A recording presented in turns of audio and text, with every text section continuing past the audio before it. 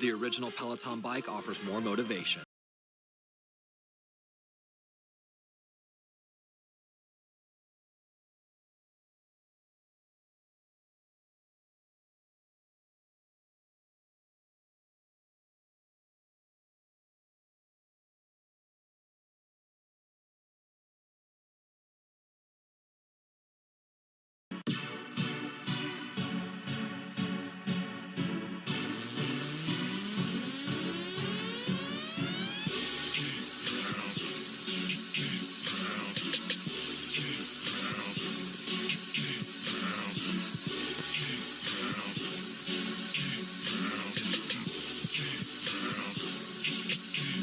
This is my state, this is my team.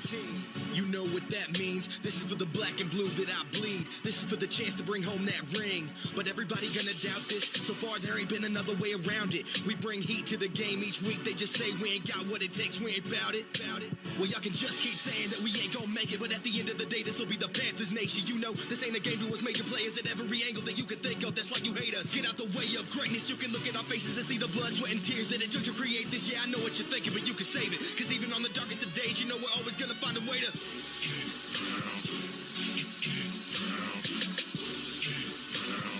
tell them what we gonna do, we gotta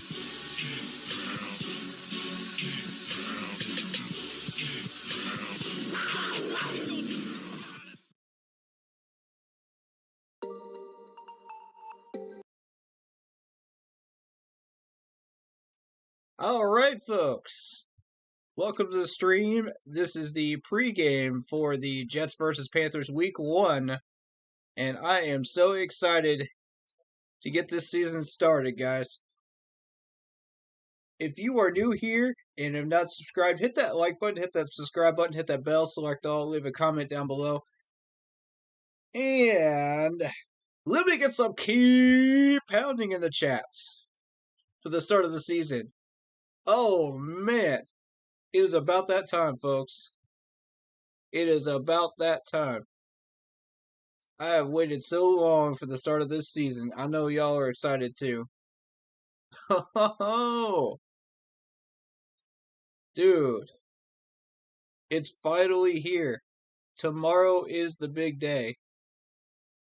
We had our 3 curtain calls. We had our 53-man roster set.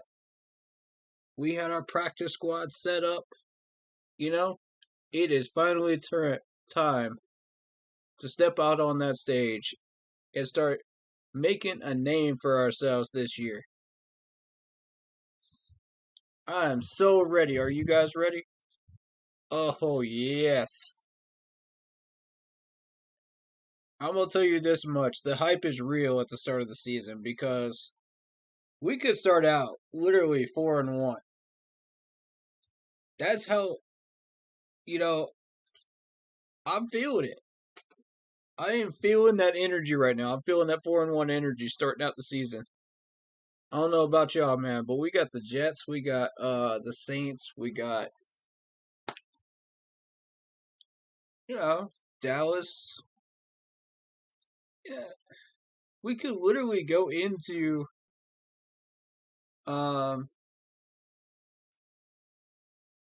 Dallas 3-1, 3-0. It's possible to go into Dallas 3-0. I don't know if we're gonna get out of Dallas with a win or not. That's gonna be 50-50. I did a little scouting on that Dallas Cowboys game. What I discovered was the corners were a little weak on the deep ball. So I did notice that Tampa Bay had a strong rushing game. So do we. So we could take advantage of those defensive tackles and linebackers probably. Get a little check down action going on. Darnold to Arnold over the middle, Get some draw plays, ISOs going with Christian McCaffrey. I could see that being successful against Dallas. It all depends on if they fix that by week 4, though. But that's just what I noticed so far. I will say this, Dak did look good. You can't look at that game and say that Dak did not look good. So, we got 3 games to get our act together before we head into Dallas. And I feel like we can. And the Saints are a good test to see if we're ready to handle Dallas. And even just to figure out who we are in week 2. So, yeah. And I'm not looking past the Jets. We're taking this one game at a time. That's how we roll. And I like that mentality from Matt Rule, because if you don't take that mentality and you look ahead, you're going to get hurt. It's the NFL, folks, and it's even worse in college. Let me tell you that right now, it's even worse. You look at some of these matchups in college, and I guarantee you, I've seen it time and time again where some of these big name college teams look ahead and they're facing an average opponent that has some skilled players on it, and they get surprised, and they get upset that week. So it's the same basic concept in the NFL. If you look past any one of these NFL teams and they've got talent on their team, they will surprise you. And I'm speaking specifically about the Eagles and the Vikings in this instance. I don't think the Jets will do that to us, but we're going to go through that Jets depth chart in a minute.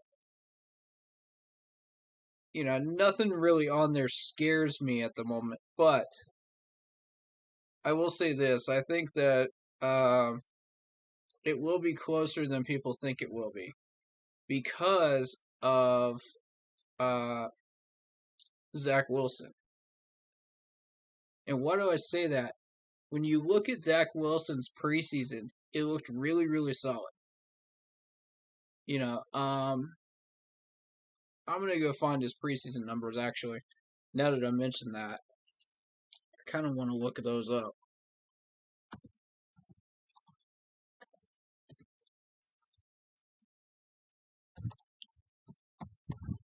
Yeah. Not that those will be relevant, around regular season, but still, it's the way he played those games that's going to be relevant. Results for each game. That's what I want to see.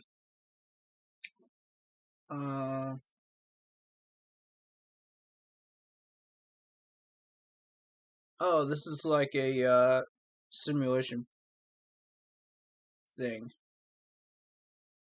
And they have the Jets eventually going 6-11 on Fan Nation. So that's interesting. I'll go and put that on screen for you guys so you can see this.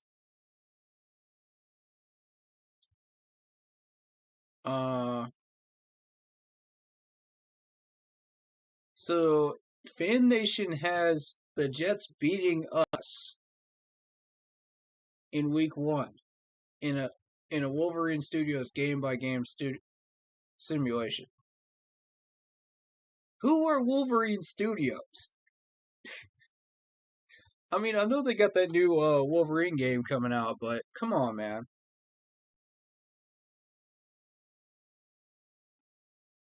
Who's going to trust a simulation? And they're going to say that the Jets are going to beat New England? With Mac Jones at quarterback? I don't know about that one. Denver. They take a loss to Denver. Okay, this is why I don't take these seriously right here. This is case in point why I don't take these seriously. You got them beating Tennessee, losing to Atlanta. Come on, man. What is this? What in the world is this? Oh, wow.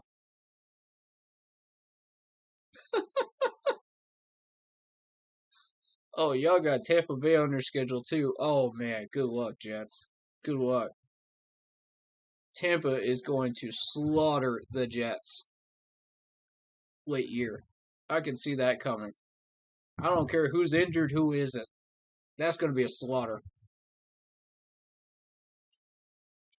That's at least a 14-point win for Tom Brady and the Bucs.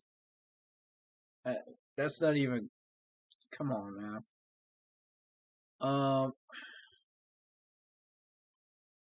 So we're gonna take a look at this corner crew here, and y'all tell me which one of these corners scares you. For real. Sherwood? Nah. Eccles? Nah. Come on, dog. Phillips? Nope. Jalen? No. Sorry. Isaiah Dunn? Nope. Does not scare me. And the next thing I noticed was look how many people are on the IR in their depth chart. Look at all these. Look at all these. You got Ferguson, you got Teton, you got Carl Lawson, you got Vinny who's out 4th string. You got Jared who's on the IR, Sherrod on the IR, Corey Ballantine, and Ashton Davis on the IR. Then you got Shaquan Hampton, who is out. I mean, literally, that is half a dozen players in their depth chart that are on the IR right now. Crowder's out, so we don't even have to worry about their main receiver. Crowder is their most dangerous one, in my opinion. Yeah, Corey Davis can catch a few, but tell me how that scares you. Unless you're dealing with the linebacking core, then I could see a few catches over the middle, checkdowns. But beyond that, with Joe Horn out there and Dante Jackson, Corey Davis ain't catching nothing. I dare you to test him against Joe Horn, man. I dare you. I actually dare you. Test him. He's going to win that battle every time. Then you got the tight end, Tyler Croft. Who the heck is Tyler Croft?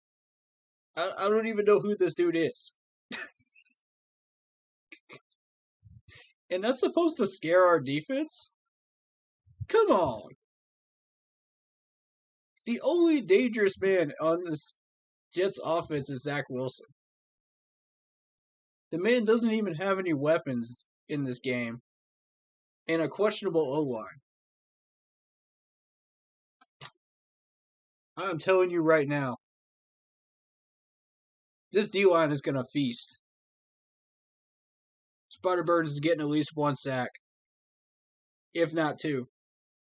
I predict Shaq's going to get 1 too.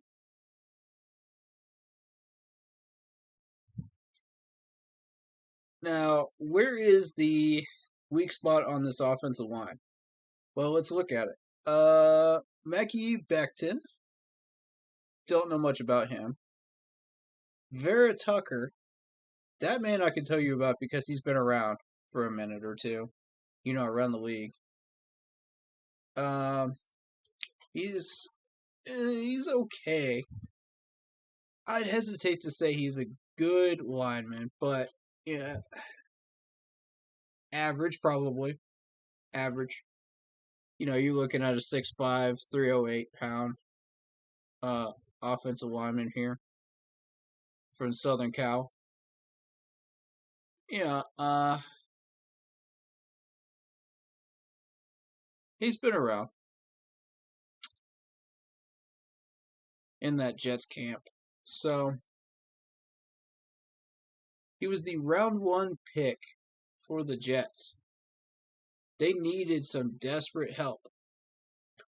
But is Vera Tucker the answer for the Jets? No. I'd say he's a temporary answer. Watching the Trojans. But is he the answer they're looking for at guard? No. Let him settle in for about a year, maybe. We'll see what happens. But yeah, I'm not gonna say that's a weakness at this point. Connor McGovern. Or Connor McGovern. Don't know much about him. However, we do know about Greg Van Rotten. Now, Greg Van Rotten, this man has had a history with us.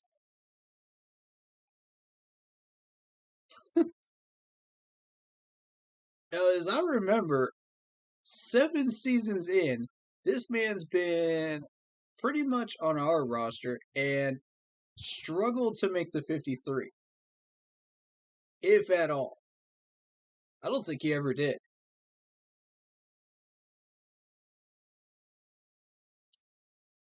Let's check out his bio. It may be in there. But to my knowledge, yeah, he's been through Green Bay. He's been through us for 3 seasons. And now he's getting tied into the Jets. He's 6'3", 305 pounds, but how much of that is pure muscle? You know what I'm saying? Like, this dude gets pushed around a lot from what I saw in camp. And, I'm going to be real with you. That's probably a weak spot for the Jets line. And I hate to say that about former Panthers players on other teams, but yeah, this man's a weak spot on that line.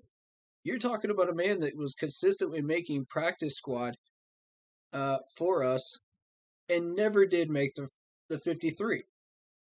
So yeah, I definitely see a weak spot there. So I feel like we can attack that guard spot there and have some success. So yeah, Shaq, Brian Burns, if you're listening, there's your weak spot. Have fun. George Fant. Don't know much about him. But we'll see about Vera Tucker. I say we test Vera Tucker. Let's see what he can do versus what he can't do.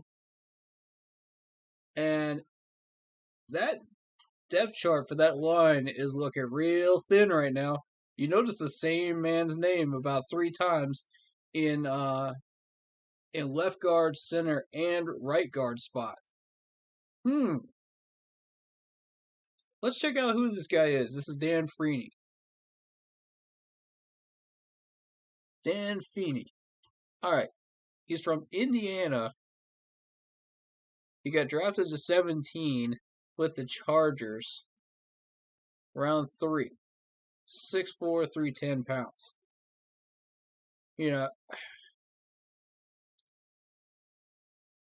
310's about average, for a guard.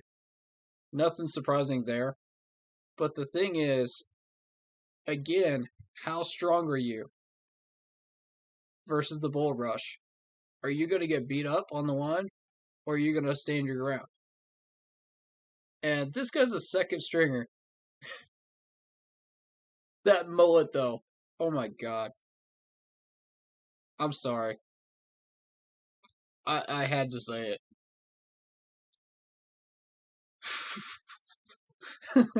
That mullet, though. All right. But yeah. We got 3 people on this offensive line depth chart on the IR for the Jets. Yikes. That does not look good for them. And we got this man as a utility Swiss Army knife right here. He better come through. That's all I got to say. Because if Shaq or Spider Burns injure even one of these guys, he better step up. That's going to be a bad day if he doesn't. It's going to be a long day for them Jets with our D line. All right, so we got Keelan Cole, questionable. Yeah, I'll be real with you. None of these wide receivers scare me except for Crowder, maybe. If he's playing. Let's see what's going on with Crowder. I want to know what's going on with him. I didn't hear any news about an injury, but let's see. Okay. COVID-19 list. Oh. Oh boy. Okay. But I'm going to show you guys this guy's numbers.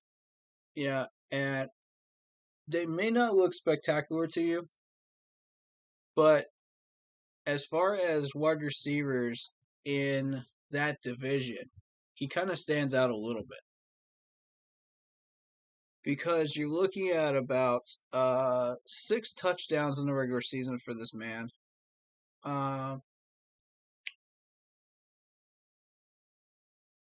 699 yards is nothing to be scared of, but he's better than average. Definitely better than average. And yeah, it really just depends on what type of offense you're running. If you want to run with Crowder. He's tied for 29th in touchdowns. But receptions and yards, nothing to be scared of. Even if he wasn't. Now, this number is what you need to be afraid of. 11.8 average yards per play. 11.8. That's yards after the catch, ladies and gentlemen. This is one of those wide receivers that's known for that. So, in that respect, I'm glad he's not playing today. Because we have had a history of making tackles in the preseason this year, but we did allow a little bit of yards after the catch, which is a little concerning. So we got to work on that. I would like to see the pass deflections, but not at the risk of giving up the yards after the catch. I like the tackling. I think the tackling is great. We're looking good there. Players are taking proper angles on defense. Proper footwork, proper hands. We're not interfering with the wide receivers. We're not doing anything stupid, that would draw flags. So I'm happy with that. I can't find. I'm struggling to find any weaknesses with this defense, corner-wise, in that respect. Which is good. That's a very, very good thing. And with this Jets game, we can refine that technique a little bit more. And we'll be ready for those Saints wide receivers when they come through. And the Saints ones have a history of yards after the catch versus our defense. Those are the ones you want to watch out for. Just because they don't have Drew Brees doesn't mean they cannot hurt us in some way through yards after the catch, through breaking tackles, things like that. Stop. I don't care about your commercials. But, yeah. I think if we can start limiting the yards after the catch, we're going to do really, really well at corner. The pass deflections will come as we keep rolling with it. Because You look at the schedule thus far. Let me bring up the schedule again. Which one is it? This one. Okay. The Jets wide receivers don't scare us. The Saints wide receivers are good at yards after the catch. Texans don't scare us anymore. They lost Nuke. Dallas has a few wide receivers that could hurt us in that respect, but that's only if we allow Dak to get the ball to him. We got to get pressure on Dak during that Cowboys game. Otherwise, it's on the corners to stop the yards after the catch. Eagles, Vikings, they got some wide receivers, but I don't know about yards after the catch. The Giants don't really have that much. So, in that respect, we can start refining those techniques, those footworks, those hand drills, and make sure that we are doing things properly during this Jets game. Now, again, the main number one goal is to win, and the second main goal is to limit the amount of injuries. We do not want injuries in week 1. So, as long as we play smartly, we'll be fine. And if you noticed in the preseason, look at the amount of injuries we had. It is absolutely lower than it normally is in preseason. It's lower. And I don't know what these guys are doing, but whatever it is, it's working. Keep doing it.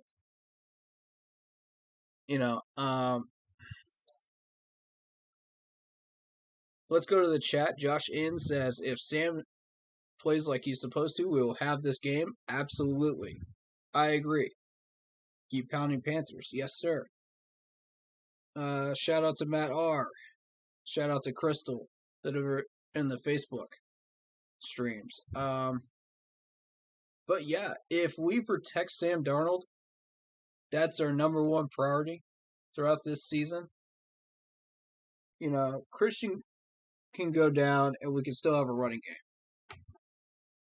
game. Average running game. It won't be spectacular, but we'll have an average running game, with Chuba. I feel like, he's a power back. He'll be fine. Just don't put him out there for, screen plays and little dinky passes like that, because there's an issue of him dropping the ball and that one fumble in training camp. I'm not going to really hold that against him, because I think he's gotten that under control now. But I would definitely like to see him on the jug machine, for sure. Because if you're going to drop a wide open, easy screen pass, we don't need you running screens. We don't need you running kick return. You know what I mean? That's very dangerous. That's a turnover waiting to happen.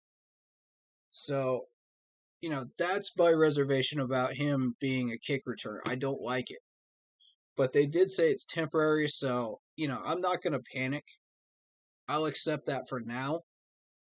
But, I don't like it. I feel like we got better options.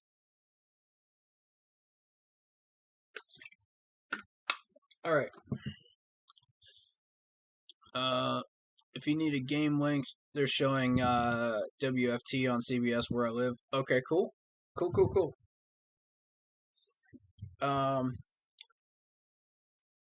Yeah, I'll show that on I'll just show that right now, actually. Let me go find that.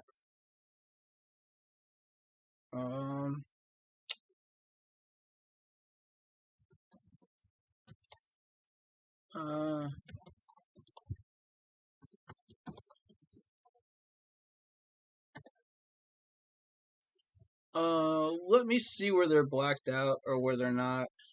That's a good point. Thank you. I didn't look that up.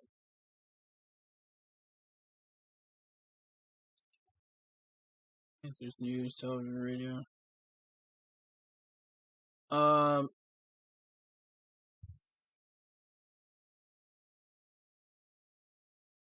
All right, so I think this is just for the Panthers show here. You know, they run a little either 30-minute or an hour-long segment for the game for just the team in general. And I don't remember. Okay, so yeah, that's going to be on CBS. Most people are going to be able to get that. You know, so and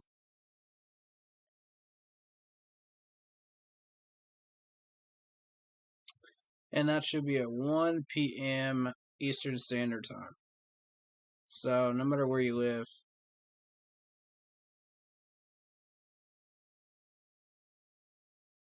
Yeah, no problem, man.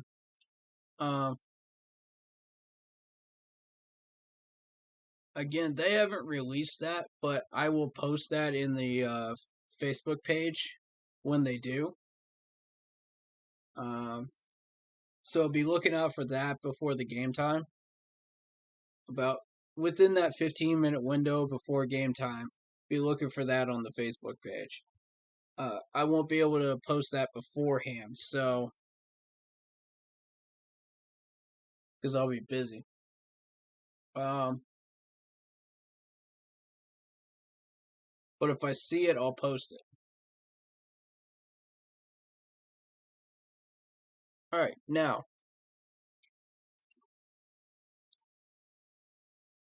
Also, one other thing before I get back into the rosters and everything else. If you guys have not seen the video for the stream time schedule for this year, I highly advise you check that out. I did not find time to put all those dates and times in the description of it yet, so just give me time on that.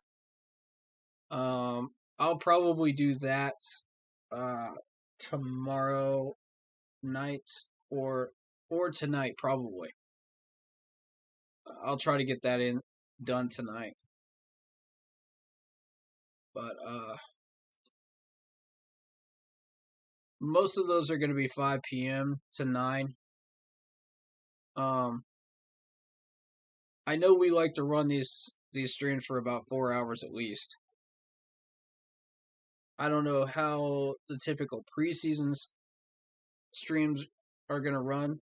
So this is kind of a trial run, so we'll see how that goes.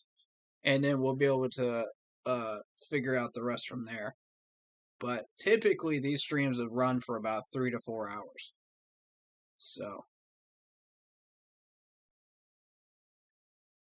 all right, let's look at this defense of the Jets. CJ Mosley is the name that sticks out to me. And I know that's not really a concern to us, but, you know, he's 6'2", 250 pounds. He's a middle linebacker. He did get an interception last year, 4 solo tackles. But he's a first-round pick for Baltimore in 2014. That's interesting, and he's from Alabama. I do remember him, as a matter of fact, before he came up to the NFL. Let's see.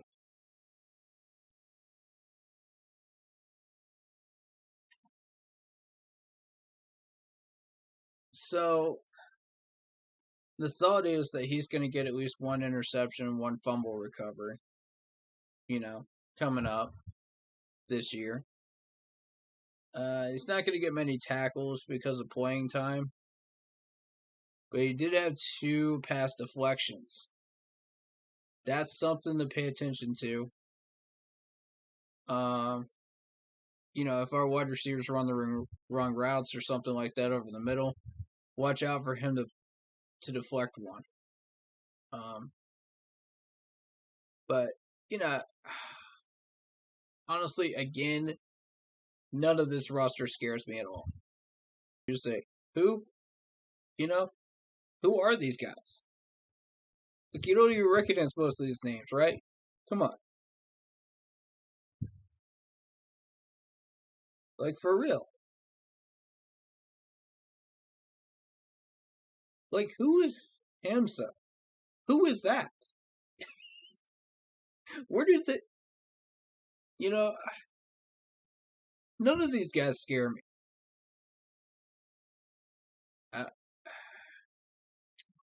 Amendola's a pretty decent place kicker. I will say that.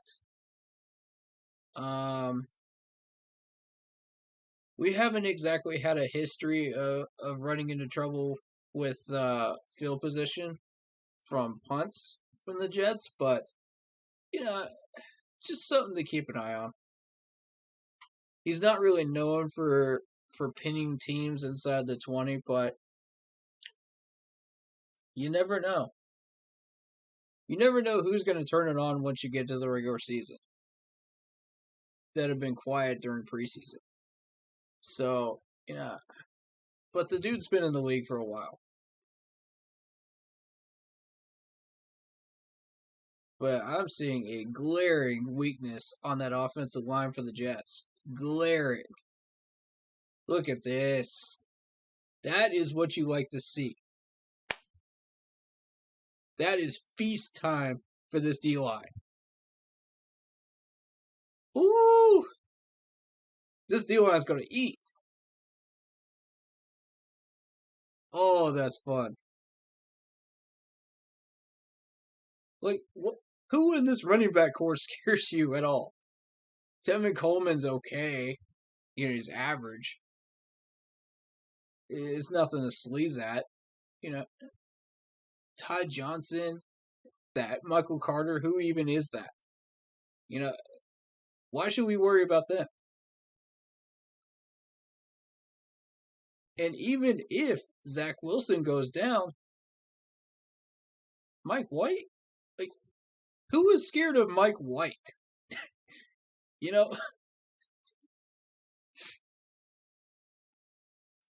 Jets, you still haven't improved at all.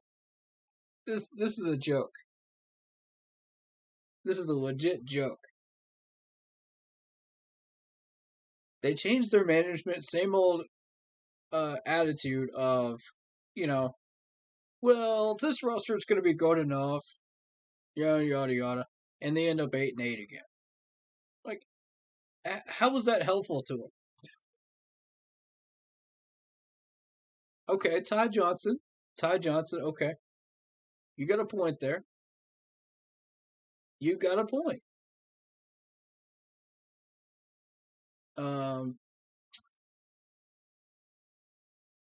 I will give him that.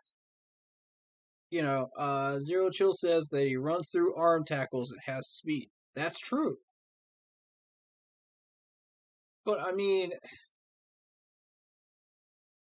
the only way he could legitimately hurt us is against those linebackers. That's it. You put him to the outside, our corners and our safeties are going to shut that down. Because I'm going to tell you something, man. Jeremy Chin is within 7 yards of every group play on the outside. You're not getting first downs on this man. Not in a rushing game. He is that quick with closing speed. So, realistically, I'm not worried about those outside sweeps and stuff like that. As long as we close the gap and we seal them off and make sure they don't get the edge.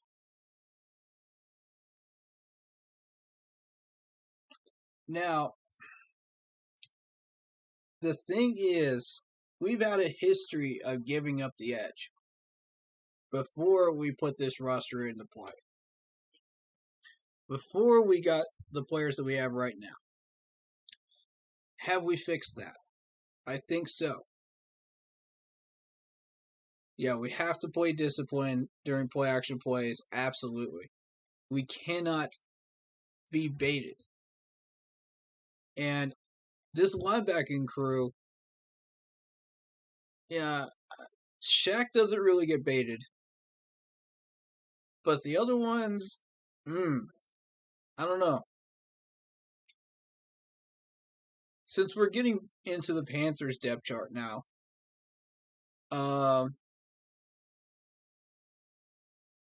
and we're specifically talking about defense. Let's get into the defense then. Shaq doesn't get baited on the play action very much. He's pretty disciplined. Jermaine Carter, I don't know about that. I don't know. Yeah. More. You got Reddick. I don't want to say that Reddick is going to get baited or not baited. We'll see. We'll see. I know Frankie Louvu won't. If Frankie goes in, he will not get baited on the play action. Because I've watched him a good chunk of that time during preseason and training camp, and I know this man does not get baited. So I'm not worried about that. We're set right there. Although I think linebacker would be a great thing for us to focus on in next year's offseason. Again, I'm not sold on the depth at corner. I'm not completely sold on it. I feel like we could get stronger there in this next offseason. I don't necessarily think we need to make trades before the deadline, but, if we feel like there's somebody that needs to be moved and we can get better in an area, then, yeah, we'll talk about it when we get there. You know what I mean? But right now, linebacker and corner are kind of, depth-wise, are kind of question marks, except for Louvu. I like Louvu a lot. I have full confidence in Frankie. Yeah. That's not to say I don't like Julian Stanford. That's not to say I don't like Clay. It's just, I'm not saying we can't do better, but we can do a whole lot worse. Let's put it that way. You got Gross Matos, we got Bravian Roy, Daquan Jones, Morgan Fox. I feel like we could get a little bit better at defensive end too in the next offseason. Just looking at it from first look, that pass rushing doesn't really scare me except for Brian Burns. If you're the opposing offense, Brian Burns should scare the living heck out of you. If you have a weak line, oh yes. Watch out, because that man will feast. If you got an average line, he'll hurt you. He'll hurt you for sure.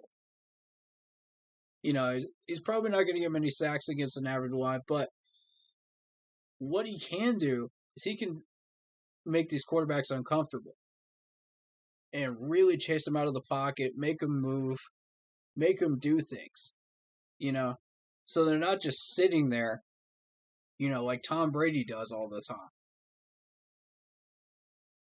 And it's interesting. Watch it. Speaking of Tom Brady, and not to toot this guy's horn any more than I need to, but they pointed out his release speed. Did you guys notice that? If you were watching the game, it was like 2.7 seconds or something like that. That's really interesting. And if anyone has really paid attention to the times I've talked about Matt Ryan and Cam Newton back in 14 and 15, he had a very quick release speed. Both of them did. So, they didn't just sit back there forever. And this was before Cam Newton's concussion, where he was making quick reads, quick decisions, quick, everything. The man was on point. I'd hesitate to say that release speed was more than 3 seconds. Rodgers, and it was impressive. So I'd like to get back to that at some point, and I don't think Sam Darnold's the one to do it. In release speed and quickness of decision making. Now, if you want Sam Darnold to get you a win against a team like the Jets, oh yeah, absolutely. Just real quick, I want to say that I want to tell y'all who I drafted in fantasy football this year. And if you're still interested in the Keep Pounding Facebook page, Yahoo Sports League for the fantasy football, we are still doing that. Nobody's really taken interest in it, so I don't know what to do there. But if you guys are still interested, there's 11 spots. We're playing for free. We're playing for just fun at this point. And a signed letter from me saying thank you for participating and congratulations for getting in the top 3. But hey, let's talk about the players from the Panthers that I drafted for fantasy football. Spider Burns, Jeremy Chin. The Panthers defense is my secondary defense. I almost went for Shaq. And on offense, I went for DJ Moore and I got Robbie. Woo! And let me tell you, the reason I got 2 Panthers wide receivers, not just one, is because, number one, if Sam Darnold stays healthy, these guys are going to do well, especially Robbie. These 2 guys are going to eat. Depending on the defense that we face, I'm going to be very, very careful about which teams I put them in against. But I've got a good feeling, that a good chunk of the year, I'm going to have a lot of success points-wise there. But we have had injury history. I don't think it's going to happen at wide receiver, but you never know. So that's why I got 2 Panthers wide receivers. And I got 2 Panthers defensive players, And my backup defensive players, I went outside of the team, of course. Because of bye week, number 1 reason. Number 2 reason, you never know who's going to get injured. But, hey, here's hoping that these guys stay healthy, man, and they start putting up some major points this year. Because these guys are monsters. Y'all keep sleeping on this Panthers D, I'm telling you. Y'all keep sleeping on it. See what happens, league. Nobody's taking us seriously. Nobody.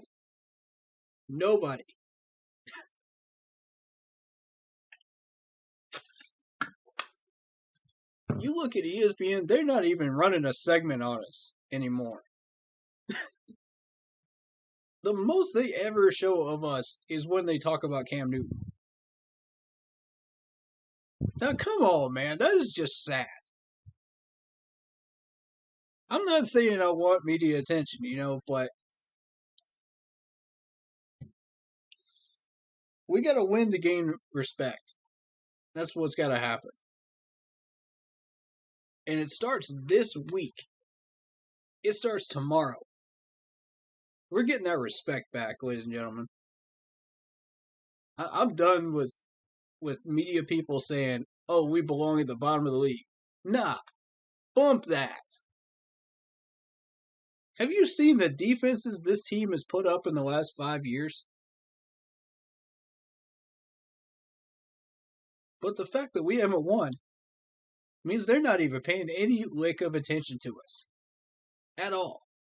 These are the most underrated defenses in the league that we have put up, and no one's paying attention to us. There's something wrong with that. There's something majorly wrong with that. You know,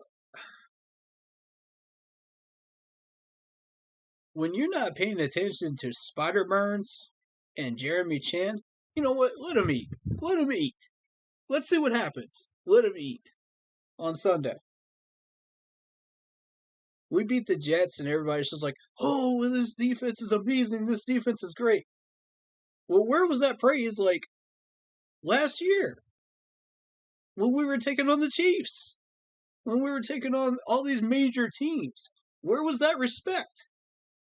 Where was it? We had one of the, I want to say, top 15 defense at the time.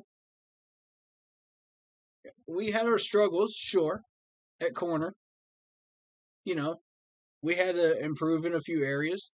But hey, top 15 to top 20 respectfully on defense. And nobody respected our defense. Nobody. You could tell. You could look around the league and you could tell. Nobody cared. We looked like raw meat to the rest of the league. Raw meat. And these people are lions.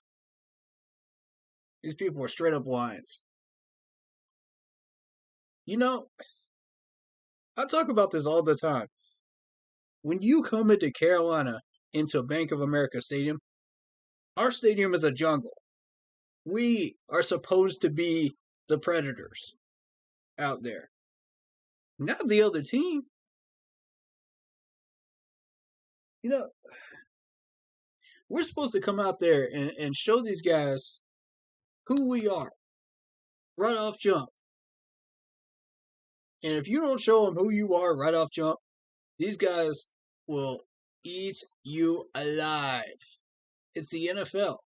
There are no easy wins. You know? So when people are saying, oh, well, maybe we're sleeping on the Jets, don't tell me that. No. We don't sleep on any team. Because let's be real. It's the NFL. Even with the Jets, it's not an easy win. You still got playmakers on every team, even the Jets. And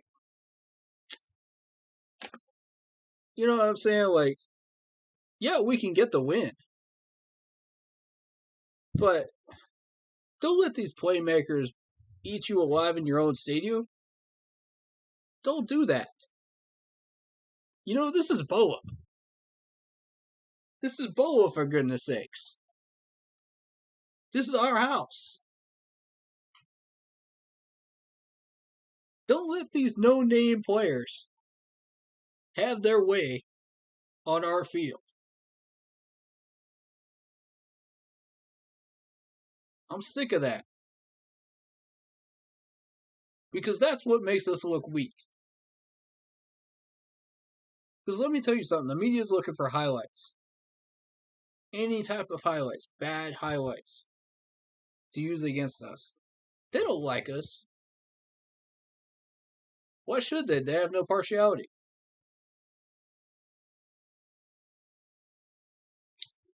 We got to make them like us.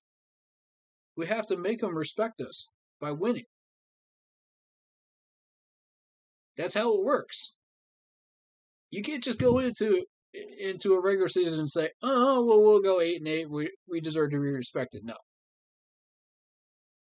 We got to come out there and be predators. That's how it works in the NFL.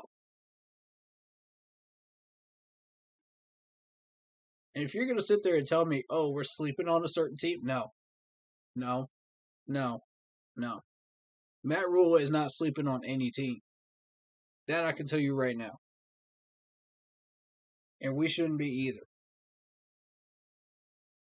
I don't care if it's the Jets. I don't care if it's the Jaguars. I don't care if it's the Texans. No. Don't sleep on any of these teams because any one of them can surprise us with some quality players who make us look terrible at any given week. That's why I try to tell y'all, watch out for the Eagles and Vikings. I'm trying to tell you. You look at both of these teams, you think, well, they're average teams, whatever,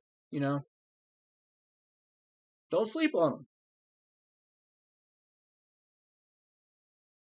The team we really don't want to sleep on is the Dolphins. That's a dangerous team right there. Y'all got some playmakers in Miami, man. And especially in Buffalo. And we got to go to Buffalo? I don't know about that game, folks. I don't know. I don't know how that's going to roll. But we better come in there guns ablaze, otherwise we're in big trouble. McDermott don't play, man. That's a very dangerous team when they're trying to make a wild card spot or a division win push. And Miami can be just as dangerous when they're trying for a wild card spot right around this time of year.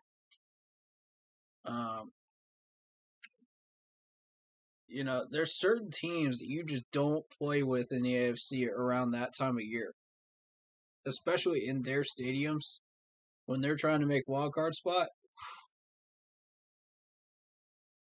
I'm trying to tell y'all, these teams bring everything in the kitchen sink to those games. That's not going to be easy. So if we want this 10-win season, and I feel like that's our ceiling right now,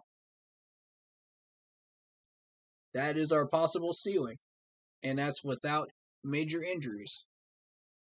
We could make a push for 11. We could. But it's doubtful. Look at it from the realistic sense. 10 wins puts us in the playoffs. So, for anybody that's doubting that we have the potential for 10 wins, you're clearly looking at the wrong team. I've been watching these guys all preseason, all training camp, and I've been saying, look, 10 wins is possible. But we got to go out there and earn them. We can't just sit there and say, oh, well, these wins will come to us. No. We can't just go out there with checkdowns and lazy plays and just say, oh, well, we'll get points eventually. Did y'all watch that Georgia-Clemson game? Because that's exactly what Clemson did. And you saw how that turned out. Oh, boy. I'm not even going to go there, man. I'm not even going to go there.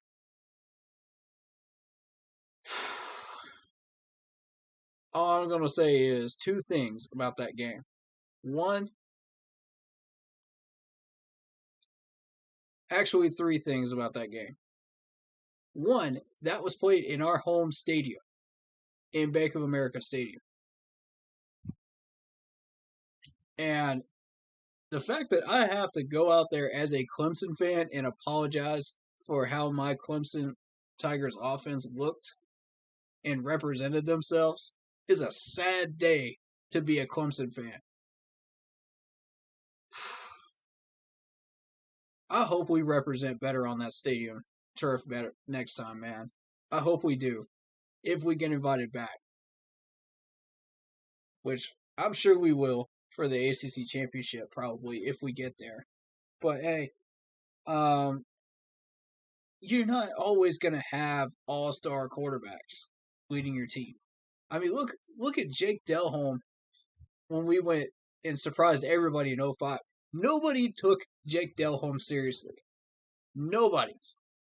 And look what he did. Case in point, you're not always going to have an all-star quarterback or an all-pro quarterback leading your team, to a Super Bowl or a championship. It doesn't always have to be that way. But it helps. Oh, it definitely helps. But like I've been saying, it's just one major part, one major cog in a huge machine. And all parts have to work in sync, in chemistry, in order to win that many games. So, and I'm relating this. This is Panthers related, and I'll get to it. I promise I'll get to it. If you guys haven't seen my post, I'll get to it. I'll get to the connection. But, let's be honest. DJ looked terrible as the Clemson quarterback. He looked terrible. I had my reservations about the man, but he looked terrible. And that's one Clemson player I say I don't think it's a good idea to draft him at this point. If you're looking at draftability. He looked nervous during the spring game in Clemson, and he looked nervous during that game against Georgia. And I noticed some line problems as well. It wasn't necessarily the dominance of the Georgia defense as much as it was the weakness of the Clemson offense. Getting stuff done. So if you're looking to get a shopping cart going and getting Georgia defensive players, hold up a minute.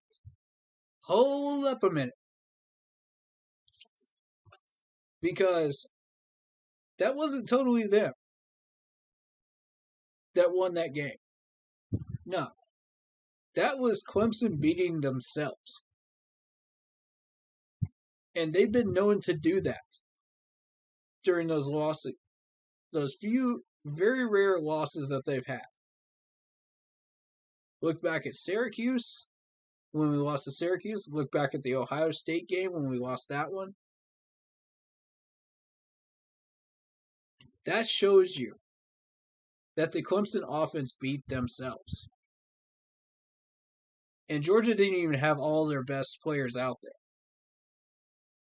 It would be really, really interesting to see how those two stack up against each other. I guarantee you Georgia will actually do really well. If all their starters are out there and Clemson's line was actually playing decently, DJ would still be playing scared. That's the problem. He looked scared during the spring game, and he looked scared during that game. So, at this point,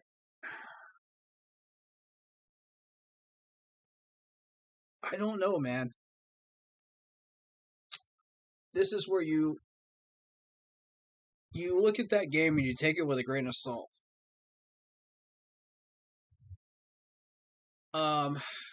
I really liked Clemson's defense in that game. I thought, the defense played well. They didn't beat themselves. They represented themselves like a top 10 team. And that's exactly what they were. The Clemson defense showed everybody exactly who they were. They came out and they roared ferociously. And that's what we've got to do as a team on Sunday. We got to come out there tomorrow and roar ferociously. And we got to set the bar. Show these teams in the league that we are not screwing around and we are not easy prey. And this is where this Panthers tie-in comes in. Did you notice during preseason our offensive line looked a little shaky in the second string, third string, fourth string? for the first 2 games of preseason. Did you notice that Will Grier looked scared in the pocket because he didn't trust his line? Did you notice that PJ Walker was overthrowing? Now look at the similarities to that and Clemson's offense and tell me that doesn't look like a mirror image of our second and third string offense in preseason. Tell me that does not look exactly the same. That's the first thing I noticed, and I was just like, really? It's like our second stringers and third stringers look real good in a Clemson uniform. I was like, oh, man.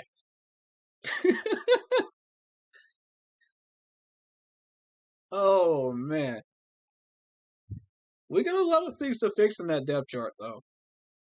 But, once we do, give it about 2-3 years, we'll get it fixed. We got Dan Morgan as our assistant GM.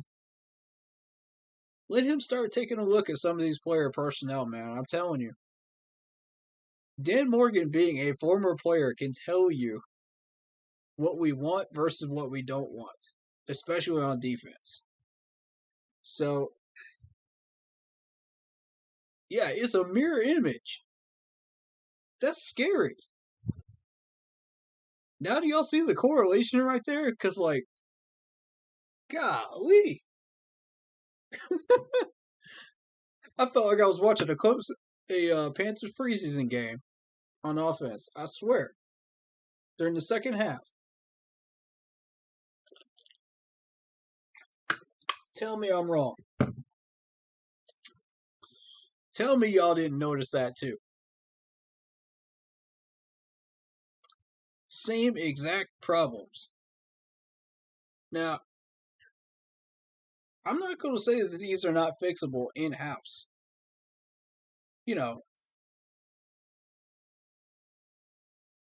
I felt like during the third preseason game, we fixed the offensive line. Second string and third string wise. Because you look at Deontay Brown, you look at Brady Christensen, they look solid. Not even worried about that. Trent Scott looked okay. Not concerned about that. But, and I don't know much about Michael Jordan that we just got. And not the famous basketball player Michael Jordan. The Michael Jordan that is a left guard. That's on your screen right now. If you're looking on YouTube. Facebook people can't see the stuff on screen, but the YouTube can. But,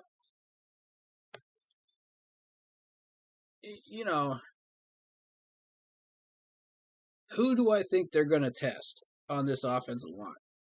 That's a good question. Well, we know they're not going to test Taylor Moton. That's, come on. It's Taylor Moton. The man just got paid for a reason, for goodness sakes. You got Matt Paradis. I'm hesitant to test Matt Paradis if I'm a defensive player, defensive lineman. I think the one that I would test out of this entire line is Cameron Irving. And let me tell you why. Because when you look back at if this management hypes up an offensive lineman, that means either one of two things. Either they're really, really confident in said player and they play average and they don't gain attention, or they drop off tremendously.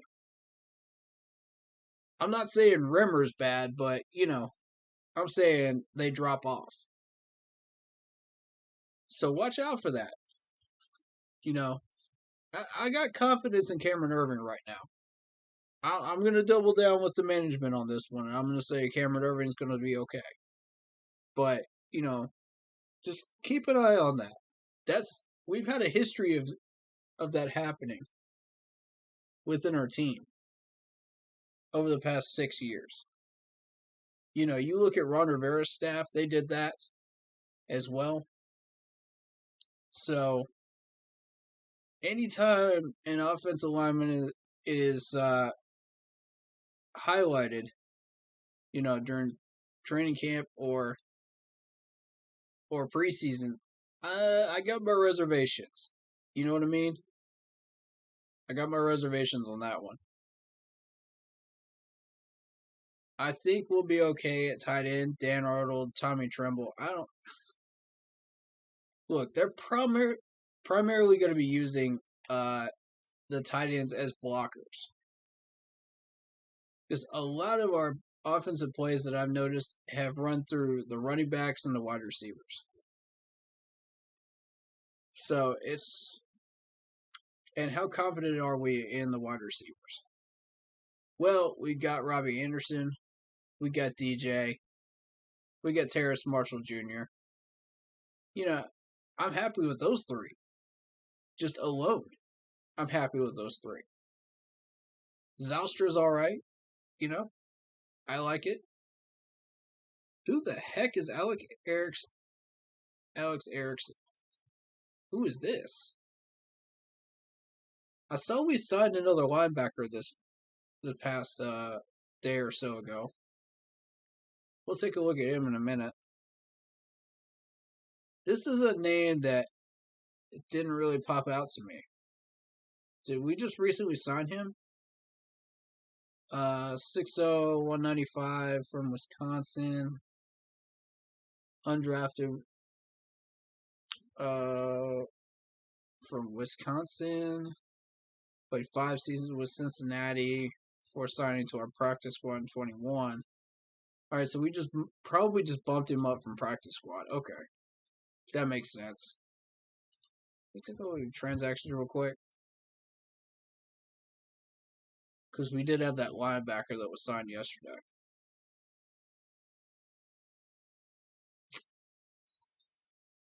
Okay, practice squad. Got it. That's what I was checking. And as people are moving in and out of that COVID list, you're going to see people move up or move down depending on that. So we got Kamal Martin. So let's see who this guy is. They released Jalen Julius. You feel like you need linebacker help instead of corner help? I like that. I'm about it. Martin was a 2020 fifth-round pick of the Packers. Not bad.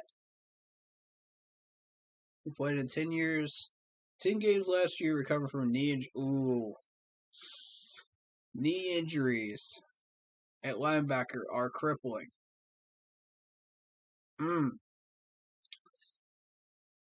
That's career trouble right there.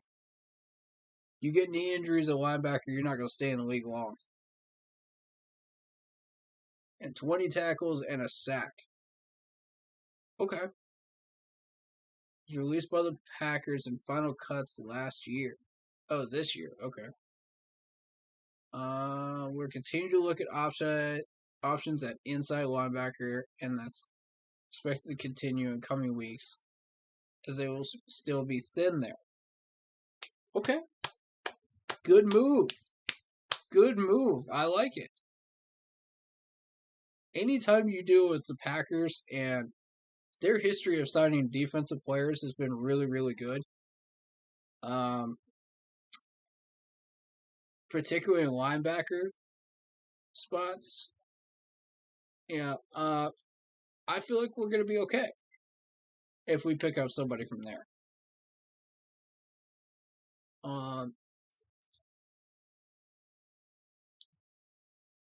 6'3", 240 pounds. A little undersized. But hey, 2 years in the league, not a bad pickup right there. I'm cool with it.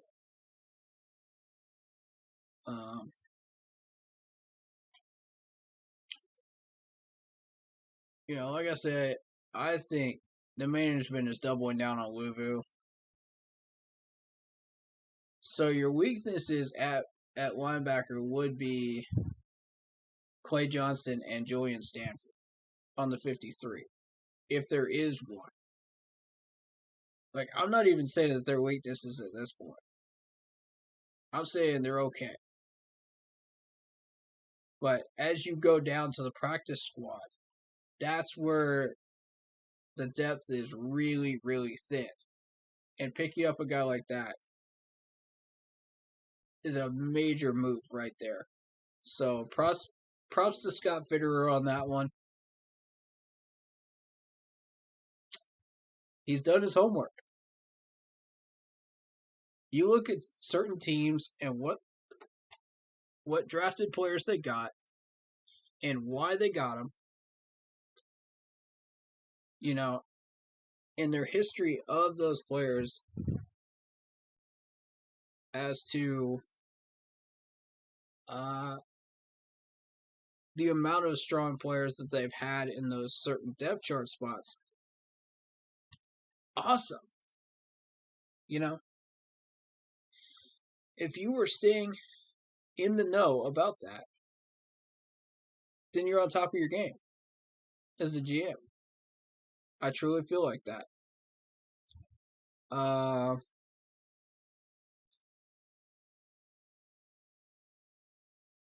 Zero Chill says, I'm worried about Zach Wilson dropping dots. All he needs is a few milliseconds. True. Easy dub. I love you, Panthers fan, but come on, man. Love the optimism, but there's no easy wins in the NFL. Like I said earlier, no easy wins.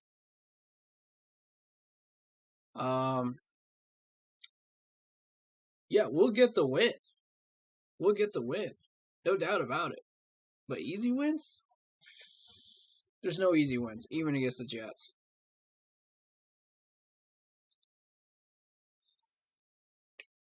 But do the Jets scare me? No. No way. Not in any way. Not in any way, shape, or form right now.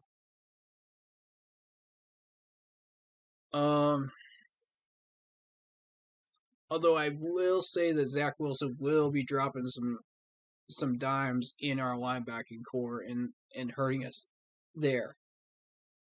That's probably where you're going to see a lot of first downs is against our linebackers. But beyond that, tell me how else that Jets offense really scares you. Yeah, because it's like, to me, the Jets right now are like that boogeyman in the closet, right? That your kids is just like, oh, there's a boogeyman in the closet. But you turn on the light and he's not there. You turn on the light and the boogeyman is not there. Come on, man.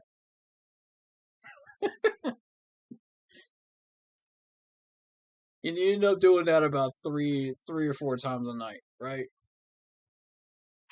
But eventually, that boogeyman does show up for the Jets, though. I'll tell you that much. Because the further on down in the season they get, the more dangerous they become. Trying to get those 8 wins. So, they're not making the playoffs, but 6 wins for the Jets, probably. 6 to 8. All right, so think about it. The 49ers offense is basically a bunch of play-action pass runs. True. True, Zero Chill. Good point. Jets have a weak offensive line. Yes, sir, they do. Yes, sir, they do. D-line's going to feast. Drew Brees retired because of Brian Burns.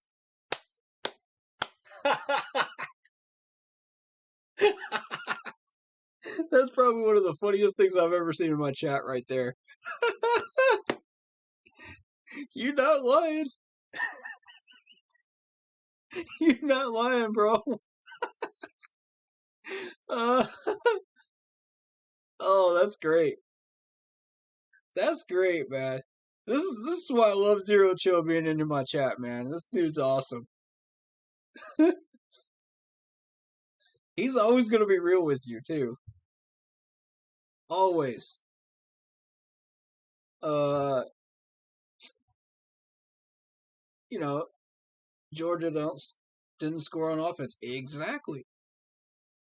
You know why? Because that defense was disciplined. Sundays.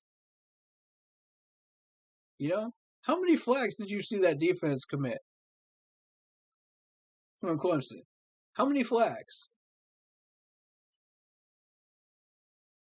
Now I'm gonna tell you that one non-call for the personal foul did not sit right with me. But beyond that, the reffing crew did a great job. Yeah, I can't complain about any one of those flags that were thrown against us. You know, as a Clemson fan, I gotta say that was one of the most fair games I've seen. You know, and that's a credit to the reffing crew. They did miss that big personal foul, and that's how concussions start happening. That's how shoulders start getting popped out. You know what I mean? Like you can't. Oh man, if you're a defensive player, you can't play like that, bro. This ain't the Troy Polamalu time. You know, things have changed. There's at least 3 different NFL rules that have been put in place because of Troy Polamalu. And because of the way he hit players viciously. Same with a few of the other heavy hitters back in that time period. You know, there's NFL rules that are put in place because of that, to protect these wide receivers, to protect these ball carriers, to protect the quarterbacks. You know, and let's not even get into the whole protecting quarterbacks nonsense, because we all know that started with Tom Brady. Come on, let's be real. That started with Tom Brady. Oh God.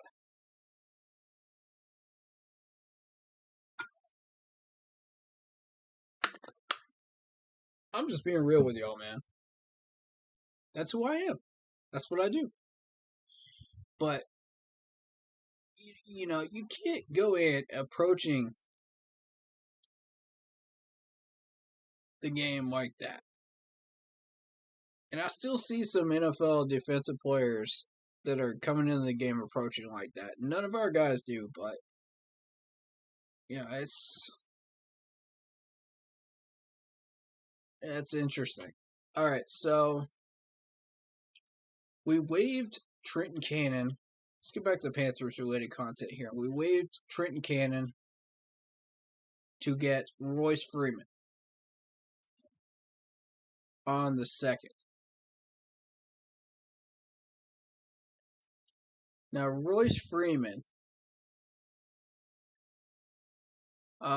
spent a few seasons with Denver, ran for about 1,187 yards, added 409 receiving yards with 9 touchdowns. Notice in today's NFL, you are starting to see running backs be made into wide receivers. You're starting to see certain plays designed for running backs to become wide receivers. You know, and still get those types of yards. 409. You know, they're used sparingly because you prefer them at running back spot, but you're starting to see a lot of utility players. And that's a good thing. That's, you know, Swiss Army knife types. And a lot of people have been trying to draft those types for the past decade and been widely successful. He started 8 games for him as a rookie in 2018 after being drafted out of Oregon Oregon's one of the teams famous for doing that. They're famous for producing utility players. So is Alabama, Clemson, Ohio State, and I want to say to a degree,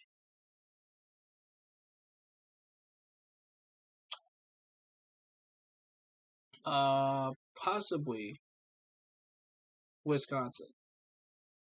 They've had a few lately.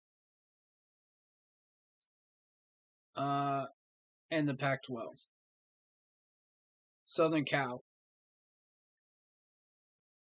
Where he set Pac-12 rushing records. Trenton Cannon, yeah, I was not impressed with Trenton Cannon, let's be honest. You can't look at Trenton Cannon and say, oh, well, he did really, really well. Nah. You know, average, right? So,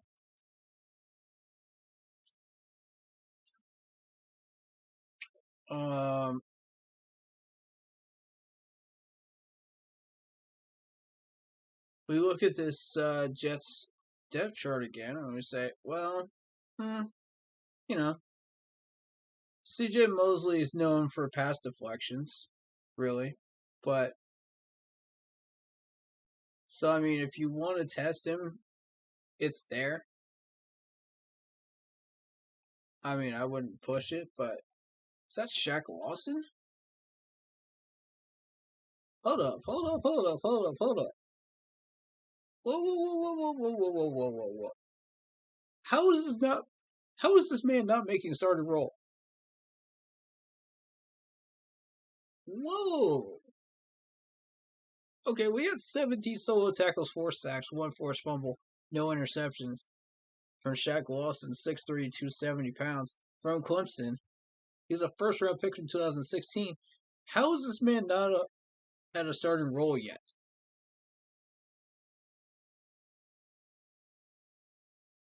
That's what I want to know. Bills had him sitting. Look at this. He got 4 total tackles against the Chiefs last year. 3 of them solo. And a stuff. Y'all keep sleeping on Shaq, man. Y'all keep sleeping on Shaq. If this man does not make starting roster by the end of the year, I'll be shocked.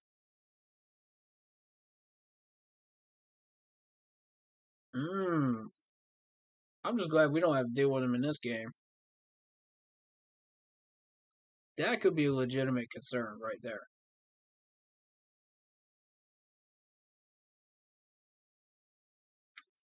Because y'all know I'm all about my Clemson players now. I'm all about them. There's a few of them that are sitting around in these depth charts in the league that are just waiting for their opportunity, just waiting for their chance. This is one of them. This is definitely one of them. So don't act like just because you see him in the depth chart, Shaq Lawson ain't nothing. Watch. This man's a first-round pick for a reason.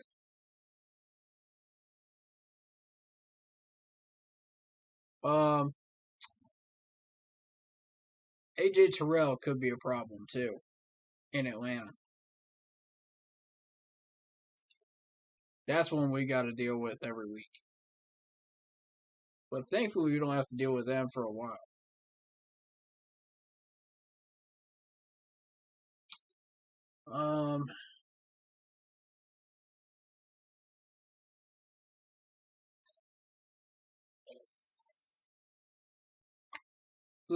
Excuse me.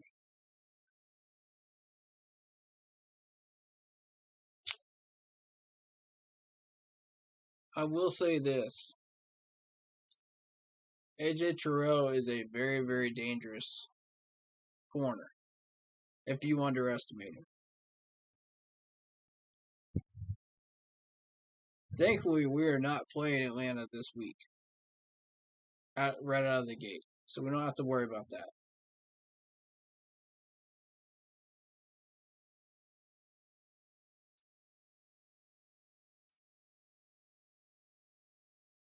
What we do need to worry about in the future is, notice this. Tampa Bay put up 21 points in that first half against Dallas. Only 21. But look for how long it took them to actually put points on the board.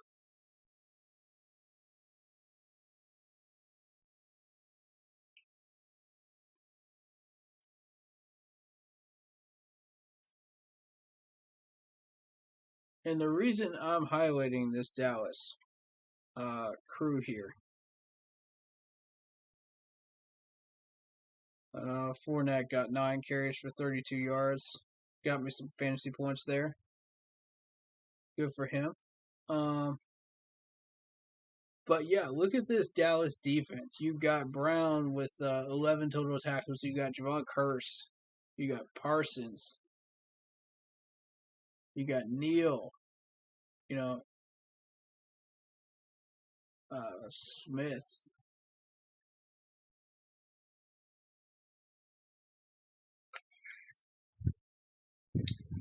Again, excuse the yawn.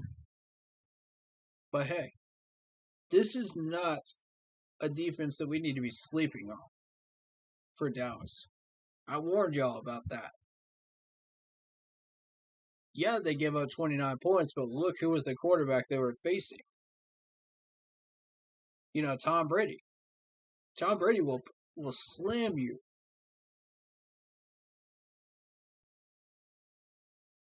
They give up 31, my bad. But yeah, Tom Brady will slam your defense. He will find every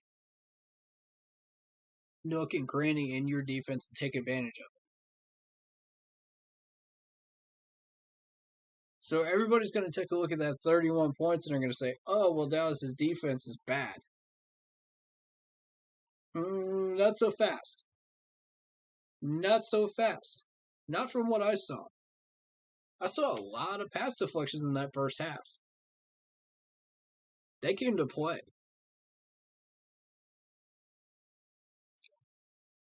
And yeah, I mean, once Brady starts connecting with Gronk and all that nonsense, you know, it becomes a very difficult offense to stop. Pretty much almost impossible. But look at how long it took them to get those points. Look at this. You're looking at 10 points from Tampa Bay total in the second half. Total. Only 10? Wow. Watch out for Dallas. I'm telling you. Do not sleep on Dallas in week 3.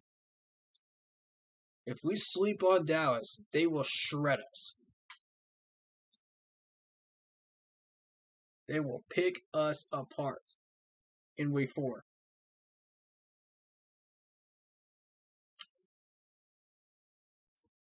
That's why I say Dallas is the most dangerous team that we're going to be facing after week 3. Up until probably New England. Because New England's got a lot of defensive players and a lot of weapons still. They just loaded up at tight end. So, yeah.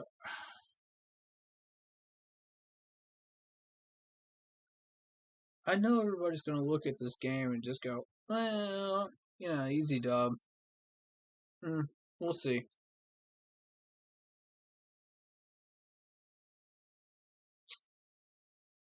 So here is your jersey schedule. If you guys want to take a snapshot of it or a screenshot of it, there you go. I did post it up on the Keep Pounding page as well on Facebook. We are wearing white against the Jets, which means the Jets will be wearing green, most likely. Saints will be wearing black, as we're going to be wearing white. Texans will be wearing blue. In that Dallas Cowboy game, we got that alternate jersey again. Yes, sir. Y'all saw how that ended last time. We wore those alternates against them. Different team though. But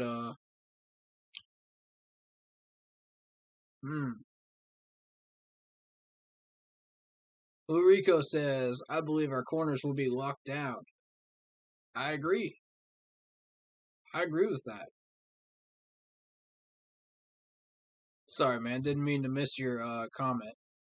But yes. We will be wearing black against the Eagles, which means they'll be wearing probably white jerseys.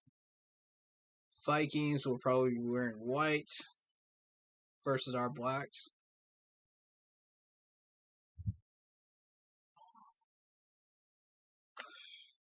But yeah, that's your jersey schedule there.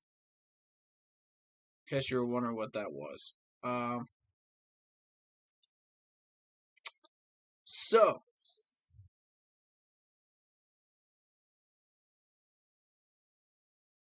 but yeah, I want to call your attention to this. Only 10 points given up in that second half by that Dallas D. Don't sleep on them. Don't sleep on them week 4. I'm telling you. Don't sleep on them.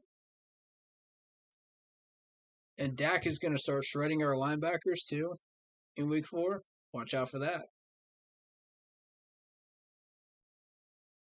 But let's keep our focus on this Jets game, man. I want us to go 3-0 going into Dallas. And I feel like we can do that. Let's see. Let's see what they think we should be watching for.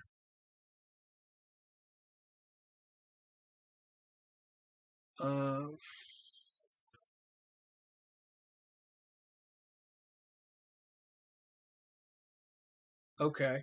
The Jets changed coaches, hiring former 49ers coach, defensive coordinator Robert Saleh. And their first round pick was used on a new quarterback. Yeah, it is a new management. And yes, I did see the comments from a certain Jets linebacker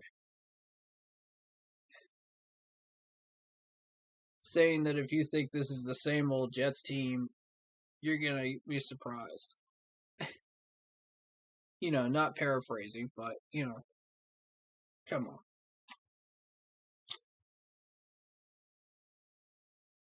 If you think this is the same Jets team, yeah, I do. Y'all haven't changed. All these Jets players talking trash this week. Tell me how your team has changed besides Zach Wilson. Tell me how your team has changed.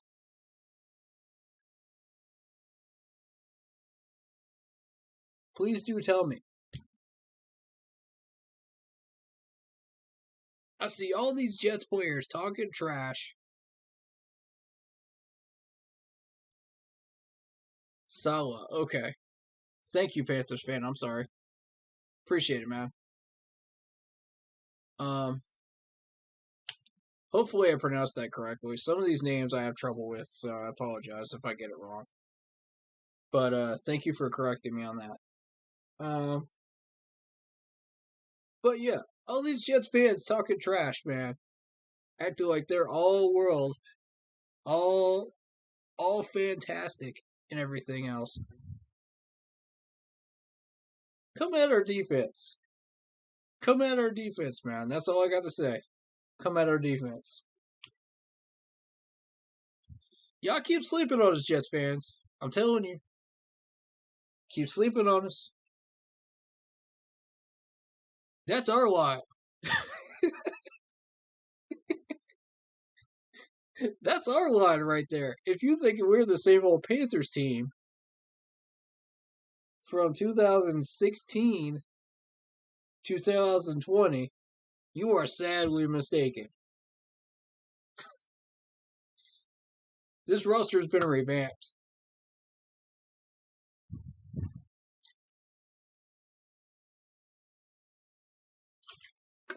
And we even took some of your players too.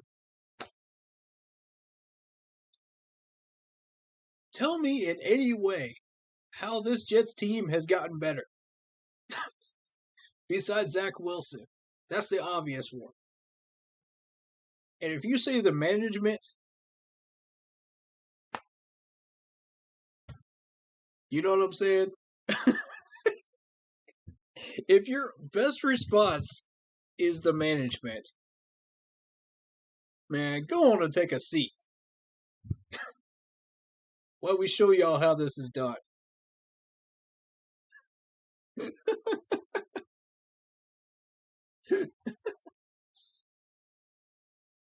Let's be real, man. We look better as a 6-win team. We look better as a 1-win team than the Jets ever have in the past decade. Let's be real about that, man. Come on.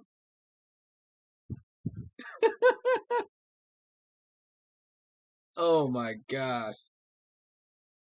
Zach Wilson went 7 for 22, 7 drives, and only came up with 3 points against the Jets defense in scrimmage.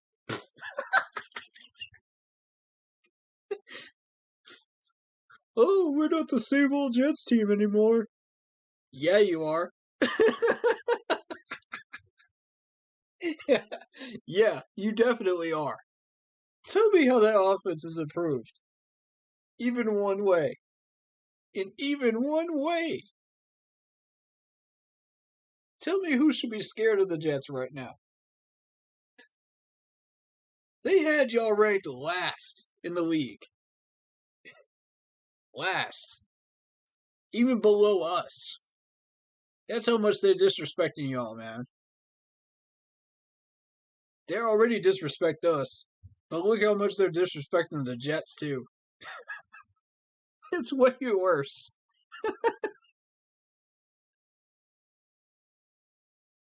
So y'all want to go...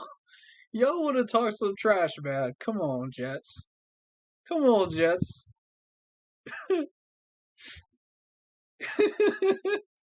It's the same. Hold up. Who's got a quote of... Throw that quote in chat from that linebacker. I know one of y'all has it. I know one of y'all has it, man.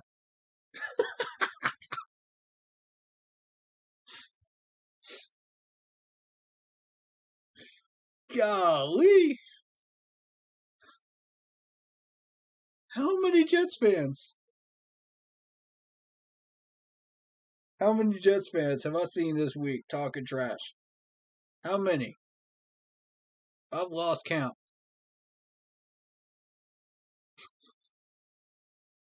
I love the optimism. I do. I love the optimism, but y'all are trash. Come on. Y'all are straight trash. All due respect, man. And I gotta say, man, it takes some spine to be a Jets fan in the last 20 years. It takes some spine. For real. To stick by them for that long. I give y'all major props. I don't even know how y'all do it.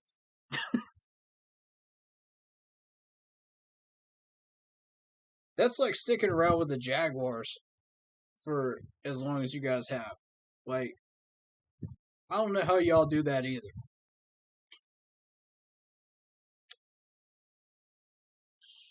Oh, man. And then y'all would have the nerve to come out here and throw jabs like that against a 6-10 team that would have slaughtered y'all last year. And that's just last year. That's before we even improved our team.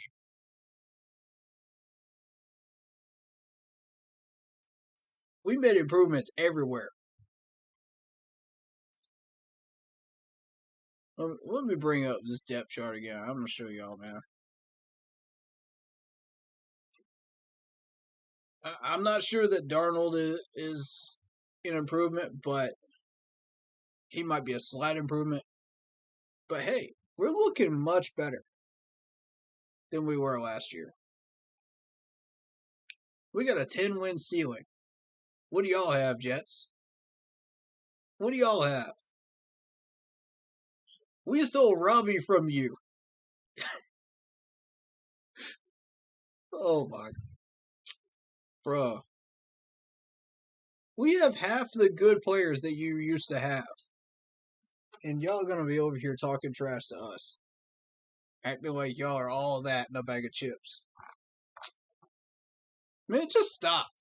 Just stop. The buck stops here, guys. Come on now. Oh my god. Y'all killing me with this stuff. Oh.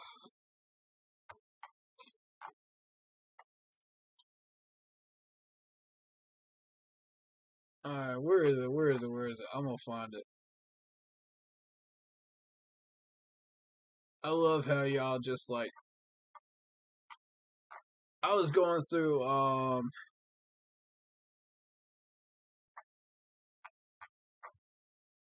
I forget whose stream it was, but I was looking through the comments and just like every this comment up, oh, the Jets are gonna win, Jets are gonna win, Jets are gonna win, Jets are gonna win, and I'm just like sitting there like, y'all seriously are delusional, aren't you? Y'all seriously are that delusional. Oh my lord.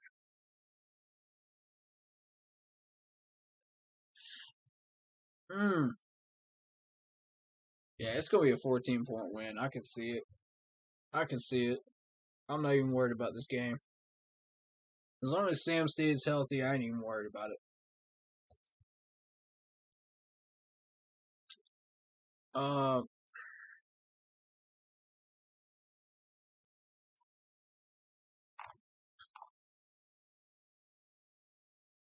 You know,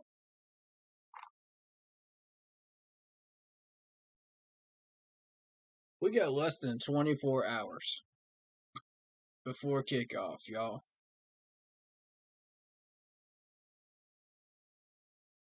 I'm super hyped right now. I'm super hyped. Oh man, I'm ready.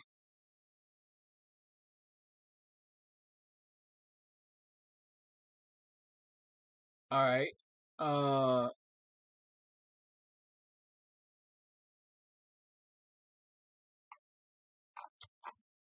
I'm just checking through these Facebook posts real quick. See what I find.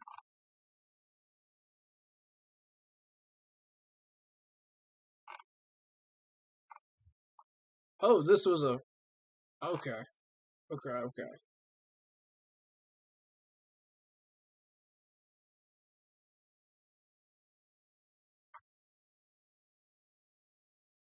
Simulation predicts the Panthers to land 2022 #1 overall pick. I'm glad I found that right there.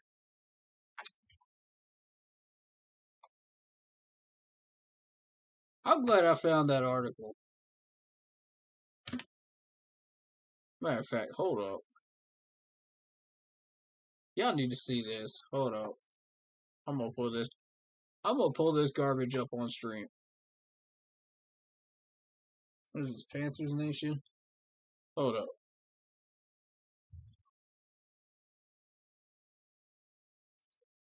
if we're going to take this stuff seriously,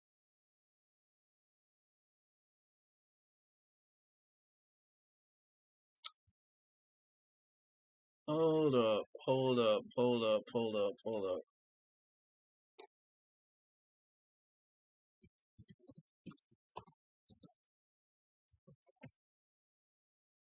Is it hashtag?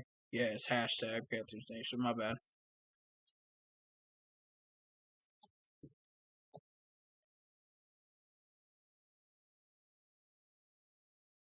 I don't even see it in here. Hold up. That's my friend's daughter, y'all. She's a sweetheart.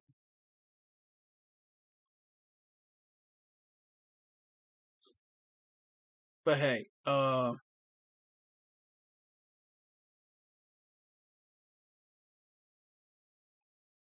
don't even see it in here. Oh, there it is. This is funny as heck.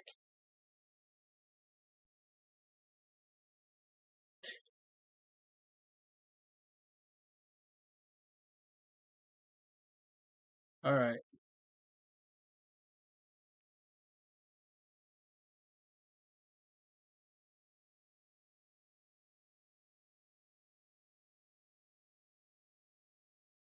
Somebody posting about the Jaguars' history. Don't care about that. There it is. Y'all see this junk, right? Y'all see this, right? This is ESPN throwing some shade at us again. We hadn't even started the 2021 season yet. And they're already throwing shade. They're already throwing shade. That's how much ESPN disrespects us, man. Look at this garbage. Now do y'all see what I'm saying?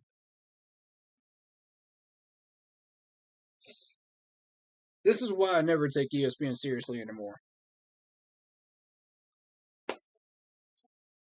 Y'all can look at me and go, man, you crazy. You wildin'.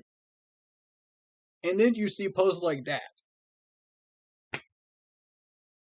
I mean, what is this? Seriously, what is this?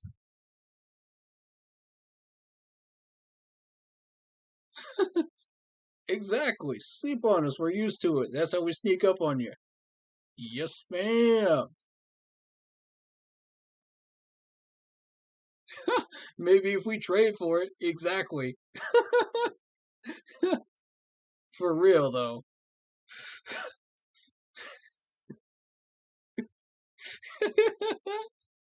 There is no way the Panthers are bad enough to get the number one pick. It's more than likely to be Houston, Jacksonville, or the Jets. Thank you. Thank you. Yes, sir. Fans, take note. Right there. Boom. This man's speaking truth. We are used to being disrespected. Exactly.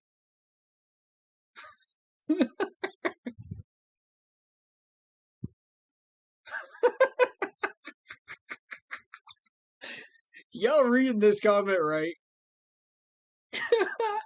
Come on, man.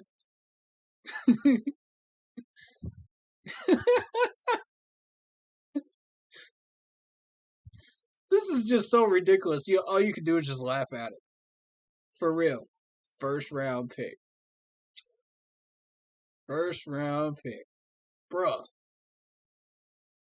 I'm telling y'all, the media hates us. Y'all can disbelieve that all you want. But look at that right there. No, you can't deny it. Everybody that tries to deny it after that point. Come on, man. Are we really getting Cowboys fans up in here already talking trash? After that Bucks game? Are we really doing this already? It's not even week 4 yet. Oh, y'all killing me right now.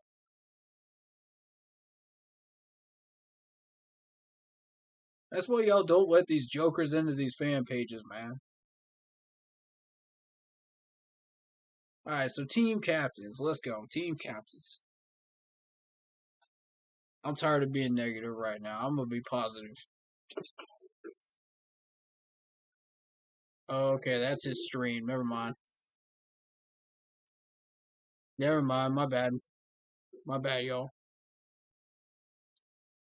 I ain't trying to start up his stream. I'm trying to say, I'm trying to find the list. You know, I'm about to Google it. Hold up.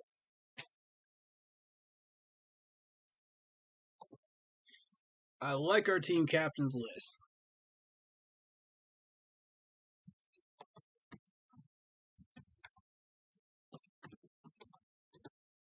Team captains, Panthers.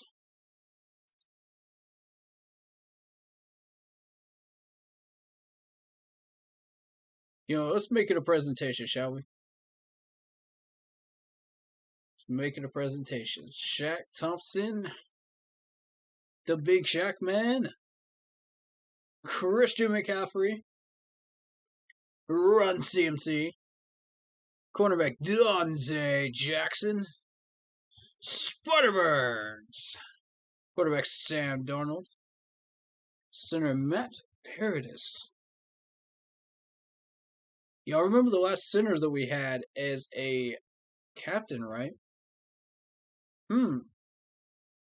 Ryan Khalil? Ring any bells, guys? And Taylor Moton. Yes, sir. I like it. Not only do they extend this man, but they make him a captain. Ooh. And then we got long snapper JJ. Now what? I don't understand why we're making a long snapper a captain. Y'all can't give it to DJ Moore or Robbie Anderson? You know? I mean, maybe Jeremy Chin? Just saying. There's a few more options. I'm not knocking JJ, man. I'm not knocking JJ. He's our longest standing long snapper that we have, but, you know. Hey, though.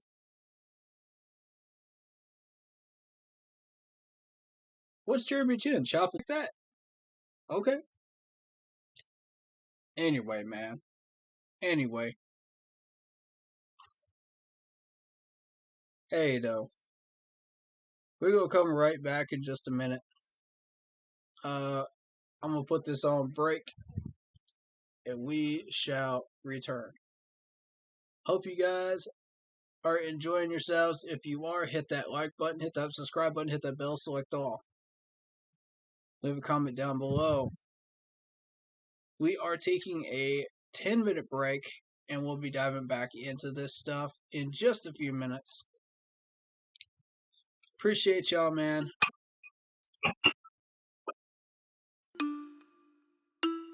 I'll see you guys in a few minutes. Hit that like button.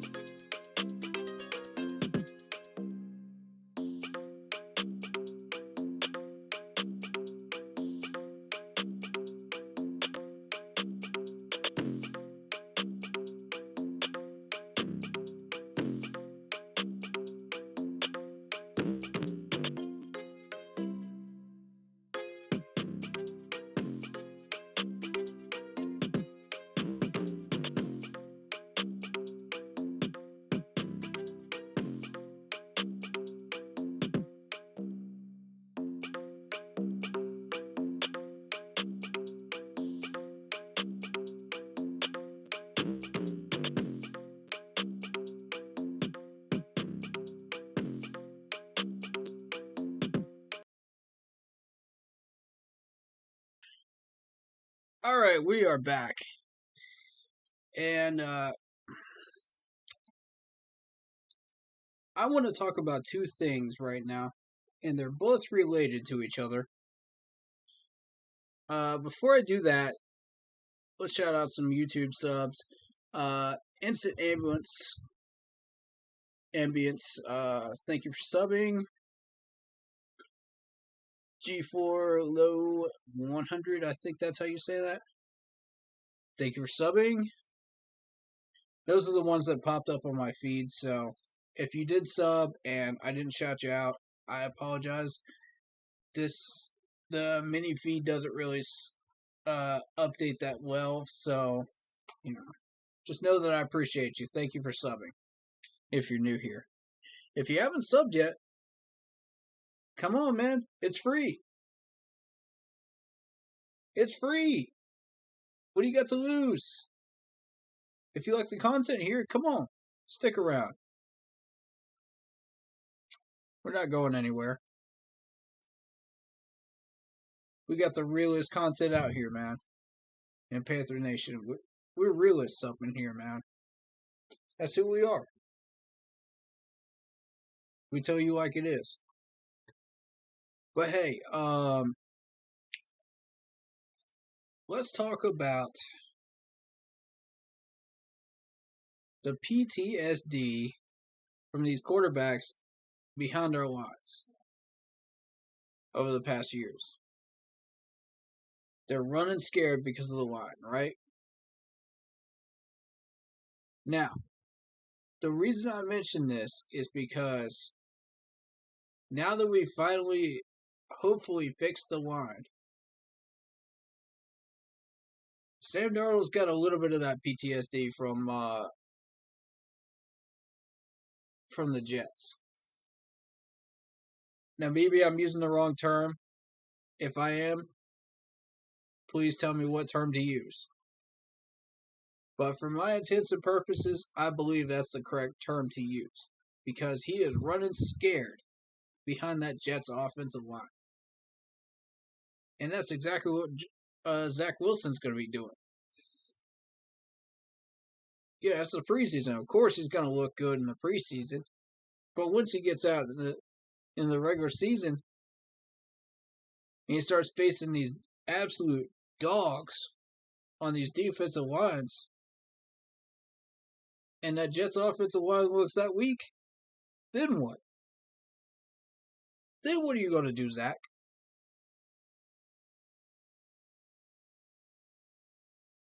This is why I say, if you're going to get drafted by one of these teams with a weak offensive line, you're either looking for a bag, or you better be freaking Big Ben and be able to take some hits. Because these defenses are no joke in the NFL. And they're only getting stronger. These dudes are only getting meaner and angrier. And stronger as they go along. I guess those offensive lines, man, that's what I was worried about with Cam Newton, though. Because after he lost that Super Bowl, he lost his spirit, man. He lost his competitive drive during 2016 and 17. You could feel it. But it wasn't just that. He was running scared behind that offensive line. So he had a little bit of that PTSD, you know what I'm saying? And I'm worried about that with Sam Darnold. I am. Especially if we haven't fixed this line properly. And it is much better than the one he had in New York. Much better. But here's my question to y'all. If Sam Darnold gets hurt and PJ doesn't pan out, which he won't, would y'all consider having Cam Newton back at a cheap price to start for a few games? Would y'all consider it? I'm open to the idea,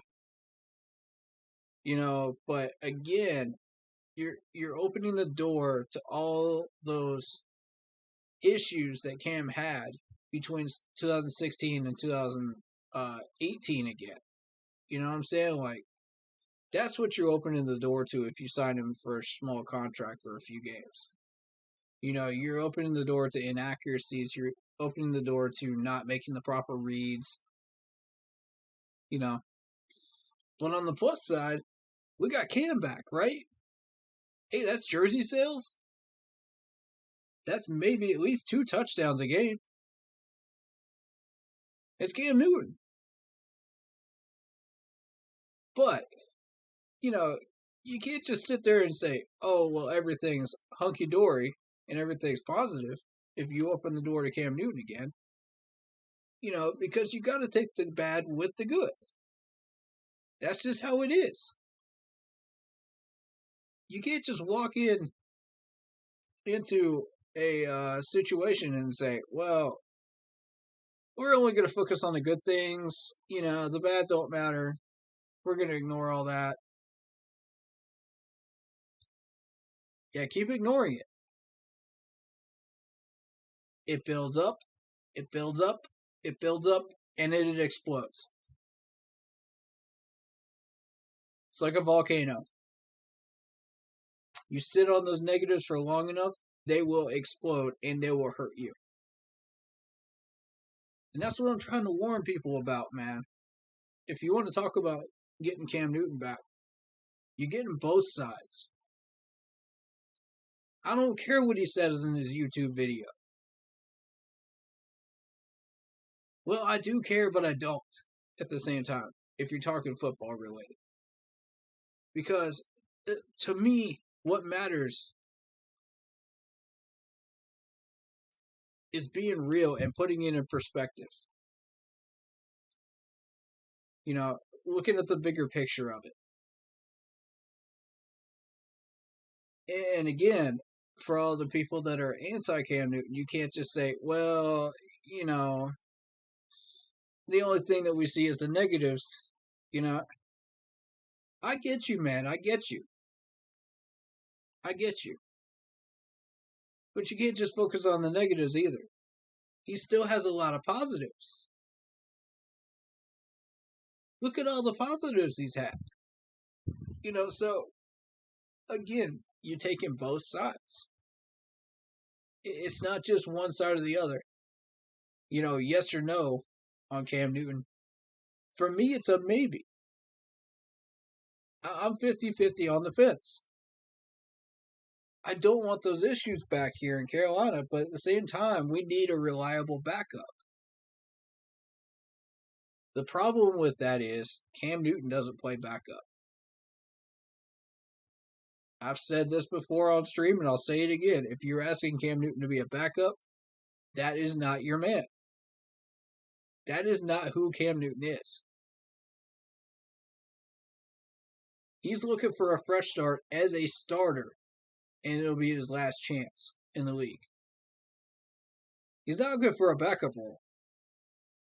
He never was.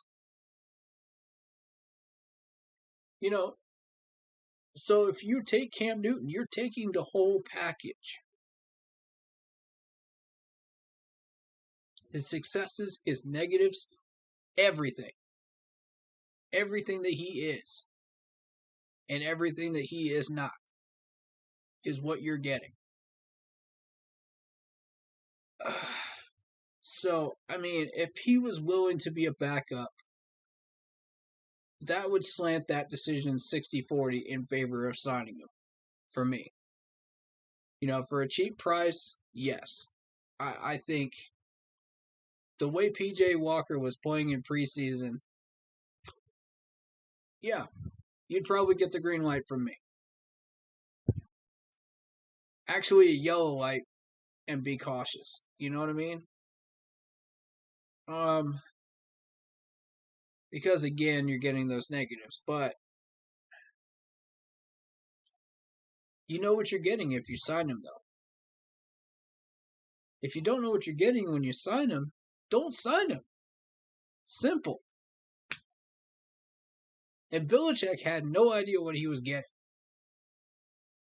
But at the same time, he did.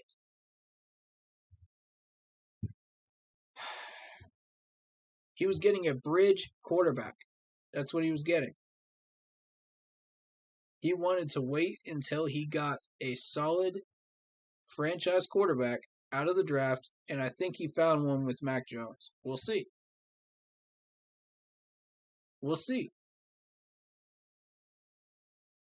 But I'm going to tell you something, man.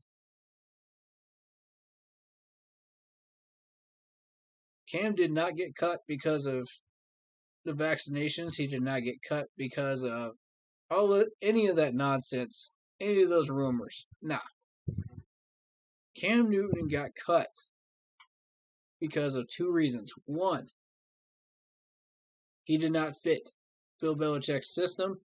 Two,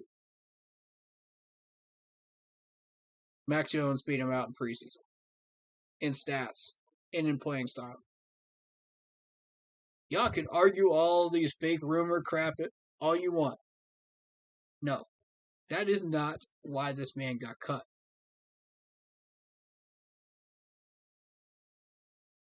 Oh, and also, let us not forget, number 3, he will not play a backup role. He refused. Supporting my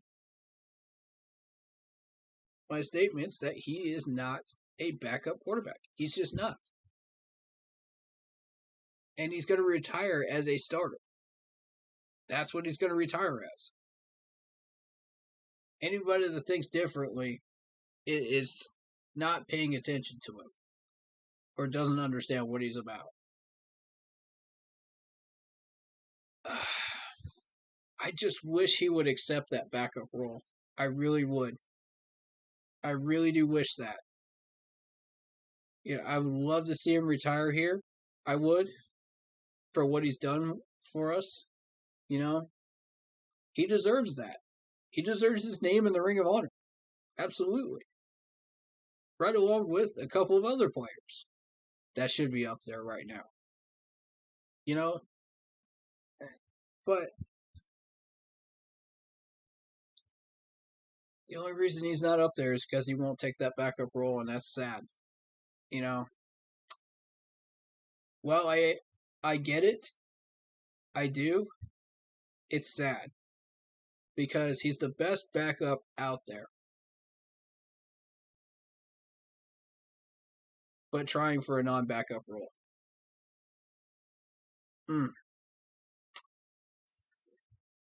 He could fix our backup role problem right now. Straight up.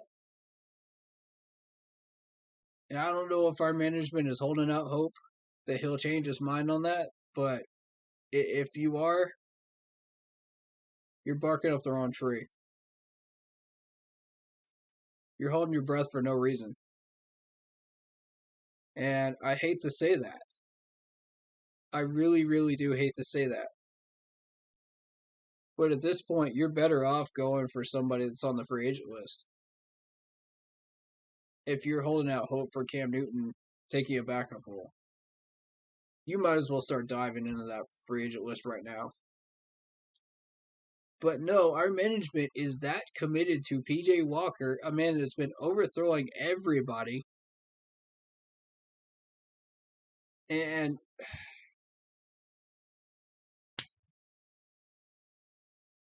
if they have that mindset about Cam Newton, I don't know what this management is thinking right now, if that's what they're doing. Is this what we're... Come on, man. We're literally less than 24 hours away from kickoff of the regular 2021 season. And that's your mindset? You better hope Sam Darnold doesn't get injured. You better hope.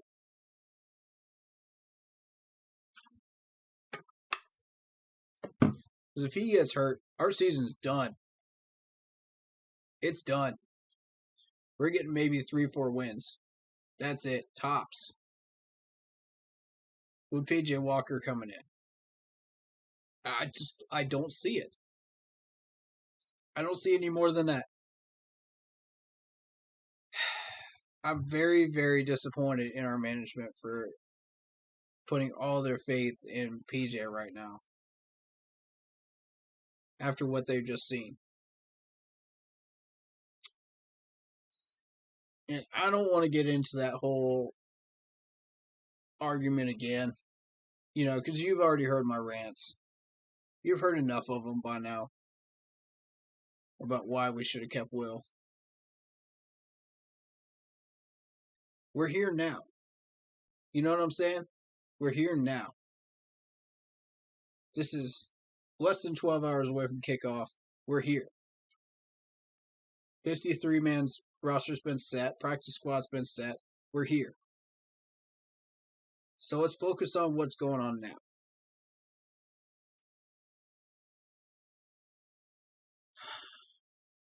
Anybody want to weigh in on all this stuff, man? Hit me up on the Facebook page. Keep pounding in all caps. Let me know that you want to get in on the stream, and I'll let you in the comments. But that's how we do in stream people, and we only do one person per invite onto the stream. So until that person's done. So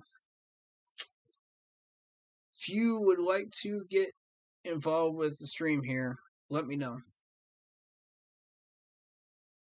Because I know a lot of people are very, very opinionated when it comes to Cam Newton. People are very, very opinionated when it comes to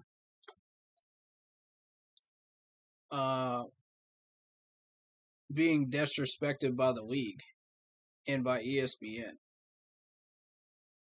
So, y'all let me know in the chat. Is there anybody that you would like me to talk about, player-wise? Yeah. I'll bring up the depth chart. Hold up.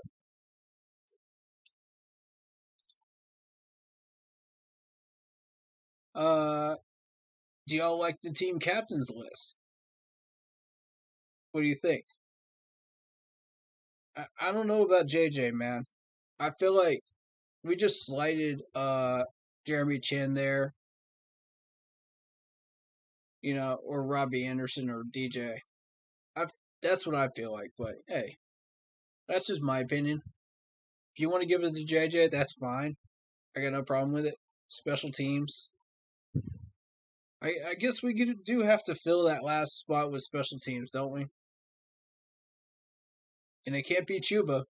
So, he's temporary. So, I'm okay with it. I'm alright with it.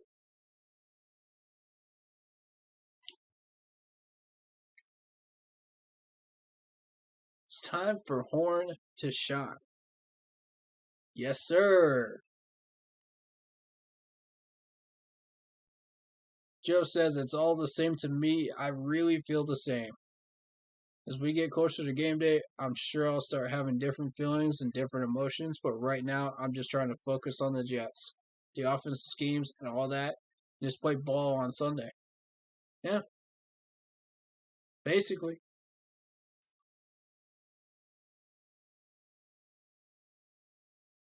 Coach Snow says, I talked to him on the phone exclusively before the draft, and I said, guys, if we're going to take a guy on defense, this is the guy we need.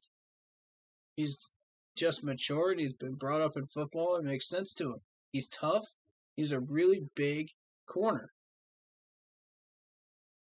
Have you stood next to him? He's a really big corner. And those guys don't come very often. So I was really excited when we got him. It changes the dynamics of who we are and what we can do. End quote. From Phil Snow. I like it. I mean, Phil Snow is doubling down on Chet. And when you got your defensive coordinator believing in you,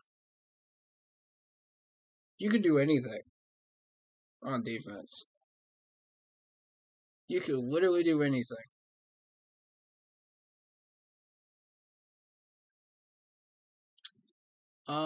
They say that Jeremy Chin, Reddick, and Brian Burns are positionless players, meaning they are Swiss Army knives. I have to agree on Jeremy Chin, for sure. Chin is definitely a Swiss Army knife on our defense. Reddick, I don't know enough about to be able to tell you that, but, our coaching staff says it, so I trust them on that. Brian Burns, he could play linebacker. He could.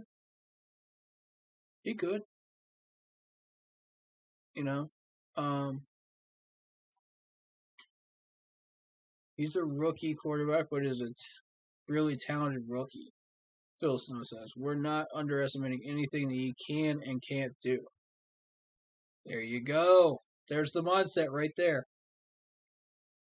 That's what I need to hear from Phil Snow. Thank you.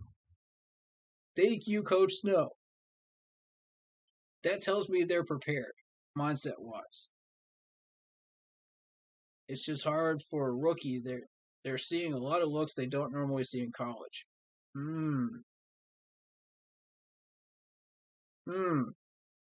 Now, wait a minute, Phil. Whose perspective are we looking at here?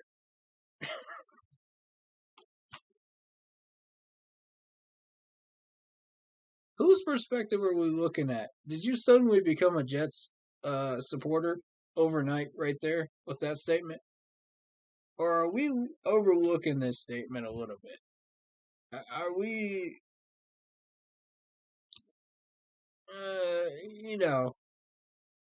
I feel like people are overlooking this statement too much. It's just hard for a rookie. So he's trying to see it from a rookie perspective, right? That's what he's trying to see.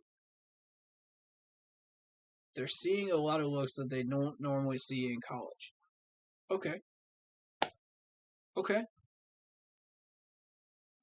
When you look at it from the rookie perspective, this statement makes perfect sense.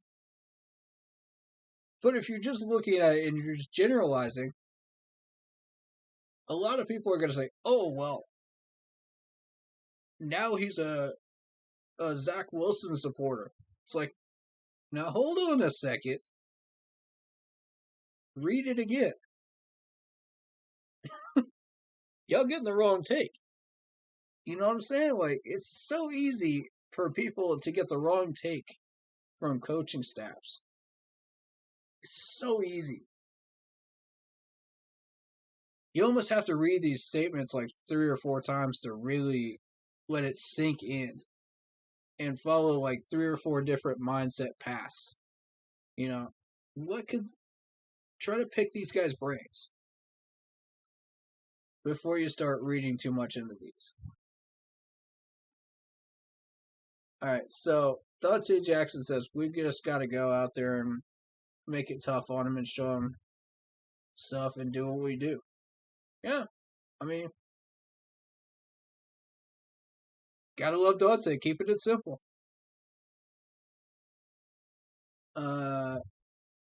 Brian Burns, the first year in the league is usually when they try to test the waters, figure things out.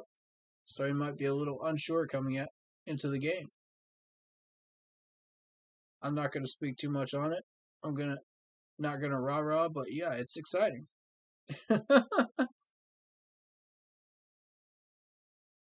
And you got Sputterbird saying that, bro. Sputterbird recognizes that rookie mentality, and he says, hold up. This is my chance to be a predator right here. This is my chance to hunt in the jungle. You know what I'm saying? Like, rawr. It's gonna pounce. Yes, sir. I can't wait for it tomorrow, man. I can't wait. I can't wait to see what Spider Burns is gonna do to Zach. This is gonna be fun. Panthers did plenty of film study on Wilson, but they didn't send the full contingent of it to his pro day workout.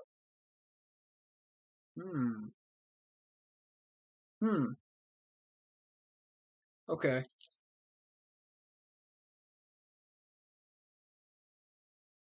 I think at this point we kind of knew he's probably going to be the second pick, Rule said. But we studied him a lot. Obviously, elite arm talent. He loved his demeanor and personality. He made all the throws, can move around in the pocket. Really, really smart. He's got all the tools to be a great quarterback. Now, hold up. We're forgetting that Jets offensive line, aren't we? We're forgetting that Jets offensive line. You can't ignore that. Nobody focuses on them.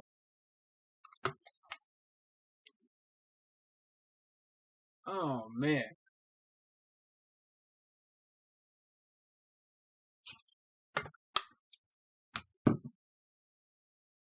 It took y'all all of 3 years to finally start focusing on that offensive line since 2015 and say, oh, hey, we got a problem. Now every YouTuber that I have seen so far for the Panthers has been talking about the offensive line since 2018. Because that's when you saw us have the most problems with it. Now, fast forward to 21, people are still talking about the offensive line. Some of them still think it sucks. I'm going to tell you, these guys are going to surprise you a little. Look at how much protection time these quarterbacks had in preseason. Look at how much protection time. There is no excuse not to get it done as a quarterback against the Steelers in that third preseason game. So if you suck as a quarterback, it's going to show. If you're trash as a quarterback, it's going to show up. If you're going to overthrow everybody, it's going to show up. And it did. These quarterbacks showed you exactly who they are, pluses and minuses. Everything. They laid everything on the table for you. So there is no excuse to not get the job done against the Steelers. So now we got Sam Darnold, who has not had very much playing time in preseason. Coming in here, he's trusting his line, as he should. I feel like that line can be trusted right now. Cam Irving may be the question mark, but hey, it's not a very big question mark. I feel like he's going to step up today during this Jets game, on Sunday. I feel like that's going to happen. I honestly, I don't think we have much to worry about. Now, once we play the Saints in week 2, that's where the troubles begin. That's where we are really going to get tested in a lot of areas. Saints may not have Drew Brees anymore. They may not have their best wide receiver option, but they can still test us in many, many different ways. So don't think that just because the Saints don't have Drew Brees anymore, the Saints are trash now. Just because they got Jameis Winston doesn't mean they're trash. They're going to win at least 8 games. That's going to happen. Even with Jameis Winston. See, here's my thing with Winston. He did not have that many weapons. He did not have that kind of a line and that kind of a defense backing him up in Tampa Bay. It is much improved from his conditions in Tampa.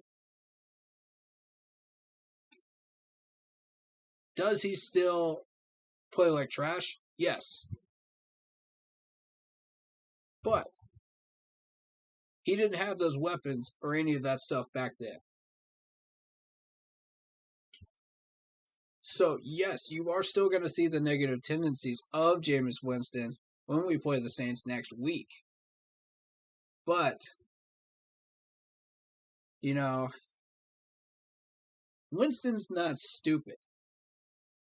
He's going to find our weaknesses at linebacker, and he's going to expose them. Zach Wilson won't do that. I'm not worried about Zach Wilson. Winston will expose us, though, in that area. But as soon as he tests those corners, corners got it locked down. As long as they stay healthy, they got it locked down. Not even worried about that. You're not getting anything past those guys in either one of those games.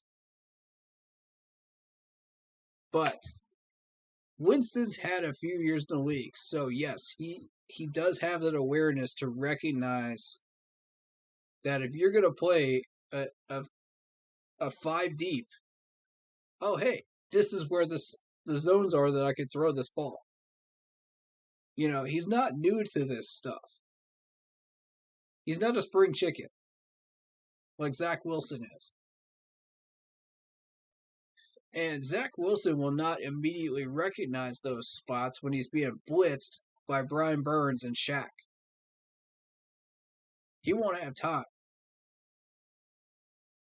Winston, on the other hand, has the time. But will he recognize the rest of our weaknesses on defense if we have them? No. Nope. You're going to see Winston check it down a lot against our defense in that Saints game. We're going to make tackles. So the focus in that Saints game is going to be yards after the catch on defense. See what I mean? We can get some pass deflections. We can get some tackles. We can keep them out of field goal range. Shouldn't be a problem. It's those wide receivers that are dangerous, though. If you put those balls in those hands of some of those Saints wide receivers, they can shred you a little bit. I'm not going to lie, they could shred you. So we got to make sure to keep these guys in front of us. If you're a defensive player, if you're a corner, if you're a linebacker, keep them in front of you. Do not let these guys burn you. And I would have said the same thing about Crowder today had he been playing this Sunday. Because Crowder's one of those that can, and he's sneaky like that. He can find a way past your corners. So you can't let him get past those corners. You can't let him get past those linebackers, or he will burn you. But he's not going to make a spectacular splash like all the rest of these wide receivers in the league. He's not.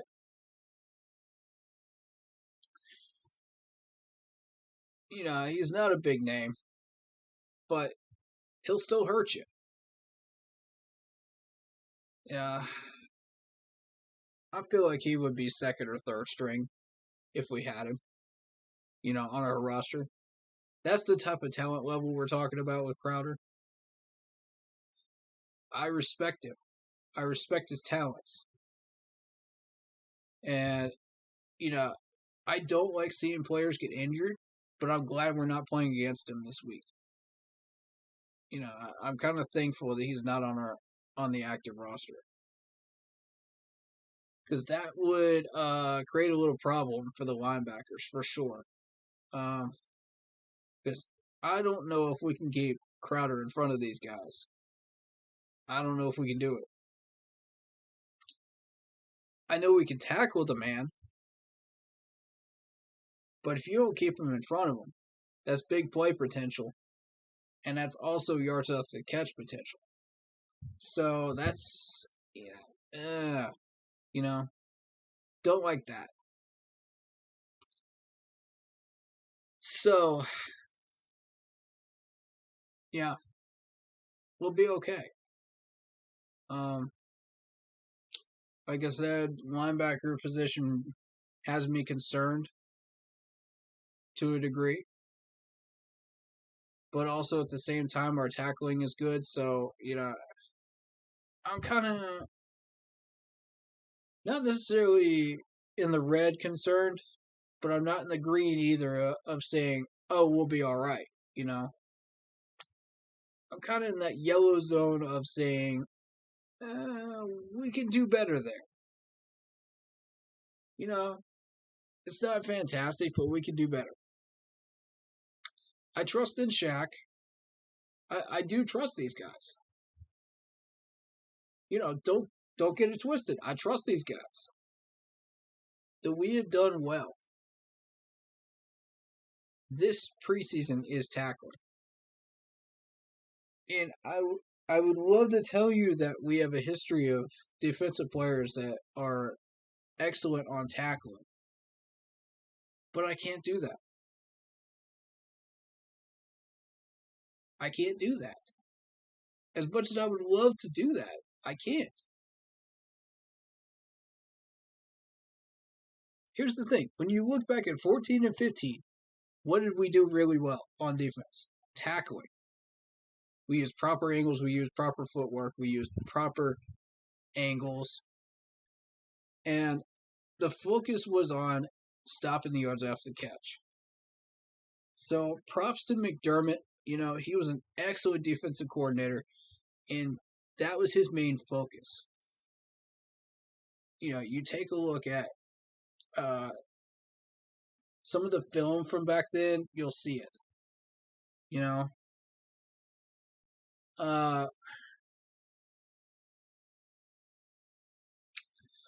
What's up, Anthony Rochelle? On Facebook. What's up, dude? This dude is my new mod. I usually don't do mods, but this is our first one. So, everybody give him your proper respect and love in the chats. He's here for pretty much every stream, so I feel like he's the right guy to be our first mod. So, show him some love, guys. Okay, here we go. Struggling to take off. And there you go. There's Crowder. Taking away a trustworthy target for Wilson. Ooh. I'm telling you, wait till Crowder comes back. Y'all are going to see what I'm talking about. He's going to become the number one target for Wilson. I'm telling you. I'm looking forward to eventually having Shi Smith back on our roster too, because that'll be a huge plus for us. He's the only one still on there. And John Miller is still on the reserve COVID list. Okay. Not a big deal. Along with two players who may not have made the roster anyway on IR, it could definitely be a lot worse. Who are those two players, by the way? These people mentioned Shi Smith and John Miller, but who are the other two? I'm kind of curious about that.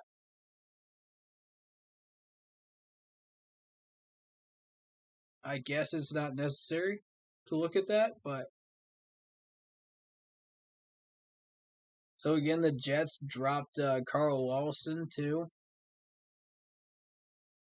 That was a 3-year, $45 million contract. Man. With a torn Achilles. And veteran linebacker Jared Davis will miss a couple of months with an ankle injury.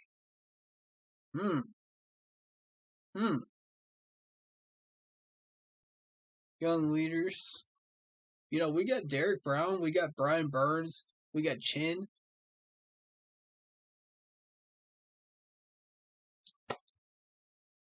I don't understand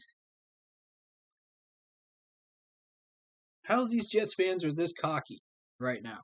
I don't get it. What are y'all seeing that we're not?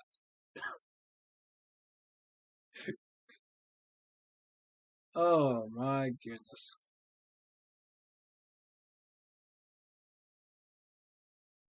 Yeah, throw up any questions or opinions that you have. I'll be glad to address them.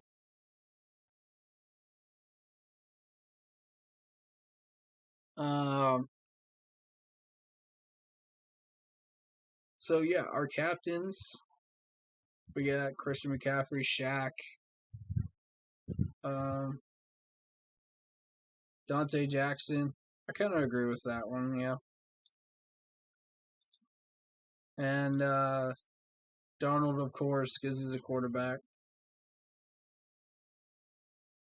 I don't know about that J.J. Jensen one, though. I really don't. But if you're going to put somebody at special teams, sure.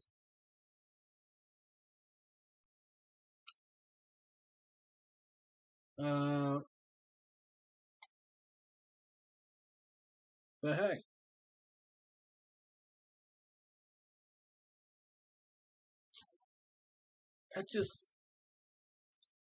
I'm looking at that Cowboys defense, man. I'm telling you, I just keep going back to this. They gave up 10 points in the second half of that game. Only 10. We're talking about Tom Brady here. We're talking about Tom, Super Bowl GOAT, 6th trophy winner, Tom Brady. And he only gave up. He only got 10.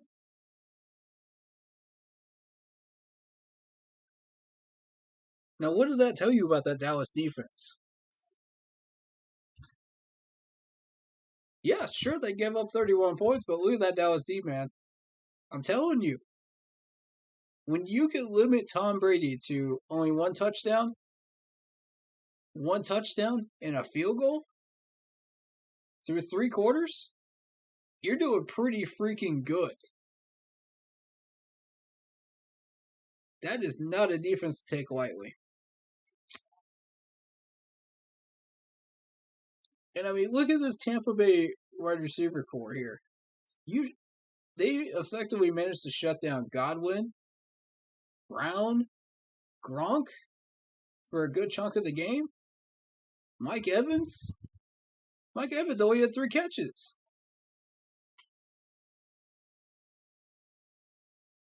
Man. So that puts that whole week 4 game into a whole new light, doesn't it? I'm telling you, 3-0 going into that Dallas Cowboy game. We're going to come out 3-1. Because Dak was throwing some dimes. Look at this, 42 for 58. 403 yards, 3 touchdowns, only 1 pick. Y'all get what I'm saying now? Be careful with these teams that you think you are not going to do anything. Lesson learned, right?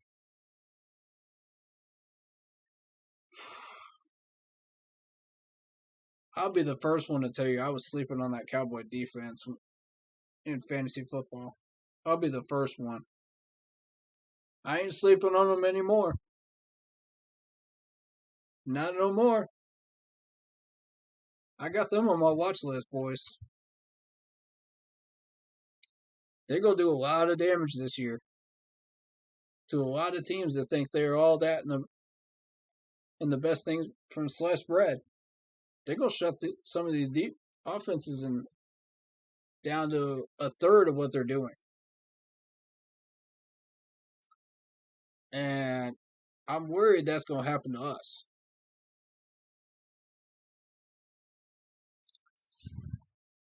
Yeah, Jets fans think the Jets are going to be the greatest because of Zach Wilson. Yeah, hold up, man. Hold up, man. Put the brakes on that train right there. Put the brakes on that train. Don't even let it leave the station because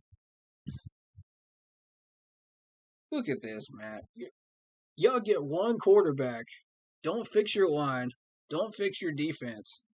Lose a whole bunch more starters that were actually average Jets players, that could have made an impact for you. Got a whole bunch of draft picks. And now you think you're all that.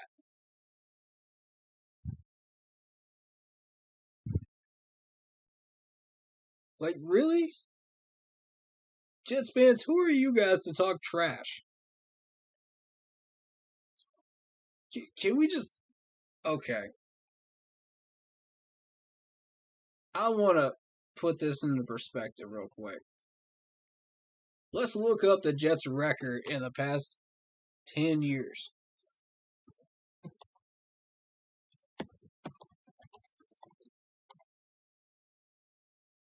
Oh, y'all gonna love this.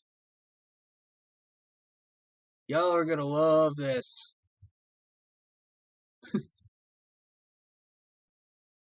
Okay. We're not talking about... Let's go. I'm talking about from 2000 on. Jets were in the playoffs. Boom. It starts in 2011. Look at these records. I see an 8-8. I see an 8-8. Ooh, I see a 10-6. Oh, but no playoffs because of the Pats. 5-11, 5-11, 4-12, 2-14, 4-12. Come on. Come on, Jets. Come on, Jets fans. Let's be real here, man. This team hasn't changed. Look at this. Fourth, third.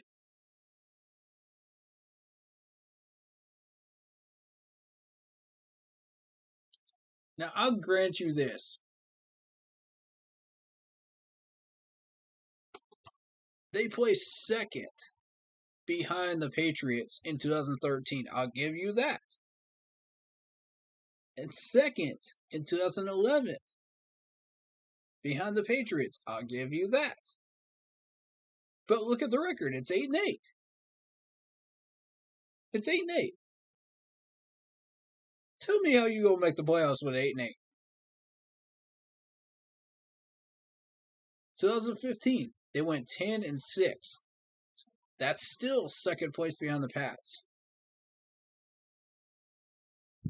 Yeah, that gets you possibly a wild card spot, but look how many good teams there were in 2015 in the AFC.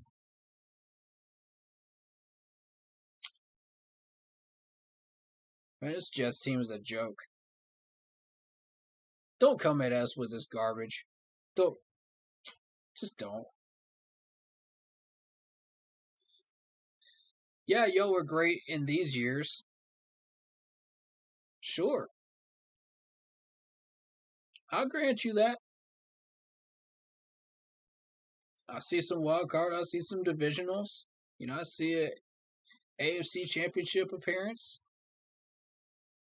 I'll grant y'all that. I'll grant y'all that, man. And they won that Super Bowl in '68.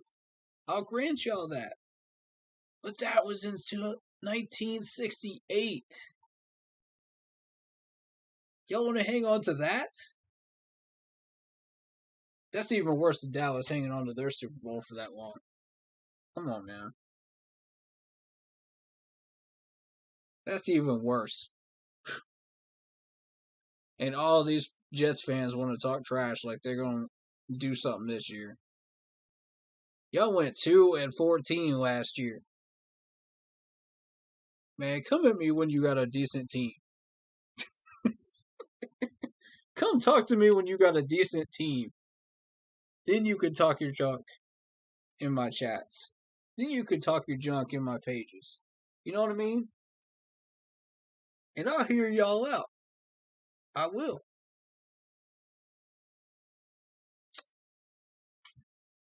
But we're talking 2-14 last year. You're talking the Miami Dolphins, the Buffalo Bills in that division. And y'all can't even beat either one of them. And they're both of them have been sitting there going, twiddling their thumbs too because of Tom Brady. Y'all can't even beat them? Come talk to me when you beat one of them.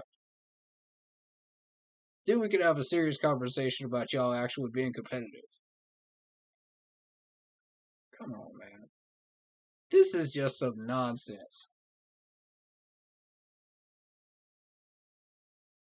This is just the past decade, y'all.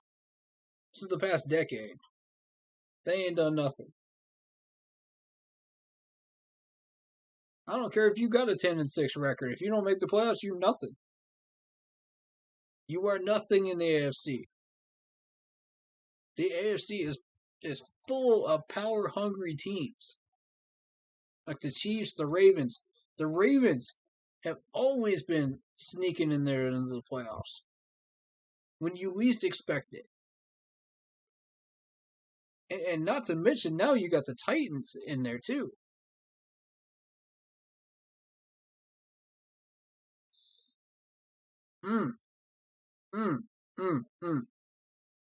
They can talk all the junk they want, but this is going to be a 14-point game. Come on, y'all.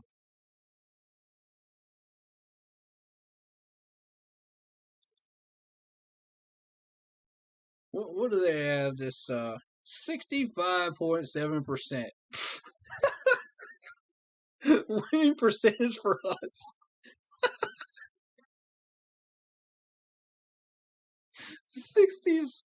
65.7.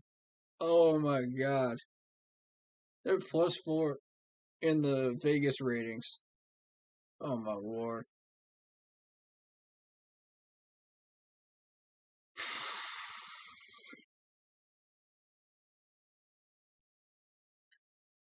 Okay.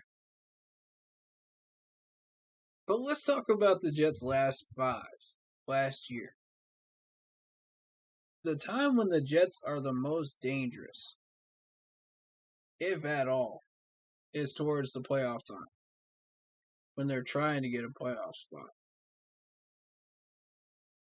So,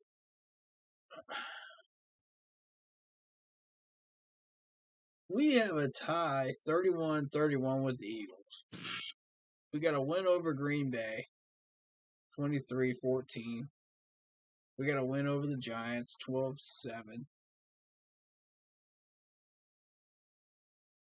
Lost to the Pats, 28-14, 23-16. That was back in 2020 when they actually beat the Browns. That was back in 2020.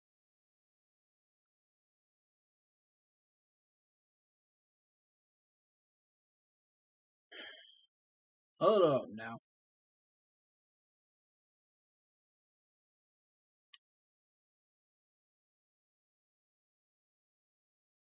Y'all already trying this nonsense right here. Alright, so. Yeah, it's just talk with them. Exactly. It's just talk. All they like to do is just run their mouths every year. This is wealth. Run their mouths.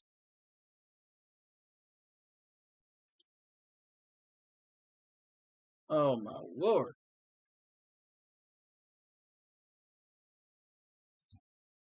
Alright, so let's talk about a positive story. Hold on, I gotta find it real quick.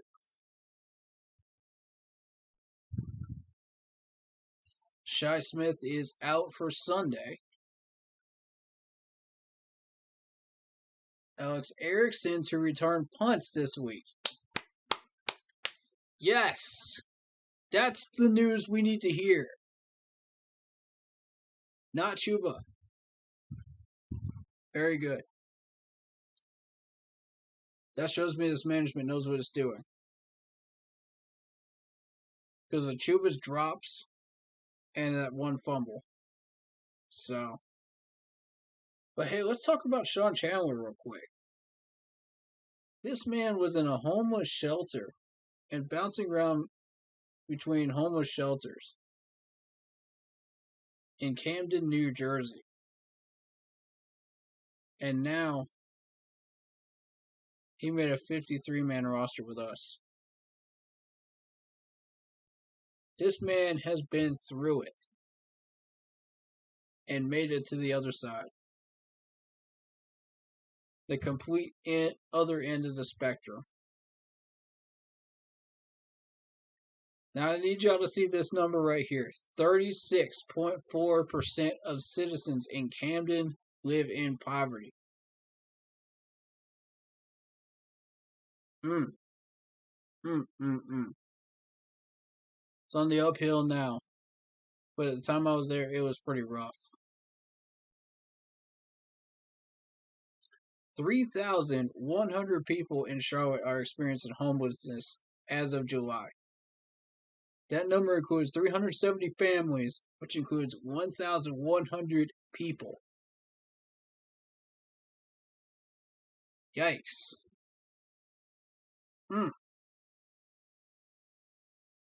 There's some things bigger than football, y'all. That's one of them. And my YouTube partner is one of them. Up in Charlotte right now. Y'all give a shout out to Carol, man. Show her some love. Because she even had a medical surgery on her back. And had to have stitches. And the recovery process was long and rough. But she's literally living out of a French truck. That's how rough things are for her. You know, y'all send some prayers up for her, man. For real. Show some love to her. I don't want to give y'all her info or anything because I don't want anybody bothering her. But she's been off the grid lately, and I'm kind of concerned about her. So y'all pray for her, please. I haven't heard from her since probably, February, April, right around draft time. So I'm kind of concerned. So show some love to her, man. But she got me a lot of the info that I was using early on when I was making YouTube videos and stuff for the streams. So to me, she is a very, very valuable part of this YouTube channel and what we do here. So, I definitely will. I'm sorry to hear that she definitely has my prayers. Thank you, LD. Appreciate it, man. Y'all throw some blue and black hearts up there, man, in chat. Appreciate y'all for that, man. I know if she was watching the stream right now, she would really appreciate that. And really, really love y'all for that. Because,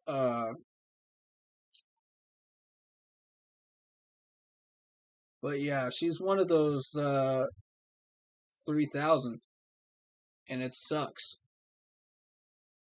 And I hate I really don't like to get into all this type of thing when this is a Panthers stream, but when it affects somebody that's close to you, it's real.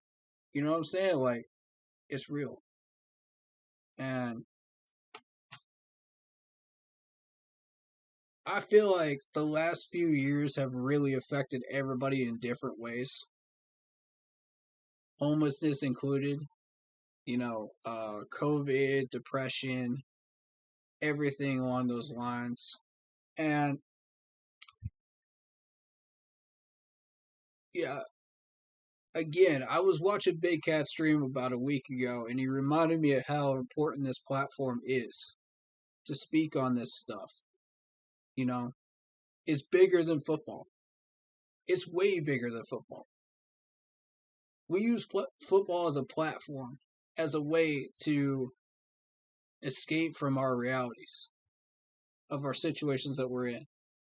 But at the end of the day, when that TV goes off, when that radio goes off, we still got to deal with reality. We still got to deal with life. You know what I'm saying?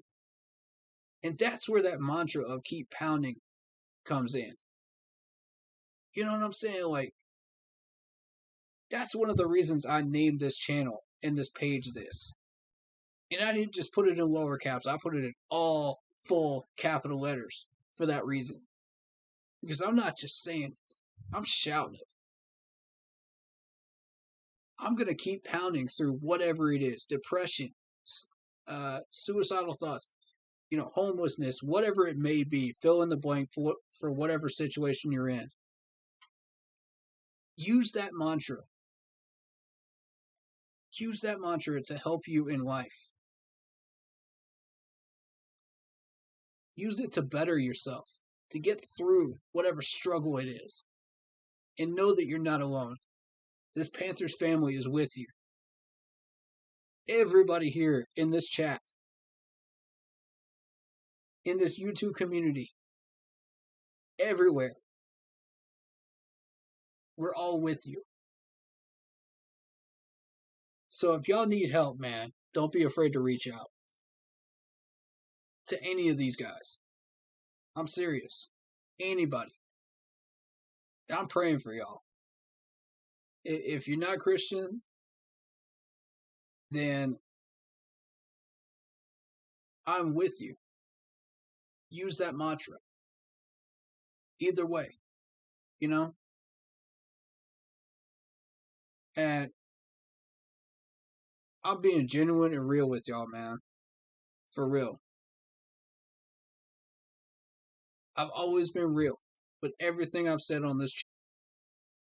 If y'all need me, reach out. I'm dead serious. Message me. I'm available all day, every day, for anyone that needs me.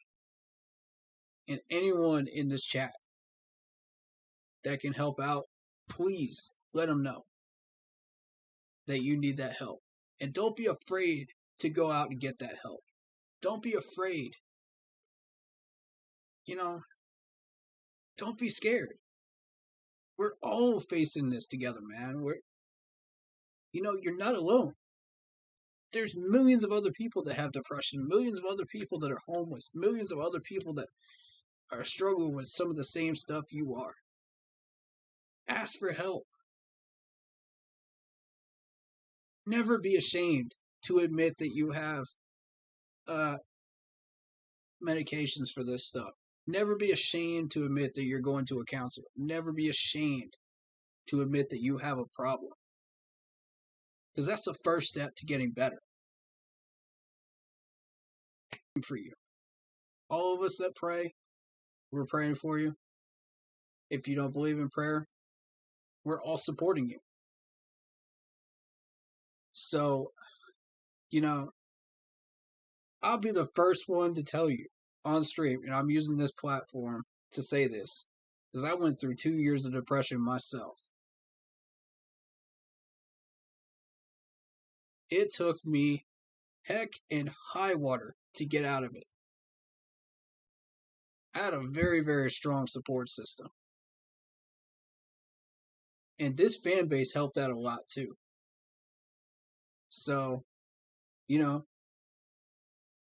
I'll be one of the first ones to tell you this fan base are amazing people.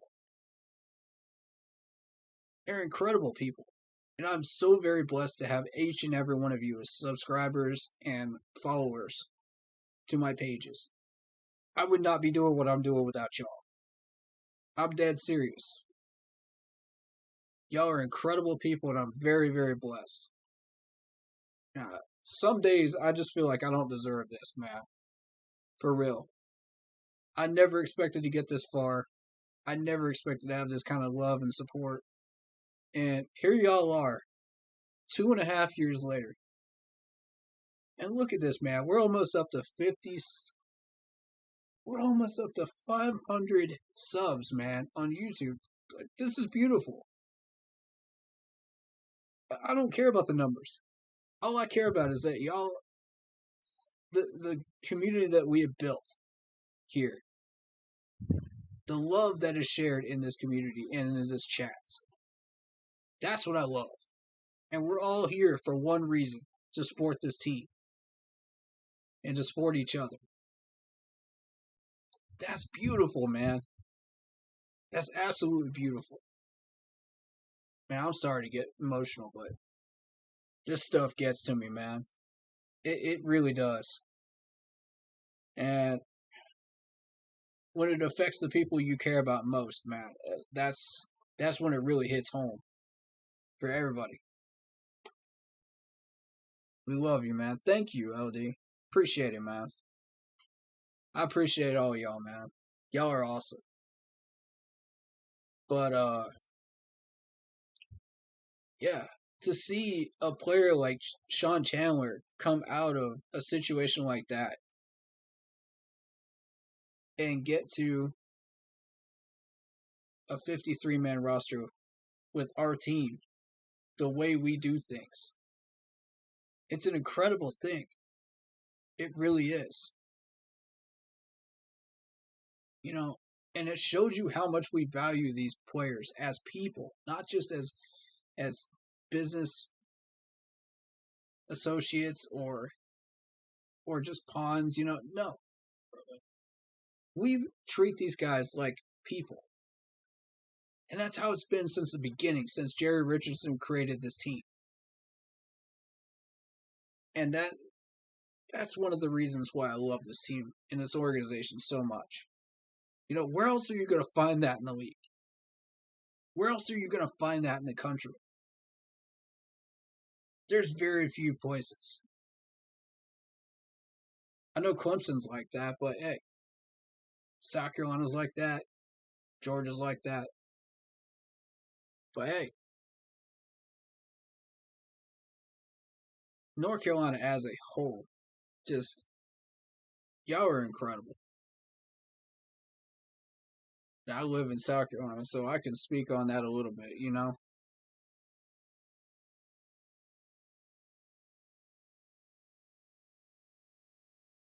Hey, man, we feeling the love up in here, man.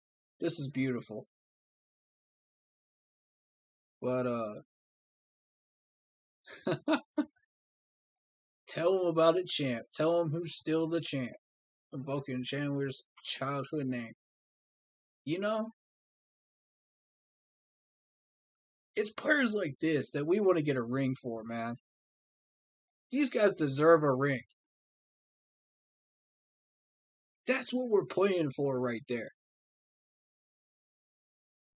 Dude, I love y'all no matter where y'all are. Ohio, doesn't matter, man. Represent.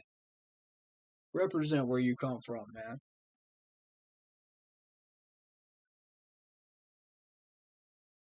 It's all one love up in here, man. You know?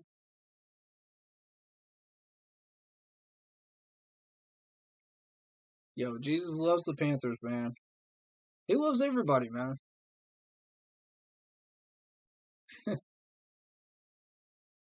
He ain't showing no favoritism, but hey, um, uh,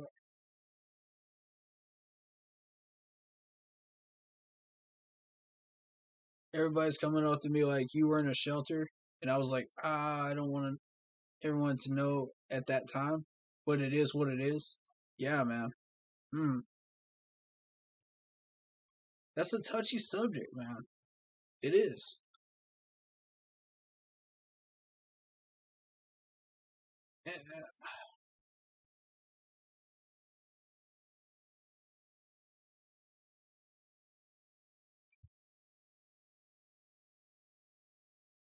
Mm, that's kind of crazy, man. To see that kind of successful story happen. Resilience. There you go. That's the word we're looking for. Resilience. That's all it is. Facts, man. Facts.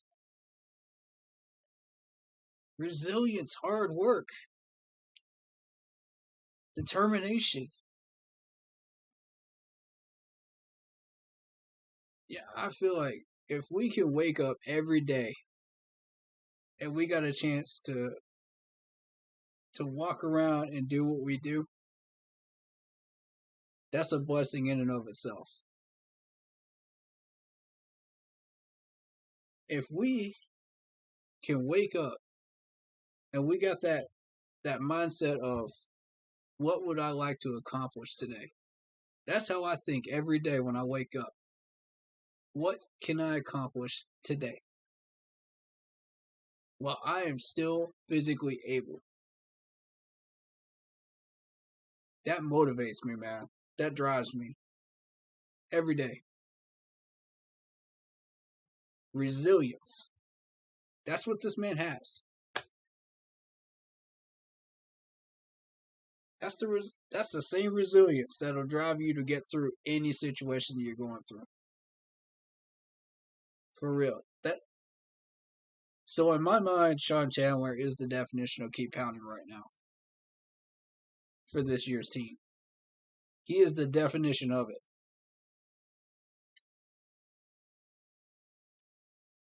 God, 36. That kind of hits you like a truck, doesn't it?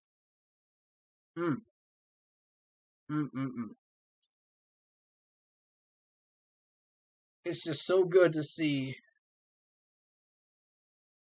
You know, you think back to a couple years, you got Effie Abada, that came from London. You know, that international exchange.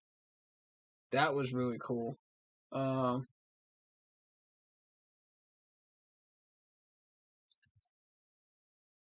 know, and I gotta point that out because we've been trying to expand the NFL over to Europe for what, a decade now, and to see all of that happen is awesome. All of that progress, because you know there's so many people around the world that love this sport as much as we do. You know, and when you look back at that video for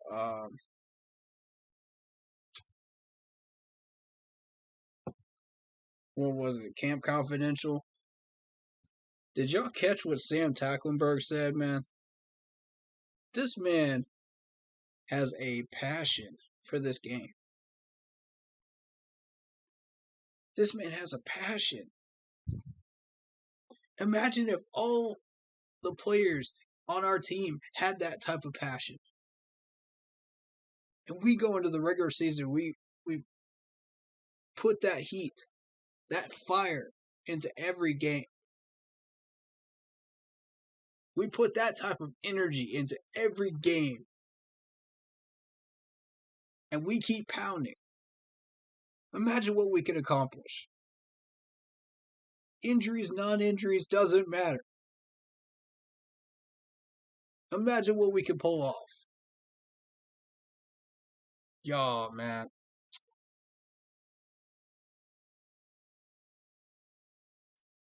I'm telling you right now, This team is motivated. And if y'all don't believe that, you ain't looking at the same team I am. We're motivated. We know we can get a 3-0 start before we go into Dallas. We know. That ain't even a doubt at this point. We know. This locker room is that determined to get a 3-0 start. We're hungry for it. You know, we have put up with so many garbage losses. We have been through so much as an organization. We deserve that 3-0 start. We absolutely deserve it. I am so sick and tired of watching the media throw us under the bus. And I know y'all are too. It's time to go earn our respect, y'all. It's time to go earn it. This is the same media that thinks we're going to have a number 1 pick in 2022. The disrespect from ESPN.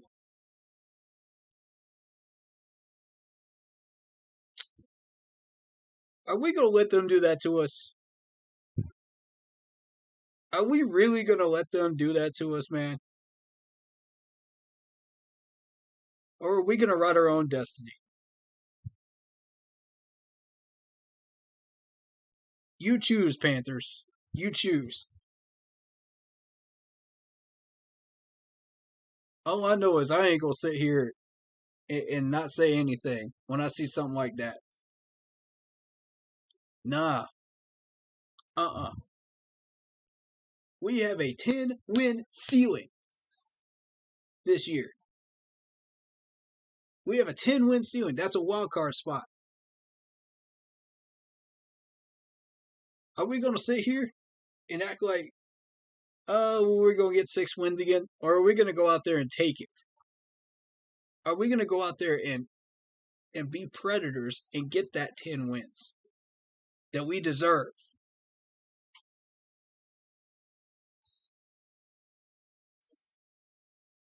We more than deserve it.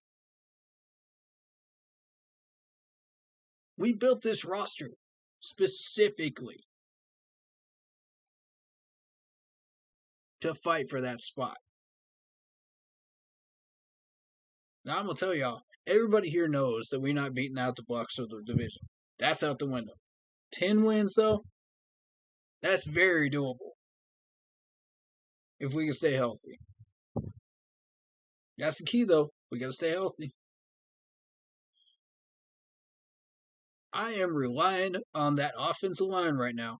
We are all relying on that offensive line. Keep Sam Darnold healthy at all costs. I don't care if you got to throw penalty after penalty after penalty. No.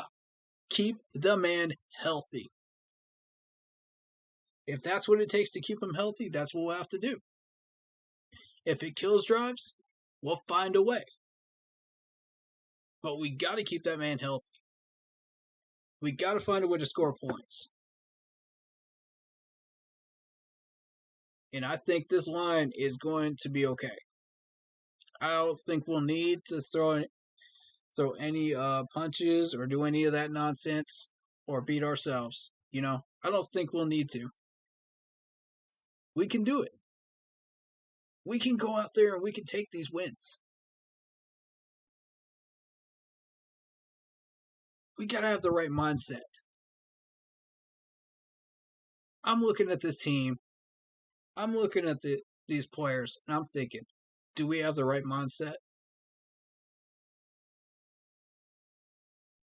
Do we? Management, I want y'all to show the team in a team meeting that one screenshot of ESPN. Just show it to them. And let that motivate them. Let that put that fire in this team. The disrespect You know what I'm saying? Like, y'all want to see a team go out there and play hard. Put the fire in them. Show them that. I'm telling you, it will work. Especially for the vets. Because the vets are sitting there like, yeah, we can get so many wins. We can do this, we can do this. You know, we're fired up. And then they see that and they go, are you serious? You're joking, right? And then they go on ESPN and they see it's totally serious. And then they go, you know what? We ain't standing for this. We ain't standing for this nonsense.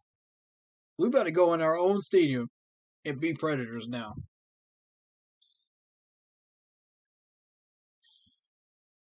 We got to start playing hard to earn respect and get respect. Thank you, LD. That's right.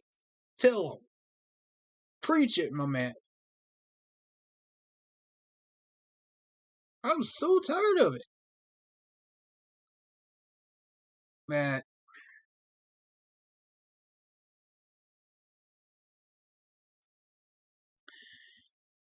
Yo, this team can accomplish so much. We got so much. Everybody in the league's looking at us like, oh, man. You know, it's the 8-8 Panthers. They ain't changed. They ain't changed.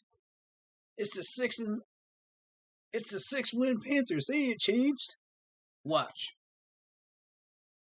Keep sleeping on this defense. That's what I'm saying. Keep sleeping on this defense. See what happens to you.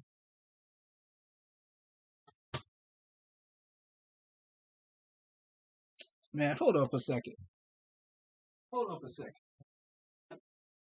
Y'all need to see this. Y'all need to see this. First off, do you see this fantasy ring right here? Do y'all see this? I didn't win this by being cute.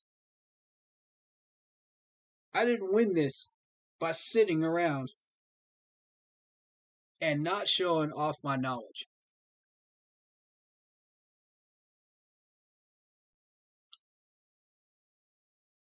This ring,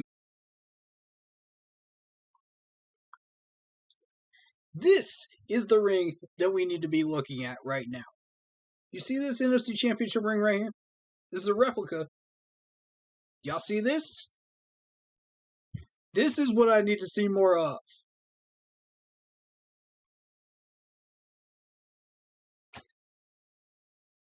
I want more of these sitting in my collection.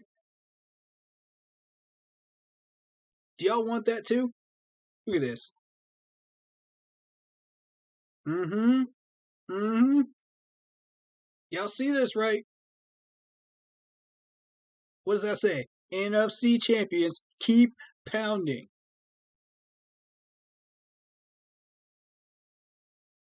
I'm done playing around.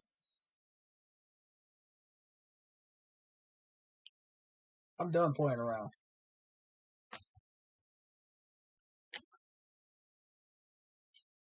I'm done playing games, man. This team needs to be fired up.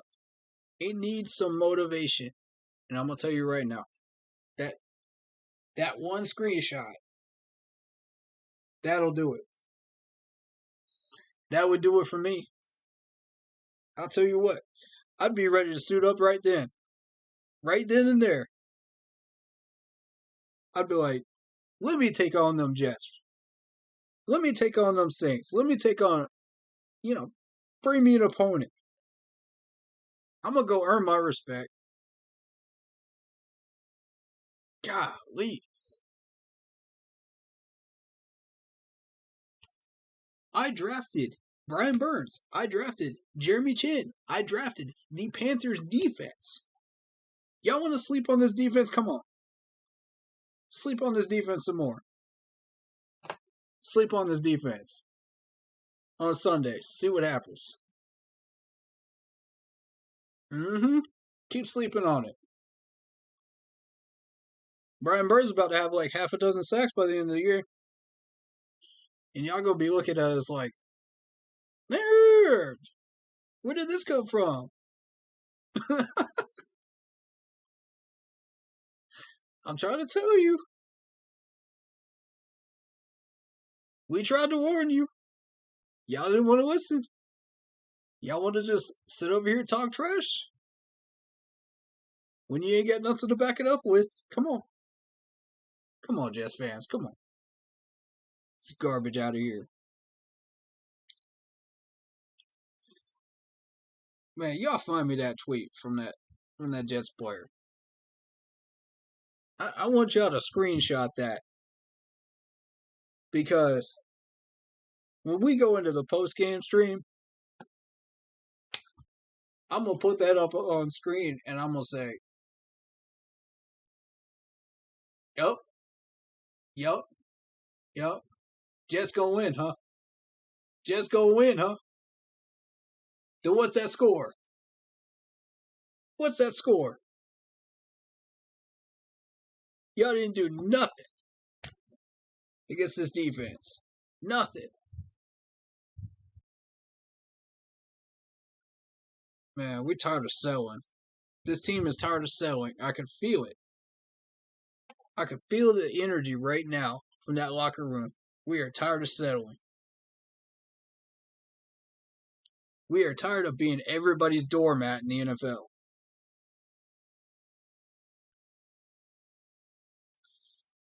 Y'all know what we did in 2014 and 15? We took all our frustrations out on every team that we faced. We took all our frustrations out and we did it cleanly too. And look how far we got. These players became household names across the world. Everybody wants to talk about the dab, you know? All over social media. Where do you think it came from? Where do you think that came from? Nobody wants to give us credit. Nobody wants to give Cam the Man, the GOAT, credit for that. The disrespect, man. It continues. It continues to baffle me. And I'm so sick and tired of watching our team get disrespected like that over and over and over again. Eventually, we're going to get fed up with it. And we're going back to the Super Bowl. And we're going to run circles around some of these teams that have been talking trash, acting like they're all that, and the best thing since sliced bread. Come on. Come at us. This ain't the same 6-win team last year. This is not the same team. Come at us. Come at us, Jets. Y'all ain't got nothing.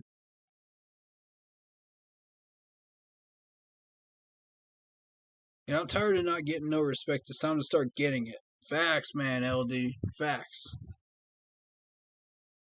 Look at what our players represented in 14 and 15.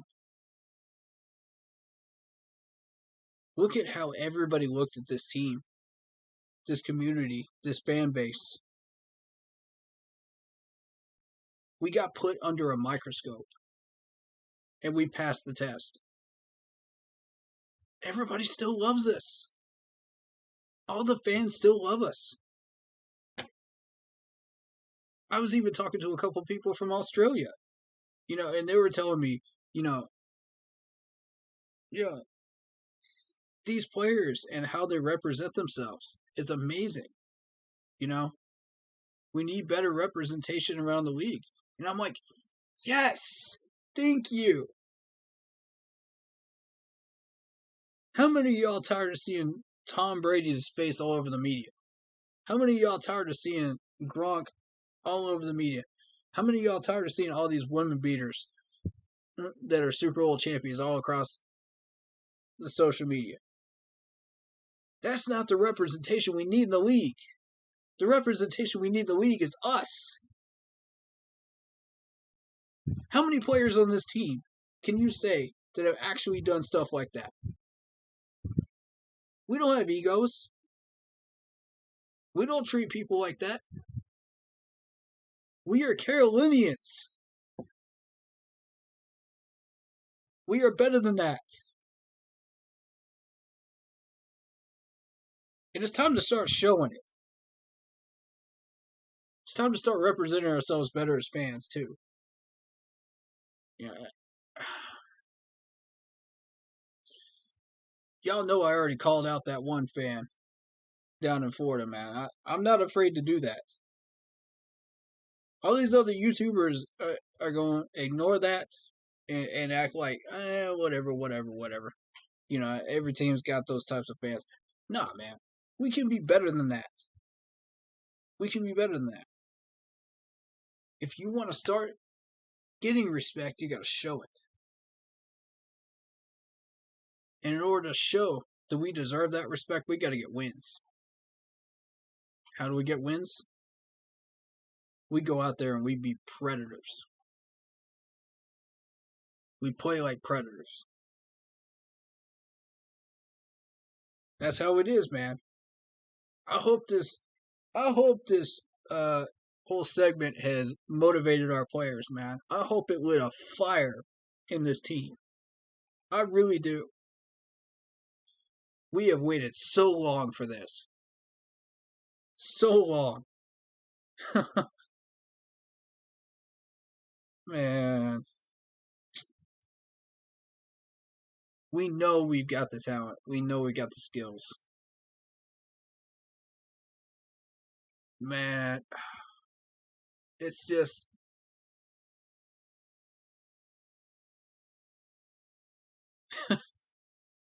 You got Lock Poppy over here saying Jets fans delusional thinking they're going to win. You're right, my man. You're right. You're right. It's all about the rings. It's all about the rings. That's our goal.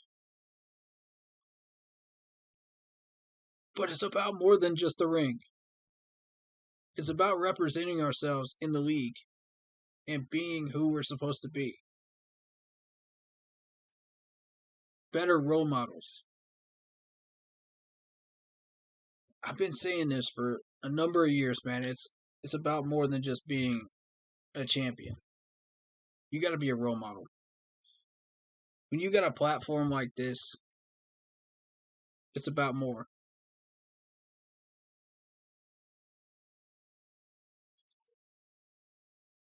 So many bigger things in football, man. So many things. Like the homelessness problem.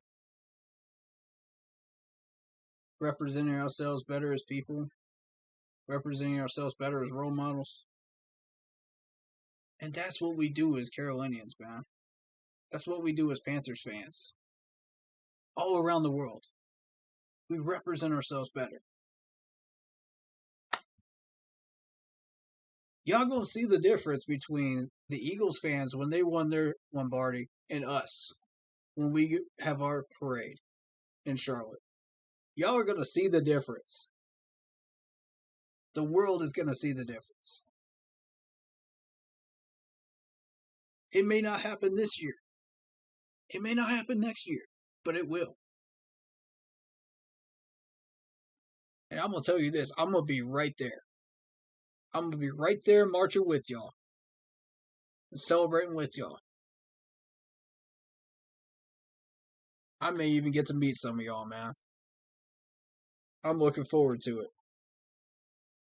That's going to be a heck of a day right there. You know? Where we can say that we have changed the way people look at this sport with respect and dignity again. when we can say that we have represented ourselves as proper role models out there with the Lombardi, that's the day I'm going to be incredibly proud of this team and this whole organization all the way top to bottom. From the fans down, Come on. Because it starts with us, man. Let's be real. It starts with us.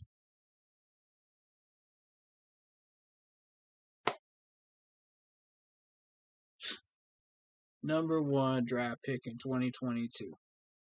That's how they really think of us. That's how y'all gonna do us, ESPN? Man, of all the disrespectful things I have seen on the internet, that has got to be the worst. Disrespected our whole team like that.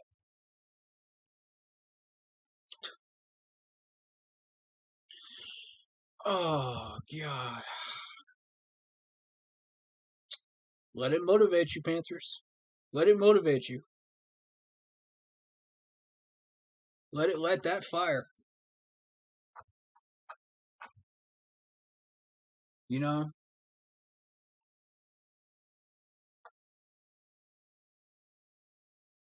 Show me a Jets team that actually cares enough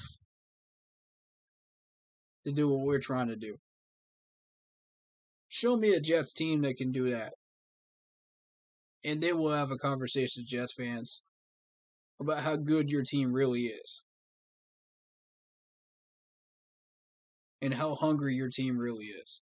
Because right now, our team's hungry. Keep pounding for a Super Bowl. That's right. My man put that in all caps, too. Look at that. And y'all wonder why I made this man a mod. Come on.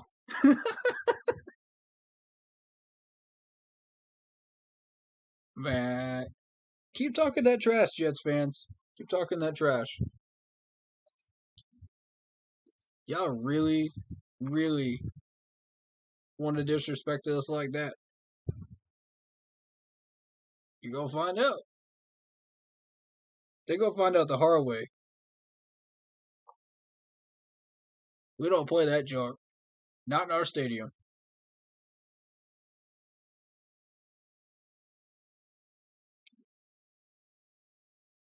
We don't put up with that crap.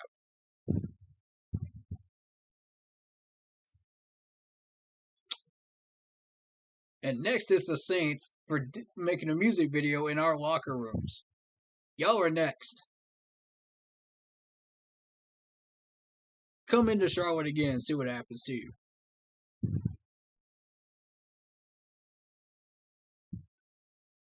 Yup. We coming for you. We coming for you. But hey, we're not going to see Deshaun Watson for the Texans game. I heard they're benching him. They're paying him to bench him, to be benched. So that's a thing.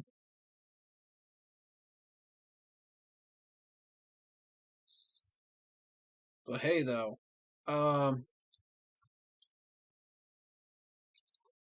3-0 going into Dallas. Think about that.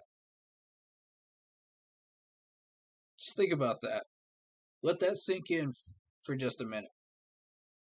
Y'all remember the last time we were 3-0? How good that felt. Man.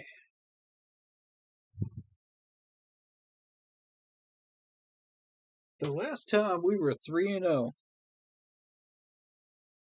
it's been a minute, man. I think it was 2015.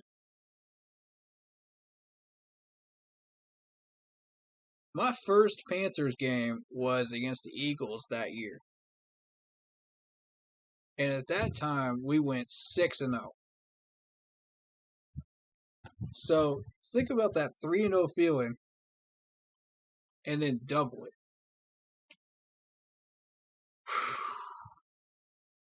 I'm telling you, the energy when I left that stadium.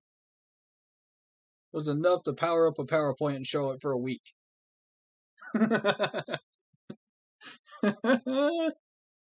Oh, it was beautiful. Y'all should have heard those fans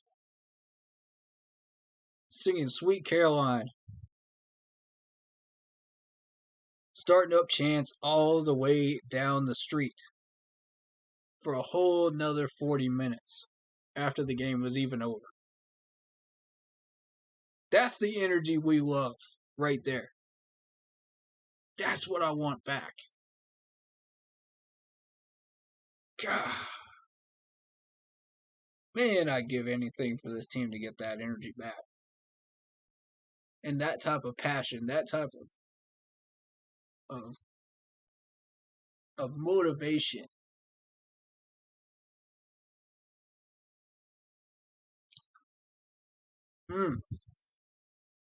Yes, sir. That was a team right there.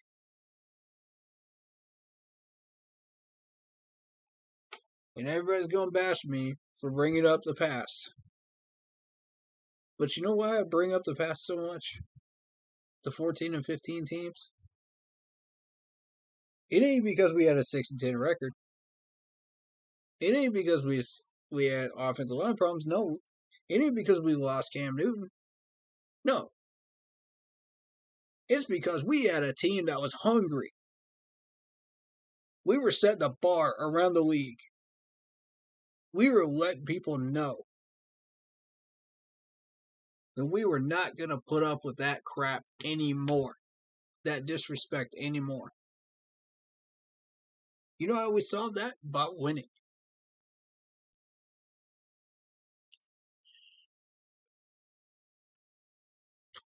We set the bar in several areas. Look how much we won by.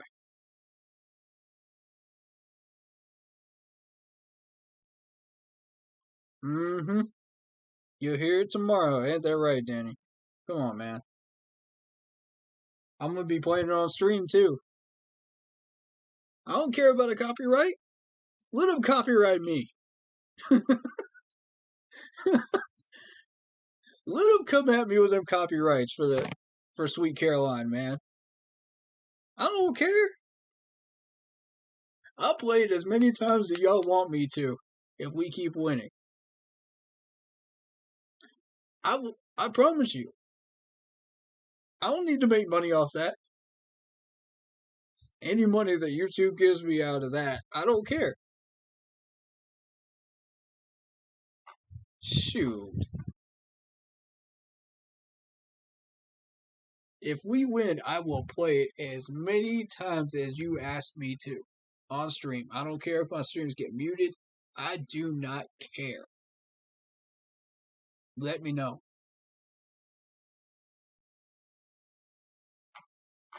We got to get that win, though. We got to start off strong. 3-0.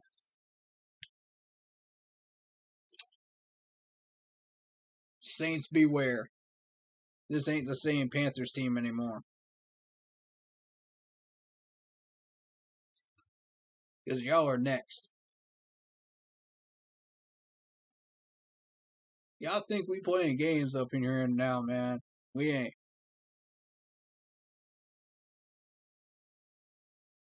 Y'all are next. Texans don't scare me. You know? Come on. Without Watson, y'all are just trash. Bring on the Texans too.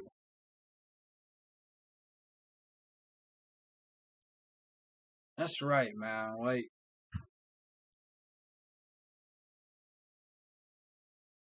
and I don't normally talk trash, you know? 'Cause I like to get respect where I give respect. You know what I'm saying? Like, I'm just not that type of person. But when the league has disrespected us and the media has disrespected us and fans even of our own fan base, have disrespected us.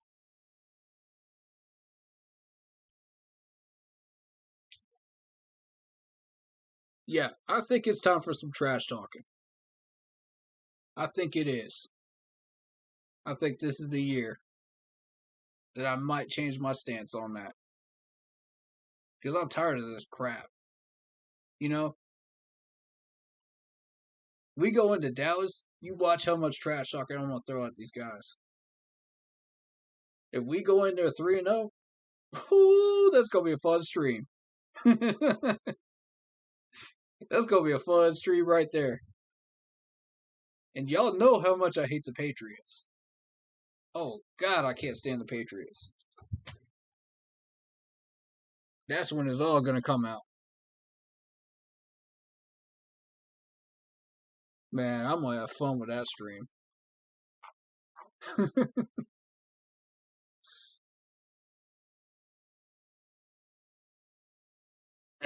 Cheaters. I'm just kidding. Sorry. Had a little cough there. Got to get some drink. Yeah. Yep. There we go. That's better.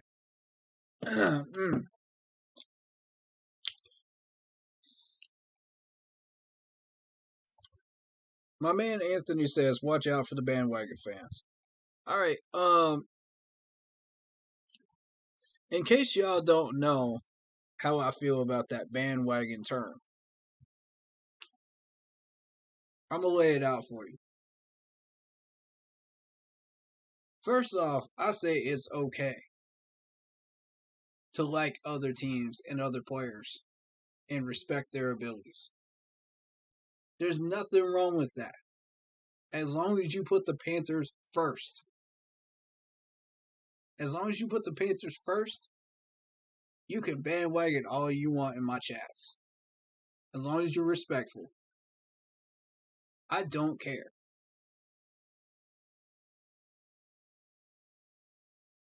I see no problem with that.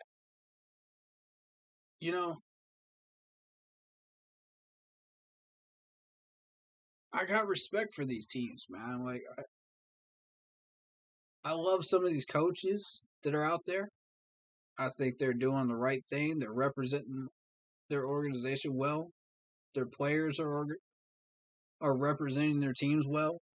You know, their skill sets are impressive.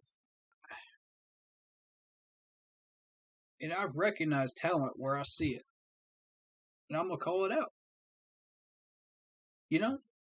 Just like I call out talent on our team. I'm going to call it out. It is what it is. But, you know, I ain't even worried about bandwagon fans, man. I just don't like that term. You know, it's kind of ridiculous, to be honest. You know, I feel like there's so many, like, college football fans that are fans of, like, several different teams as well. You know, you got baseball fans that are fans of all different teams, basketball, hockey, you know, you name the sport. You know, you look at golf, you got people that are fans of, like, several different golfers, right? You want them to succeed, and you want the best for them, right? That's kind of how I feel too, you know, until they're playing you. Until they're playing you, and then you become the dog. In your own backyard. And that's how it is with Crowder, man. Like, I respect Crowder, and I respect his abilities. I like him as a person. And, you know, I really do wish him a speedy recovery. I hope he does feel better and gets over that COVID stuff, because that's bigger than football right there. But again, I respect that man's abilities. I respect what he does. Yeah, I'm going to be a dog. I want to be a Panthers dog. You know what I'm saying? Like, Panthers first. Always. Always. I got people accusing me. I've had people accusing me of being biased towards just Clemson players. And I'm just sitting there like, are these people serious? Clemson second, okay? I want the best 53-man roster, whether those people come from Georgia, whether they come from Oregon, whether they come from South Carolina even. I don't care. I want the best 53-man roster that we can actually win games with and rock our way up to the Super Bowl again. Eventually. I'm not saying it's going to happen this year. I'm not saying it's going to happen next year. I'm just saying, if you're from a different college, I rock with you. If you got the talent, I rock with you. I support you. You come to Carolina as a Panther and put on this uniform, I rock with you. And I got you. All right? You come up here to Charlotte. You put on that black and blue.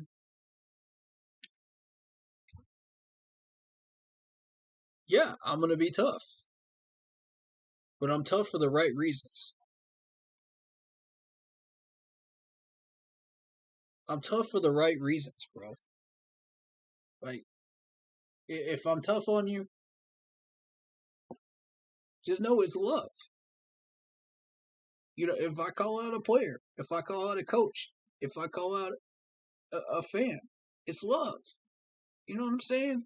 Because, I want this organization, I want this team to be a better place than when I first started out as a YouTuber. Than when I first found this team. I want this place to be better than where I found it. I want to add to it.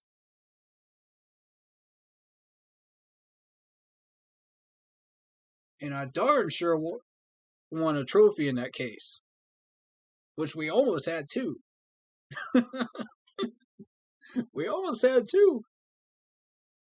Oh, yes. Man. We can keep dreaming, man. We can keep dreaming. Or we can fight for it.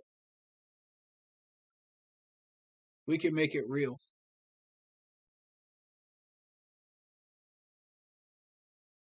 Which would you rather do? Y'all want to keep dreaming about it, or do you want that trophy in our case? Choice is yours, Panthers.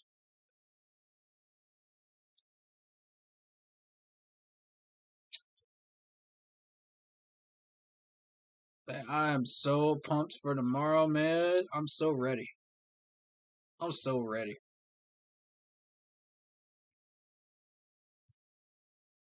Bring it on, Jets. Bring it. Bring it, dog.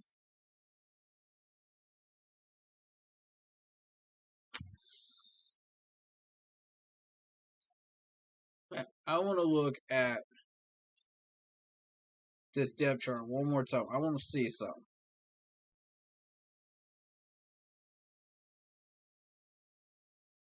Tomorrow, I want to see who wants it. Who wants it? Who in our roster is hungry enough to go take this win? Not just sit on this win, but take it. That's what I need to see. I need to see some hunger from these guys. I'm tired of us just settling for wins. You know what I'm saying? Wins are wins, but I'm tired of us settling. I want that fire. I want that competitive fire. Y'all remember how Cam Newton was before he left? Before that Super Bowl? Y'all remember that competitive fire? Y'all felt it in your guts, didn't you? Every one of us felt it. We didn't just see it, we felt it ourselves. That's what I want.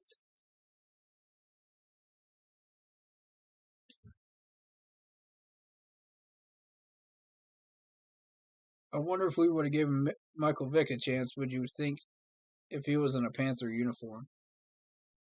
He's retired, isn't he? Isn't he retired now? Oh, you're saying back then. Um,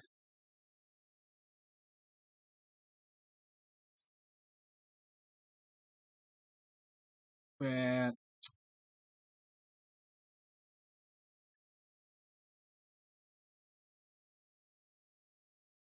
Okay. Yeah, okay. Back then. Got it. Back then. Um, I think Vic would have been a backup quarterback back in the day. I think he would have. He would have accepted that role, if necessary. Um, I think it would have created a lot of negative publicity for us, though, because of his past history. But, honestly, the league forgave him. The fans forgave him, you know? So, honestly, I forgive him, so I would not have had a problem with it, and I could actually defend it a little, on that context. But, there's always going to be those people that are just going to be like trying to find the negative in everything that people do, and I'm like, I don't get it. I don't understand that today's society's need to feed off negativity. I don't understand that. Y'all help me out with that, because for me, I want to see this world be a better place. And I know we as people can be better than that, as a whole. So that's why I kind of push that attitude with our players. I'm just like, let's find out who these guys really are, before we bring them in.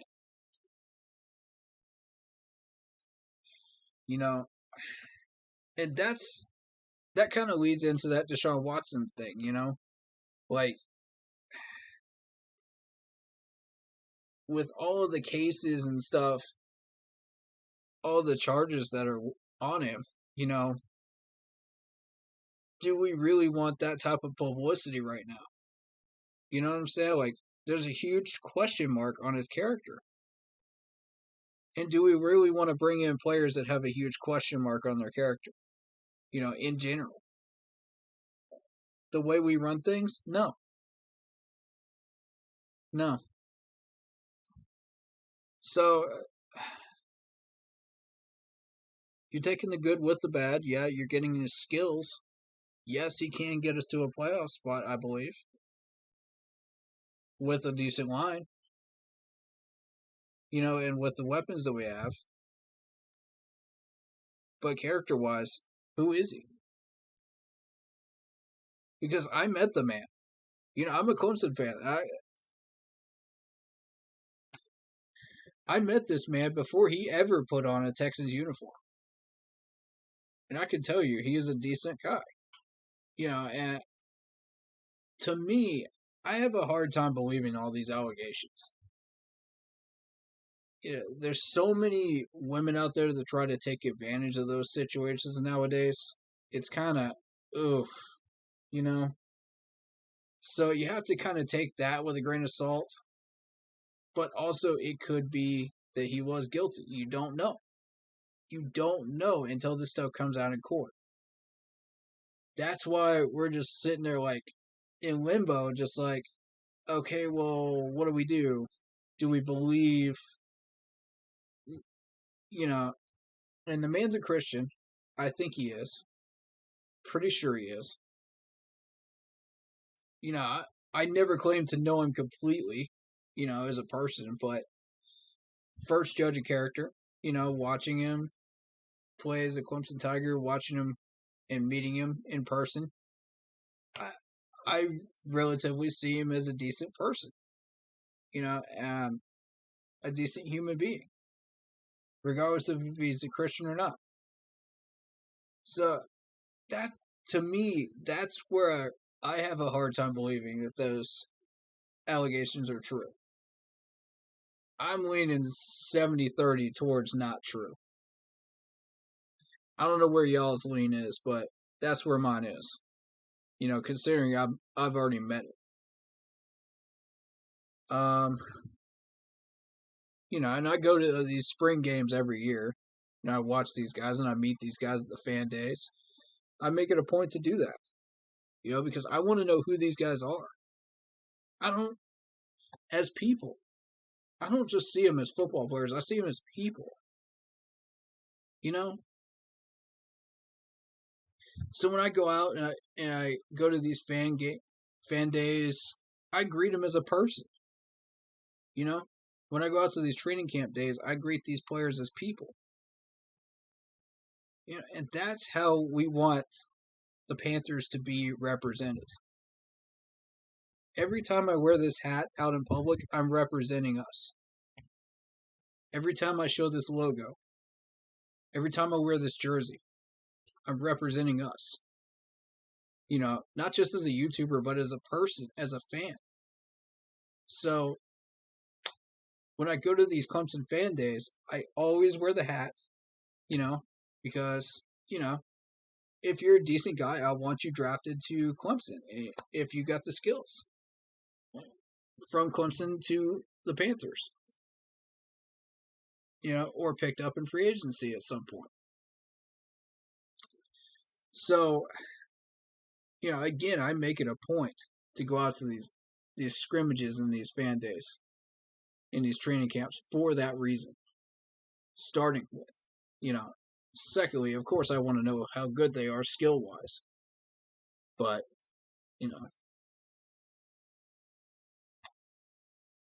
when you go out and you meet some of these people and you see them get into trouble when they get in the NFL, they get all this money and they get all this extra fame and stuff like that, you think, well, how many of us would actually act like that if we had that type of money?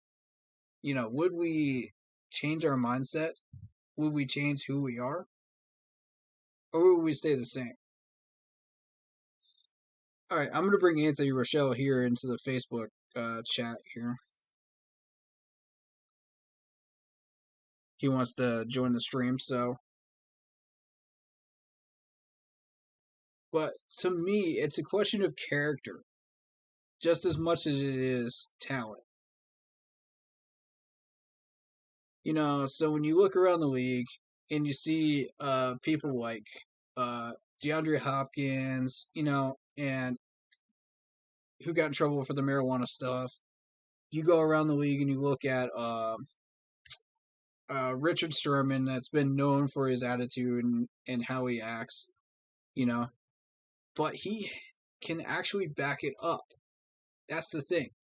Richard Sherman has proven that he can back it up. He's actually debated a camera media people and won.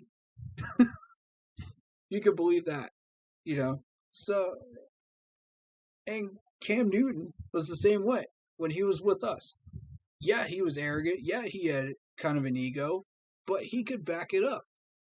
But look at the positive things he brought to this organization. That's what I want to highlight. And if you've ever met him, he is the most kindest individual you will ever meet. I never got to meet him, but man, I wish, man. All those people that came to like his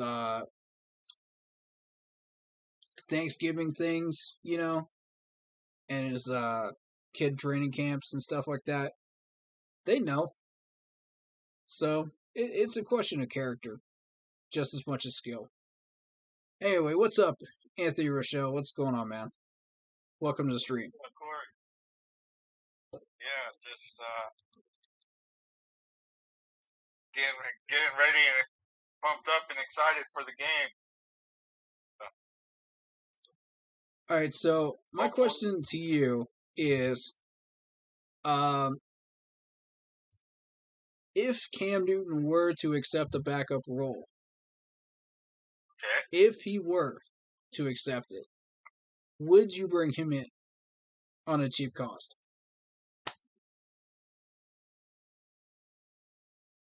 My opinion. Current He took a injuries and backup stuff role. included, right? Yeah, if he took a backup role, I wouldn't mind that, but was the when he was quarterback, all those hits that he got hit, the referees did not call it. Agreed. The referees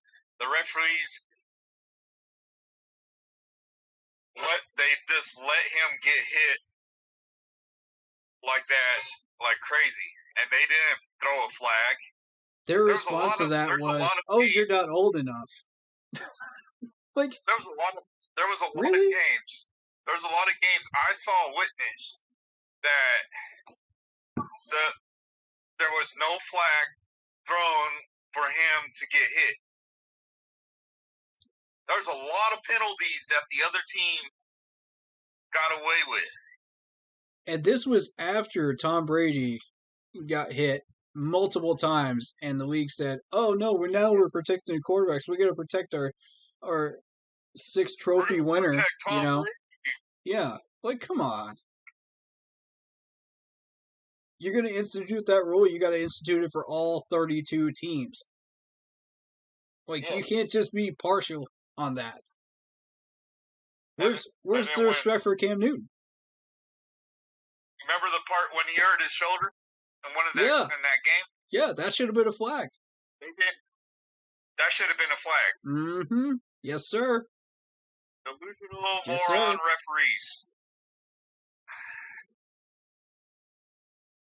And I'm going to get to that point in a minute, but Cam Newton does not deserve the disrespect he is getting around the league. That man has done so much for us as an organization, and and for our community, for the people that he has met and talked to and been around. And to see that type of hate just kind of, man, I'm disappointed with people. I really am. Yeah. Even people in our own fan base hate him. I'm just like, really?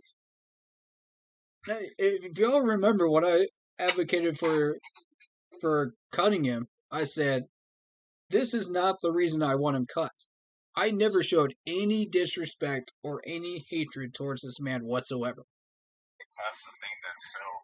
Yeah, I said, based on this man's injuries and the fact that we may not get him back completely, plus his inaccuracies due to the concussion after effects, I don't see any good reason why this man should stay on our roster. Now, if you want him as a backup, fine, but he's not going to accept that backup role. That's the problem. That's why he left. So what do you think of our third string? Third string. What's part of the third string specifically? The third string quarterback. We only have two at the moment. The last one's on the practice squad. Oh, okay. So I don't know much about the guy that's on the practice squad. Yeah, I think he came from the Jets. I believe so. I don't know what our fascination with getting good players from the Jets is right now. Yeah. That's a big mystery to me. Like, yeah, we're talking about the same Jets team that went 2-win last year, and we want all their players now. Just like Buffalo taking our players. I don't understand this. Yeah, and Buffalo taking our players is the complete opposite. It's the complete polar opposite. And I'm sitting there like, what are we doing? We just let Ife Obata go, for goodness sakes. Come on. Like, what are we doing? These are good players. These are good people that we're giving to Buffalo. For nothing. For nothing. We're not even getting draft picks out of this. You think we could have kept Mario Addison? Our cap room right now is at like 28 something million. Can anybody confirm that in chat? Because I don't remember what it was specifically last time I checked. But it was pretty doggone high. We could have afforded to pay Will Greer. We could have afforded to pay Mario Addison. We could have afforded to pay Effie Obata. Yeah, Obata, yep. And we let all three of them go. Yep. Biggest mistake ever. This year. Biggest mistake was Effie. I'm calling it. I'm telling you. Wait till that Buffalo game. Just wait. That man's already in a starting role for Buffalo. Kind of scared about PJ Walker, man. Whoa. If we're getting 3 wins. 3 to 4 wins tops. I'm about to search for that cap room amount. I'm gonna try to have faith that Sam Darnold's gonna pull it through, though. So I do want to highlight this because it's important. When I was watching the Tampa Bay and Dallas game, did you notice in the last 3 minutes how many non-calls of flags that should have been thrown did not happen? I saw it. Did you notice that, folks? I'm just sitting there like, are you kidding me? Like, this is a typical Tom Brady game right here. This is the stuff he gets away with every game. And the league's just like, oh no, we gotta have our GOAT winning again. We gotta give him another trophy. We gotta make him the most winningest quarterback ever. It's like, come on. Cheating quarterback. Are you kidding me? Now, know this. I have no love for Dallas right now. As a team. You know, I'm not saying I'm disrespecting them. I'm just saying I have no love for the Cowboys. You know, but I'm not just gonna stand by and be like, y'all really gonna let him get away with this? You know, y'all really just gonna let this man get away with all this highway robbery, winning? Like, this is ridiculous. This is the representation I'm talking about that we don't need in the league. We need people like us.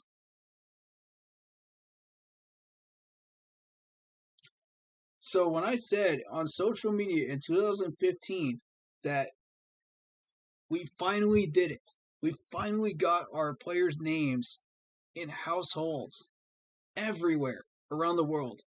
It finally happened. And don't give me this, oh, well, everybody forgets the Super Bowl loser nonsense.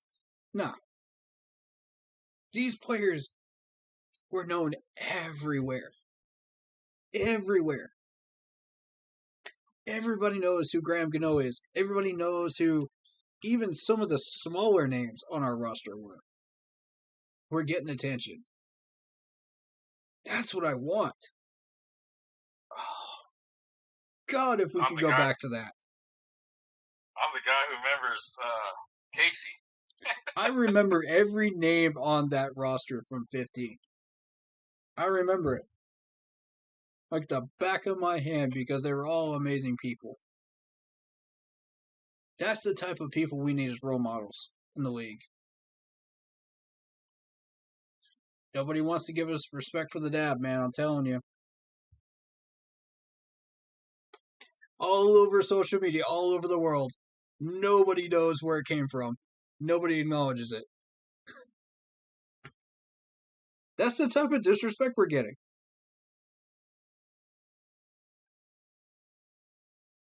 I'm sick of it. I'm sick and tired of it. And I make it a point on about social us- media to remind people. What about us being on the a Madden cover? Anybody cares about us being on the Madden cover. You know what I mean? We could have had. I mean, could have even had Steve Smith or Jake Delhomme. None of those guys made it. None of them. That would have been awesome though. But that's totally disrespect for us not to be on the Madden cover. Agreed. I mean, 100% you gotta agreed. hear me out. You gotta hear me out right here, Corey, because All right. you get to see all these different players, Mm-hmm. and we got some great Hall of Famers. My opinion, we got some great Hall of Famers, and we haven't not seen a Panther on a Madden cover.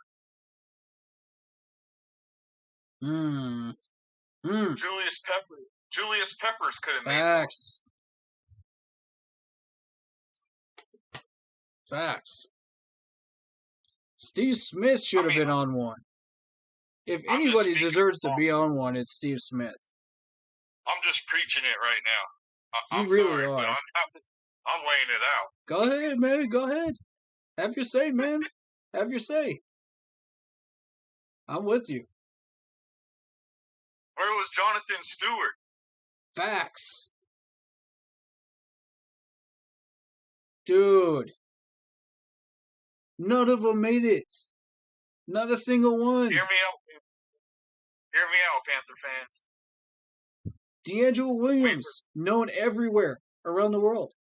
Where was the respect for him?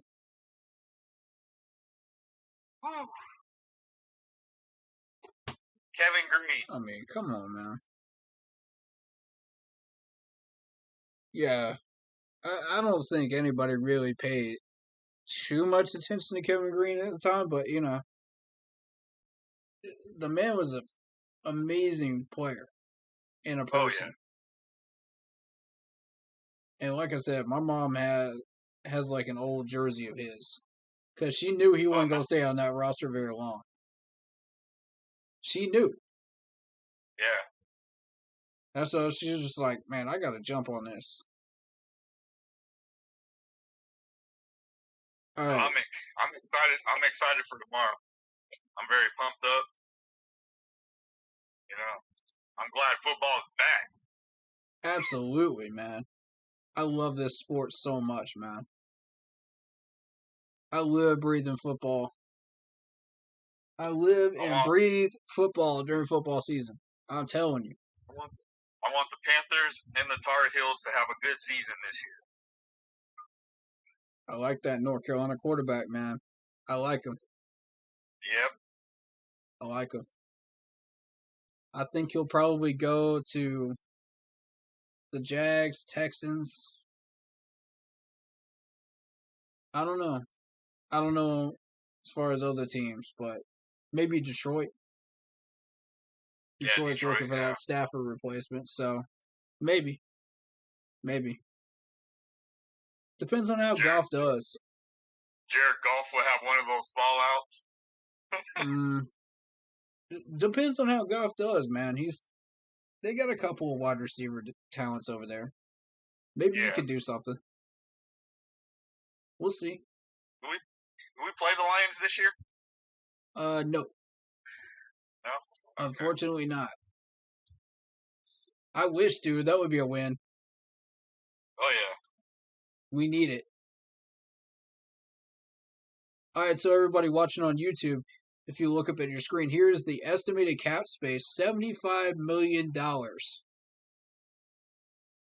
we go. $75 million. We got $73 million in active contracts right now. $37 million in dead cap money. Total cap of $111 out of the maximum salary cap of $186 million. So our estimated cap space is $75 million. That's how you figure that out, folks.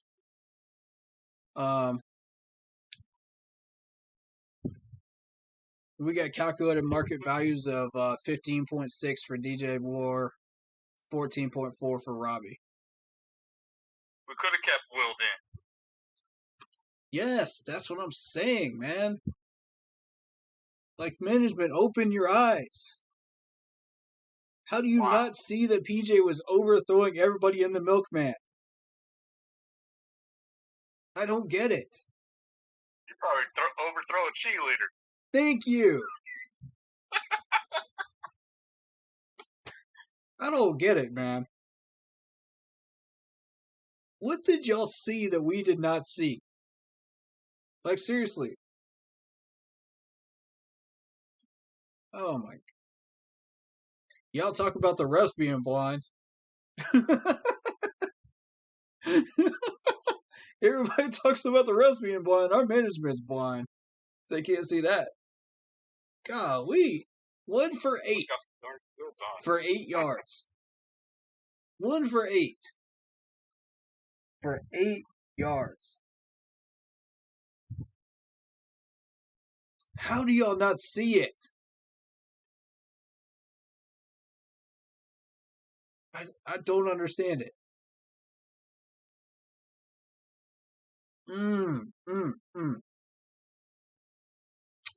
All right, so we have all 7 of our 22 picks, all 7 rounds. But see, what I was saying is that, you know, if we knew that Hyman was on the bubble, right? The wide receiver Hyman. Yep. This is what I was proposing for everybody. Since we know the Bills love to pick up our players, you're going to sit here and tell me you can't get market value for this man of a 7th round? After watching him get overthrown by PJ Walker? Come on, man. We can get a 7th for him before preseason even ends. We had 3 weeks. We could have got an extra pick.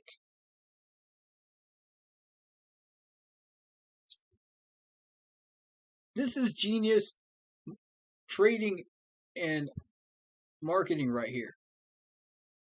This is grading these players and understanding their market value. Understanding their talent value. Not just their market value. And saying, look, this man is potentially a 7th.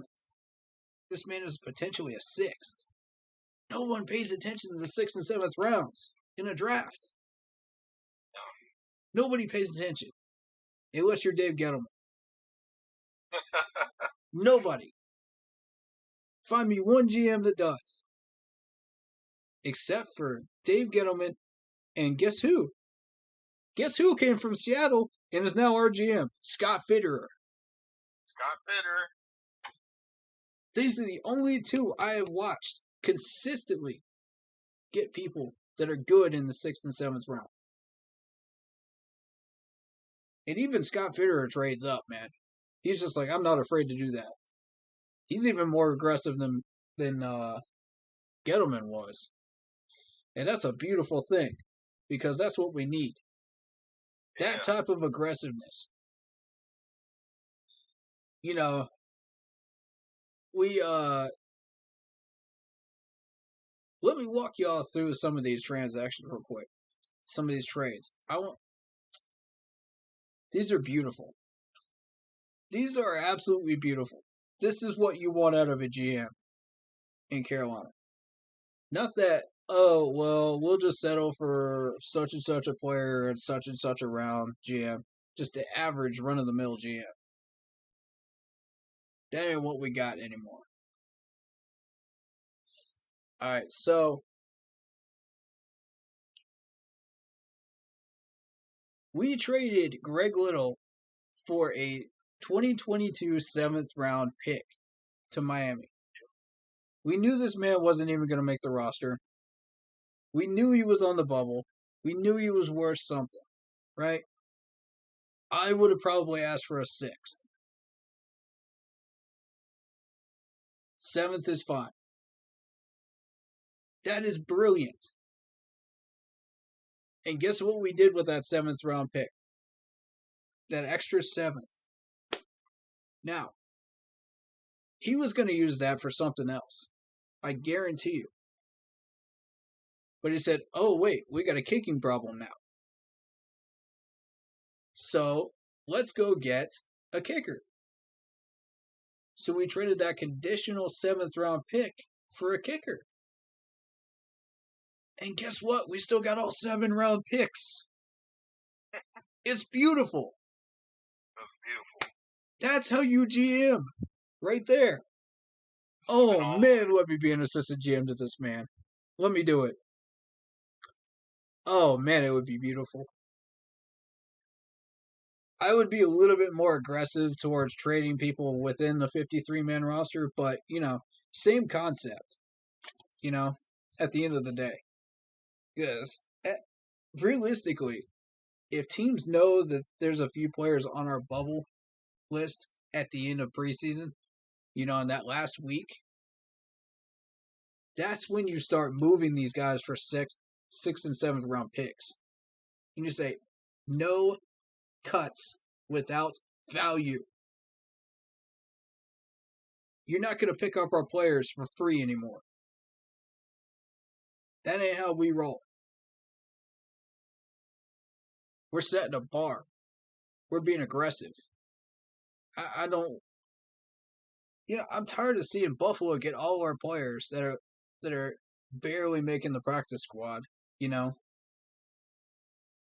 saying, these guys are worth more than a practice squad. You know they are. You watch them in preseason, you know they are. You know these guys are worth a 7th at least. Why are we not moving these guys for picks?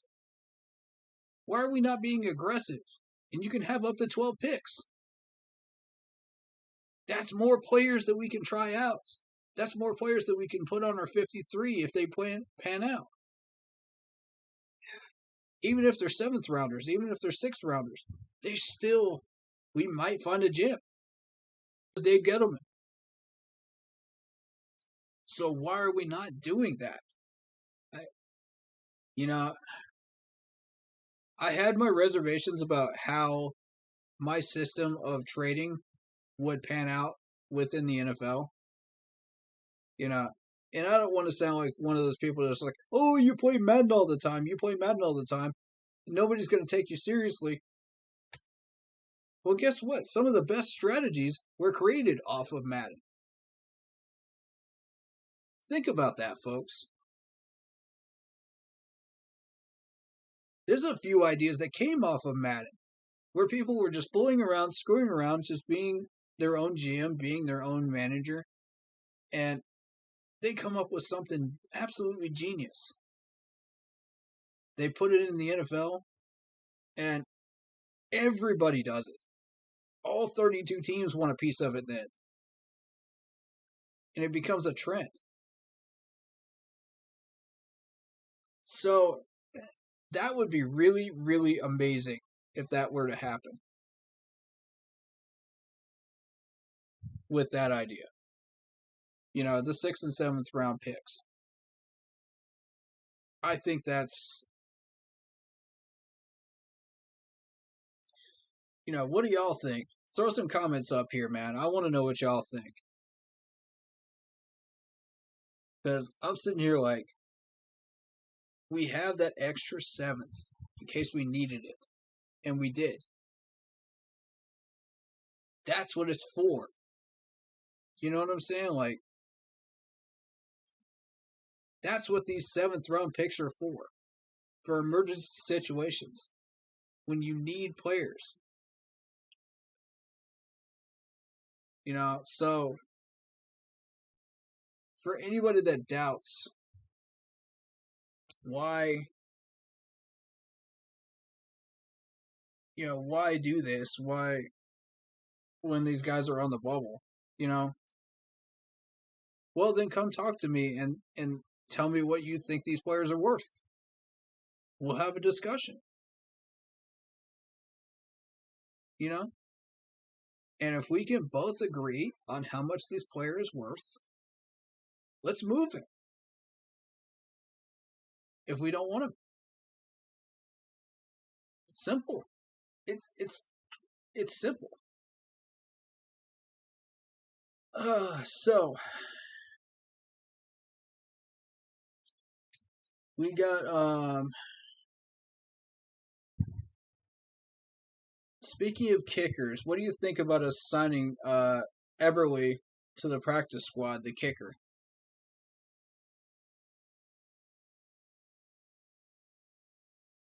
Anthony. When did we sign him? We signed him on the 6th to the practice squad. What are your thoughts on that?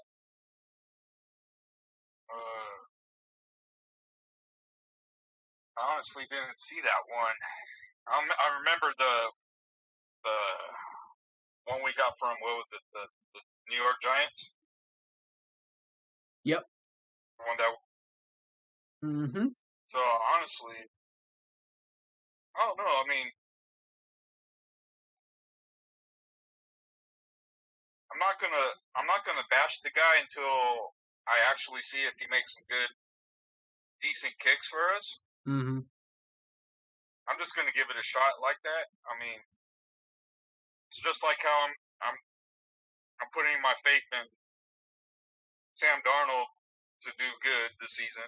Right. So I'm gonna see it until I see something else. I agree with that. I think some healthy competition at kicker is good, and I think just putting him on the practice squad is a good idea. You know, don't elevate him, but keep him down there. Yeah. Just give it a shot, see how it goes. And if he makes some good, if he actually makes some good, decent kicks, you know, by all means, you know, he probably would get the starting job. So we elevated wide receiver Alex Erickson from the COVID-19 replacement list to the active roster for Week 1. Now this is going to be our kick returner.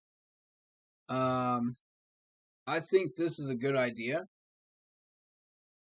I did not feel comfortable with Chuba back there. Yeah. That was a major question mark for me.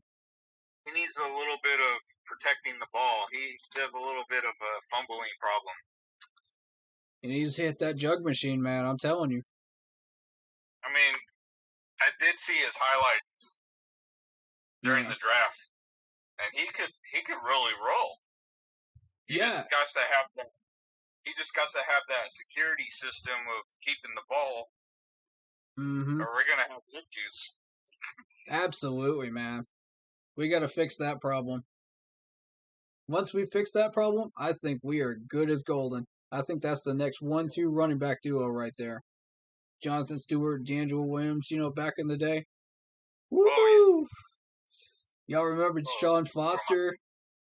What was it? Stephen Davis? Yes. Stephen Davis, Deshaun Foster. This is the next 1-2 running back duo right here. I'm telling you.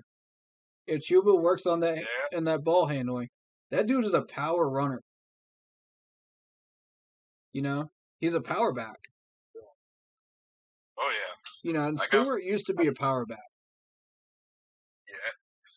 And you think how Stewart evolved into both. You know, he was a power back, and then he became a speed back. He increased his speed, he increased his bulk, and he got faster. He got stronger. Yeah. And that's why he lasted as long as he did. And I feel like Chuba has that same potential. Would you agree with that? He just got to have ball security. Absolutely. And you know, when it comes to special team kick returns, punt returns, if you are consistently dropping the ball, that's a turnover. Oh yeah. That's a turnover. You don't want that. Yeah. Right. that is field position for the other team, especially if you're playing Tampa Bay, because you know they'll take advantage of it. Oh yeah. Oh my gosh. Tampa is Yeah. just, even before they had Brady, they were just a turnover scooping up machine, you know? Oh yeah. Anytime that you even had even the slightest amount of a fumble or a drop pass, they were there. Yeah. What was wonder if we I would would've love had, to see the turnover margin. I would love to see the turnover margin for those games in the last 10 years. That would be wonder if we beautiful would've to see. Wonder if we would have had Jameis Winston. Oof. Oof. I don't know about. I don't know about Winston, man. I think He would have been a big turnover machine too. Huh? yeah. And I mean, here's the thing about Will Grier. Everybody bashed him about being a turnover machine. Oh yeah. Guess how many picks he had in preseason? Goose egg. Say 0. Keep talking trash about the man. He fixed his problems. Now let's see. Now he's Cowboys. I'm Yeah. surprised. Man. So if Zach Prescott gets hurt and Will Grier takes in, he shows really like pro. I think we're good with Darnold. Man, I think he'll do it. Huh? Mm-hmm. Yeah. I just have a good feeling. I got a feeling, man. 10 wins. Darnold, 10 wins if Sam stays healthy. If I feel that Sam Darnold could straight, he's going to be very angry. You know what I'm saying? Yeah. Look, he's going to play with that win mentality that, look, you let me go, you got me released. Oh, I'm gonna out, he's going to be balling. He's going to lay the hammer down tomorrow. I can feel it. He's going to have Christian McCaffrey rolling. Mm-hmm. He's going to have Robbie Anderson. All those frustrations are going to come out tomorrow, I'm telling you. Man, it's going to be heat, like a heat stroke rolling. You know what I'm saying? He's got that connection with Robbie again, you know? I'll be surprised. I'm surprised if Sam Darnold's going to do a rushing touchdown. He's going to say, that man will do a cartwheel into the end zone. Look what you guys did to me. You threw me under the bus. Now, Sam, I'm going to need you to play with that type of energy all year long. All right? Yeah.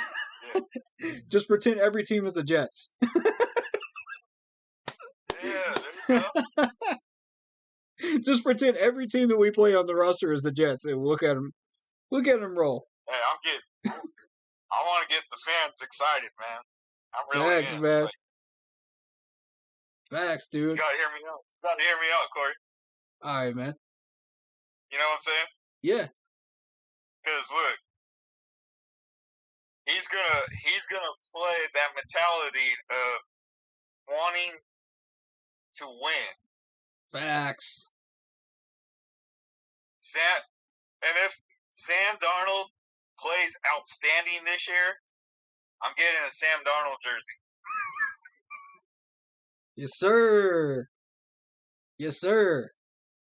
You got to do a little bit more than 1 year for me to buy a jersey now. I'm kind of, gonna save it for a while. Yeah. Save my money for a little bit. Yeah. And if he actually plays super good, and he ends up being our franchise quarterback, I'm gonna get a jersey. Shoot, man. Jeremy Chin's next on my list, man. If that dude keeps playing the way he does, whoo-wee, with the 3 years, watch, I'm going to have a Jeremy Chin jersey on this stream. Right up there. You Uh-huh. Y'all keep sleeping on Jeremy Chin. I put him on my fantasy team for a reason. Y'all know I don't do that for no reason. Y'all see this ring, right?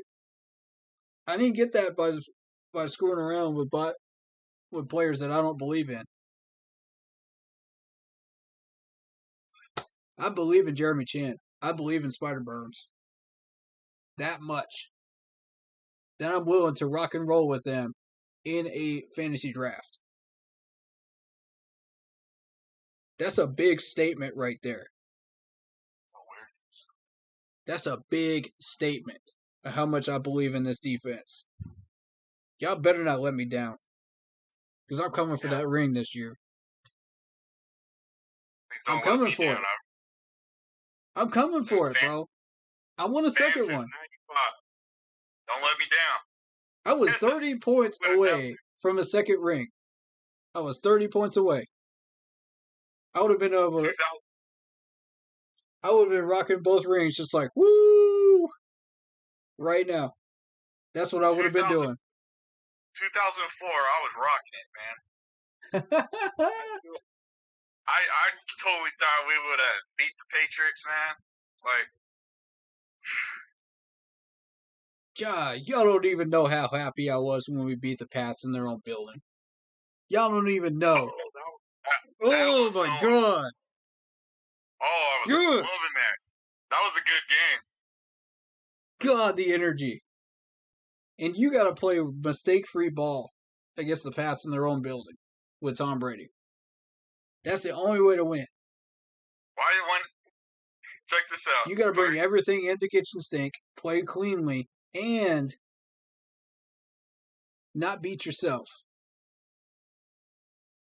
And show resiliency without injuries. You got to have all those boxes checked to beat the Pats in their own building with Tom Brady. And we did it all. We did it all. And we won. That's the game nobody expected us to win. And we came out there, we got that one game every year that nobody expects us to win. And we come out there, we ball out. I'm telling you. Watch, it's going to be New England again. I'm looking at them right in the middle of our schedule. And they got that quarterback controversy going on. Boom, take advantage of it. Show Mac Jones, welcome to the NFL. Spider Burns, Shaq, y'all better show him. Welcome to the NFL. Y'all think you can walk into our stadium and beat us? Not this year. We're not allowing that. Not in our house.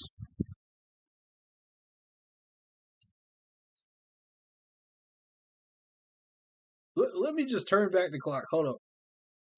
I need y'all to see what games that I feel like were those one games every year. I'm going to point them out. Hold up. Nobody expected us to almost beat the Chiefs last year. The AFC champions, by the way. Yeah. We came within 2 points. 2 points, dude. Oh, God, I wanted that game.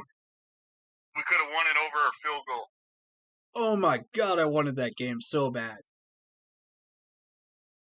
And that's how it kind of went downhill for us right there. But, hey, we had a really, really competitive team. Yeah, we lost to the Bears, and we were kind of questioning and in limbo there. We lost to the Saints by 3.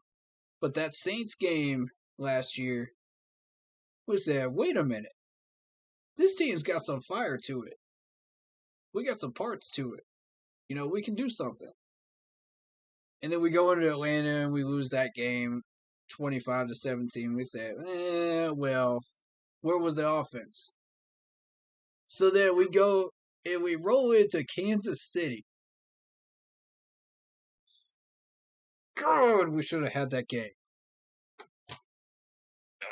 That's a nail biter. That was the game. That was the game for last year that we were not supposed to win, that we could have had. So then we roll into 2019. Let's see. Let's see here. Let's see.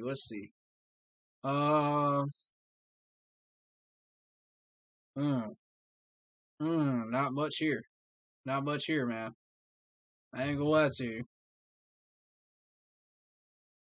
Titans, nobody's excited about that Titans game. Come on. Let's be real.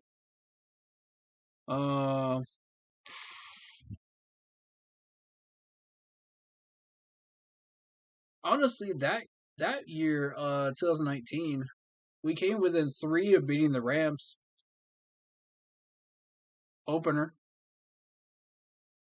That's not bad.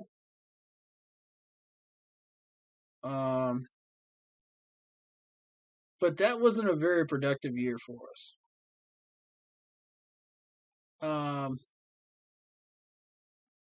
As far as teams outside of our division that we should have beaten, nobody's looking at any of these. Come on. 19 was a bad year. 18. 18, let's see. God, we got destroyed by Pittsburgh that year. We got lit up. That was a 52-21 loss to Pittsburgh in regular season that year. I'm not even going to bring that one up. But, a heart-crushing loss. I think the highlight that year was probably the Baltimore Ravens win. The one we got it at home. 36-21. We won that game, right?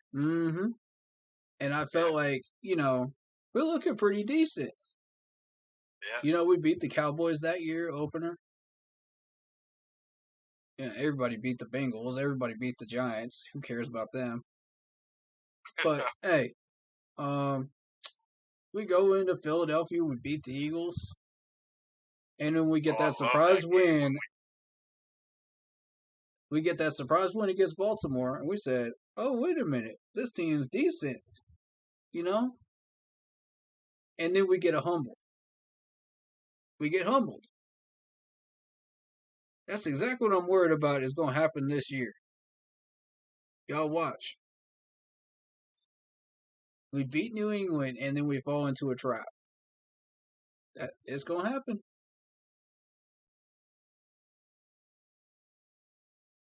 There it is. 2017. We won against that New England Patriots team 33-30. That's the one in Gillette Stadium. That's with Tom Brady behind the helm. That's the one we were not supposed to win.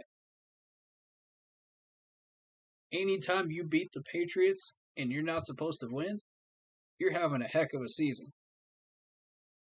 And we beat Green Bay at home 31-24 that same year. Yep. Now, how are we going to have that type of a record go into the wild card and we can't even beat our own divisional rival in their own stadium? Golly.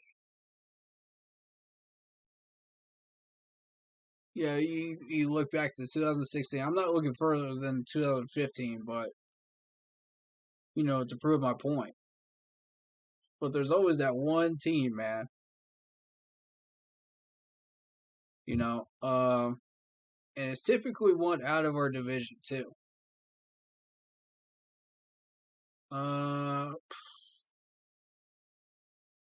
Ooh.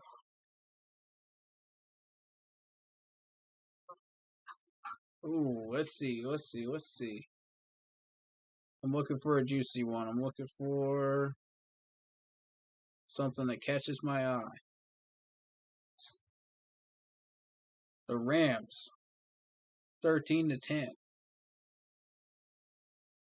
We got that win over the Chargers back in 16, 28-16. We weren't supposed to win that one. And last year that I'm going to look at. And then we're going to look at this regular season. I'm going to point out which one it is that I think that we're not supposed to win, but we will. Let's see. In 2015, during our Super Bowl run, the one game that we were not supposed to win was the one against Green Bay. If you consider we had a one-game lead over the entire NFC at the time. We went into that game. Green Bay was bringing everything in the kitchen sink. And Thomas Davis picks off Aaron Rodgers on that last drive with 1:52 to go. I'll never forget the sound I heard in that stadium. Because it sounded like a thunder wave all throughout North Carolina. You could hear those fans all the way in South Carolina. I'm telling you. That was a heck of a year. That's the one we were not supposed to win. We sat through it was a single overtime game against the Colts at home. That was a 29-26 during the middle of a monsoon, by the way. We technically weren't supposed to win that one either. Let's be real. Who's going to win during a monsoon? Let alone take it to overtime. That was wild. That first game I went to was Eagles. We beat them 27-16.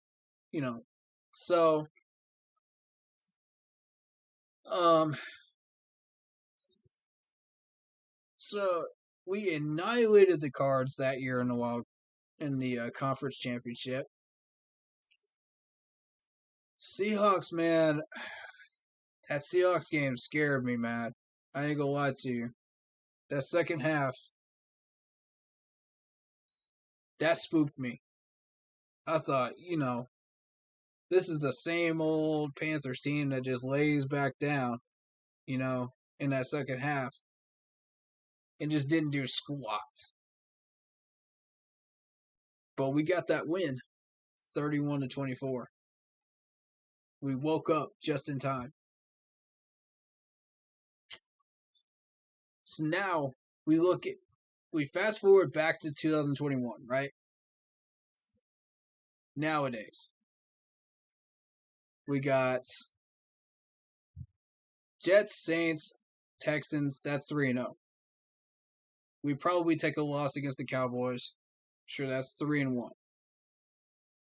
Not a problem. Eagles, Vikings.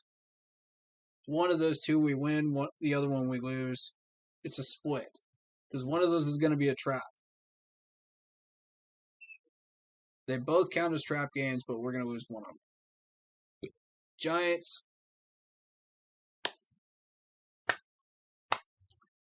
4-2 going into the Giants game. That's 5-2. Falcons. 6-2. I'm not even worried about the Falcons anymore. Although Matt Ryan will light up our linebackers. That's going to happen. Week 9 against the Pats in our own stadium. That's the one we're not supposed to win. You look at the Pats traditionally, every time that we play the Pats, they bring everything. Everything. Yeah. You got to play mistake-free ball if you want to play against Belichick. let me just explain this to everybody that doesn't understand. It's a triple-edged sword. Every time you play the Pats. 1, you have to play mistake-free ball. 2, you have to keep everybody healthy. 3, you have to actually battle them. You know. And 4th, you gotta win the turnover battle. 5th, win the battle in the trenches. So it's a 5-pronged sword, technically, if you're looking at it. If you do all 5 of those things, you win. You put points on the board, you win.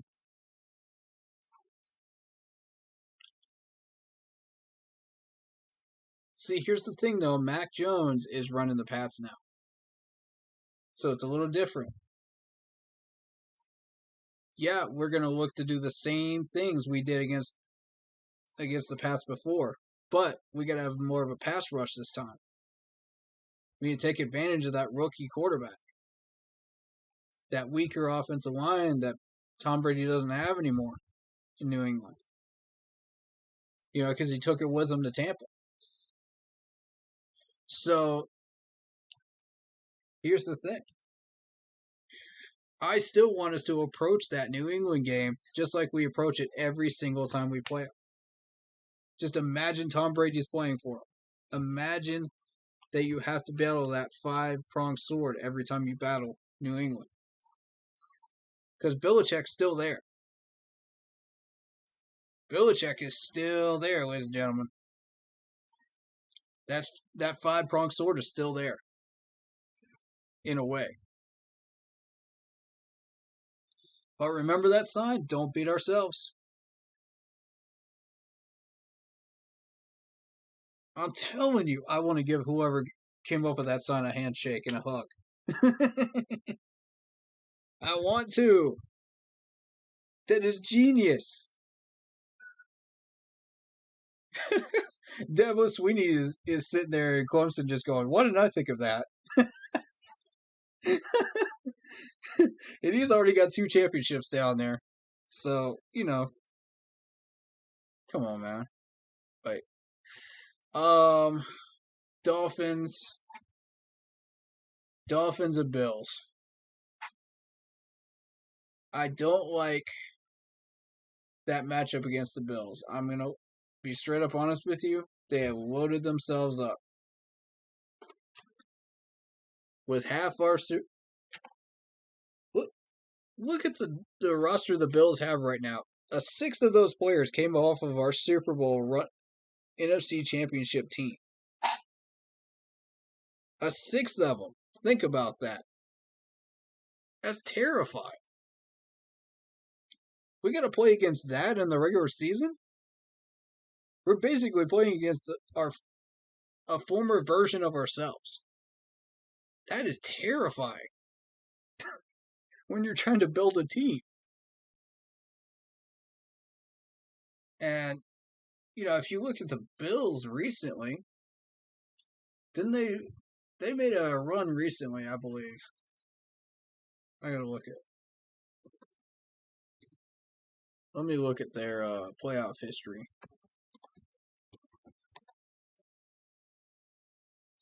This is gonna be really fascinating.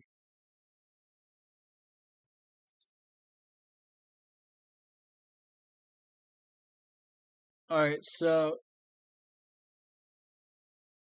keeping this in mind, none of these guys that are all-time leaders are on these teams. You know, these are old guys.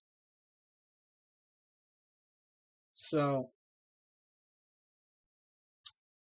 as soon as my screen stops freezing, there we go.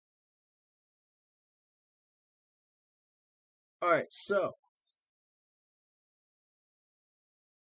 let's look at it from 17 on because that's when they hired McDermott. A little after that. Actually, a couple of years before that. So, I think it was 2017 they hired him.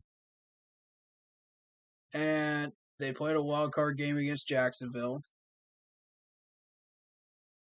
in 17. 2019, they played a wild card game against Houston.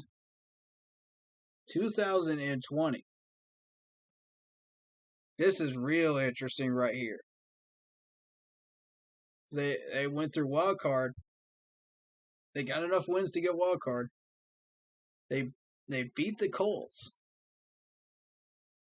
They beat the Ravens. And then they lost to the Chiefs. But it was a close game. You know, it was 38-24. If you consider that close, considering KC was blowing people out. You know, with pure power with that team. So, and that's not going away either, folks. KC is going to be getting at least 11 wins coming up. They're not going away. You know, this is the next Pittsburgh Steelers of the AFC. I'm not going to say New England Patriots level, but I'm going to say Steelers level. Because look how many years the Steelers have dominated that AFC North. So, you know, technically you're dealing with Steelers level. Chiefs team here. But with a lot more firepower. Yeah, but for the Bills to come up that close, that really says a lot about what they have been doing in the last 4 years. That's some wild stuff right there. You know, so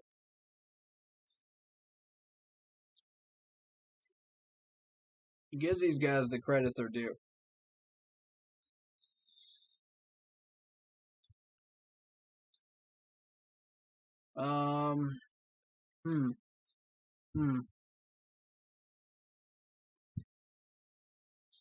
Yeah, so I think that Buffalo game is a loss. Honestly. I don't see us getting past Buffalo. Getting past Tampa Bay either. Now, the Saints in their own dome, that's going to be rough because knowing our history and our injury history at that point in the season, that's looking rough too. And all our defensive weaknesses are going to be exposed by that point. I guarantee you, Tom Brady knows how to expose every weakness that you have. Every one of them. Every one of them. And uses them against you.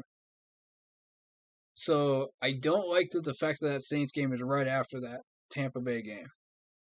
I don't like that at all. That's bad news bears.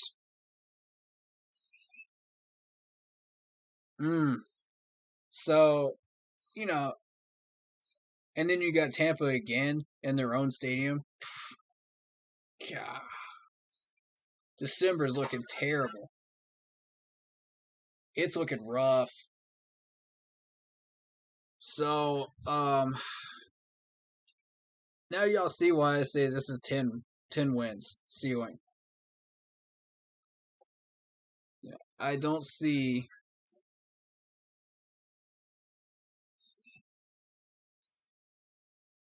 I see maybe an 11th win if we get both wins against the Eagles and the Vikings. That's a possibility. You know, we beat the Cardinals, we beat Washington. That Dolphins team is dangerous. Probably 11-6. That's probably the best that we're ever going to do. But I'm betting on 10 wins. Realistically. Wonder if we'd be a surprising team to go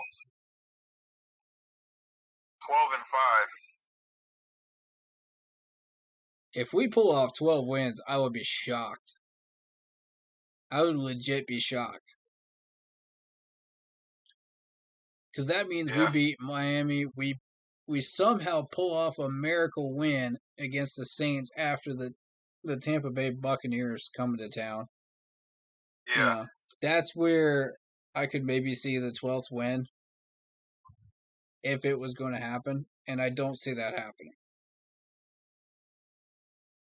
Because let's face it, after we beat the Saints in week 2, the Saints are going to be pissed. Let's be real. The Saints are going to be pissed, and they're going to come at us with everything they've got during December. Because at that point, they're trying to earn a wild card spot. I don't know how many wins they're going to get, but yeah, as a matter of fact, let's look at that Saints schedule. I think that may be a good idea right now. Saints schedule 2021. Let's see what we got on They here. might have a tough schedule. It's possible.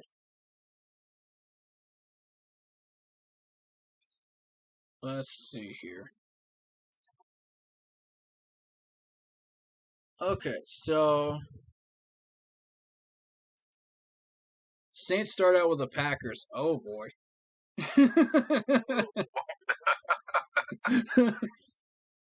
Oh boy. Then they play us. Then the Pats. Oof. Ouch. And then they finally get a reprieve against the Giants on October 3rd. You know, they entered into that soft schedule there. Against the Giants, Washington. And then here comes the Seahawks on the 25th.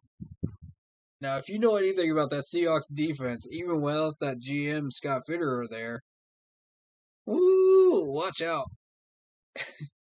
Woods is going to be in for a long game. With an offensive line that is either questionable or above average. Buccaneers after that. Then the Falcons. You know, Falcons should be a win on November 7th. Titans. So they're having to deal with Derrick Henry. Ooh. Tennessee looks like a good team. Oh, yes. I'm liking Tannehill. Saints then battle the Eagles. Then the Bills. Then the Cowboys. And then they finally get a break against the Jets in December. Then the Bucs again. Then the Dolphins. Then us again. And then the Falcons. That is going to be a rough time for the Saints. Good luck. Oh, boy. I would not like to be them during that first month.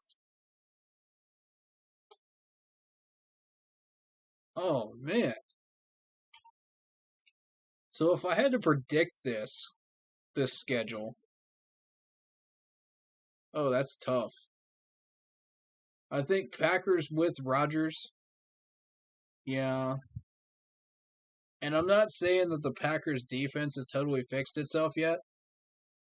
But, you know, there's still some weaknesses for Winston to take the advantage of. I say loss to the Packers, loss to the Panthers. Our group here. Loss to the Patriots. Win over the Giants. So they're starting out the totally opposite of us. Yeah. Think about that. Ooh, that's beautiful. That's a beautiful thing to see right there. After so many successful Saints teams. About time somebody gave them the book in the schedule. Alright, so that's 1-4. 1-3, right? 1-3. After you get through with the Giants game. 2-3 because you get a win over Washington. Washington's weak, but that defense looks strong. So it could come down to the wire, but I think they'll win because I don't think Washington's got much of an offense.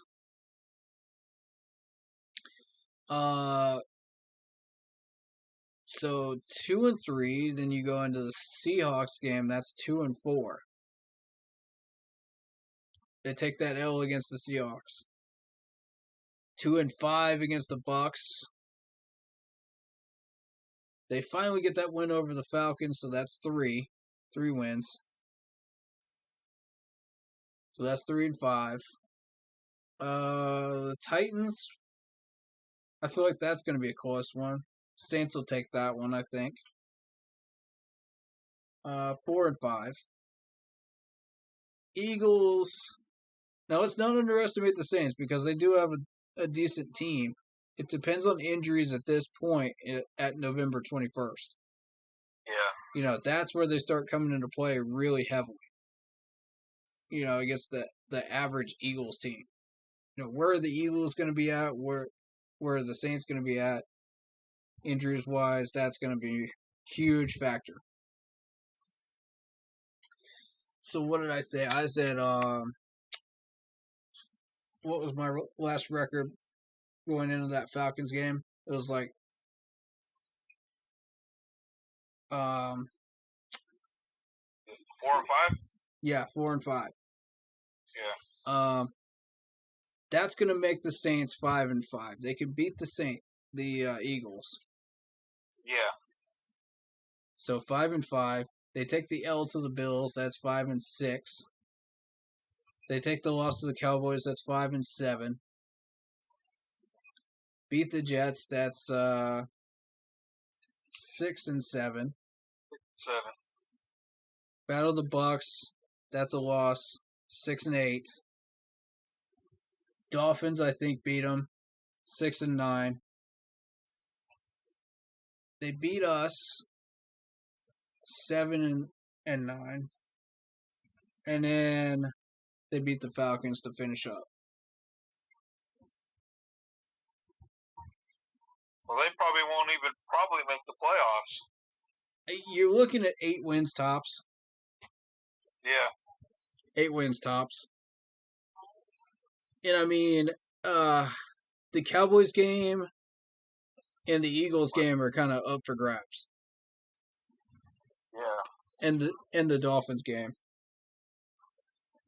So those 3 are your bubble games right there. That I'm not sure how those are going to play out. Just depends on how those teams are looking around that time of year.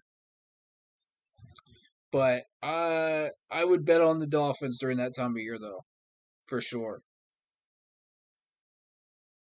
The Cowboys will probably be sinking. They're either going to sink or they're going to swim around that time.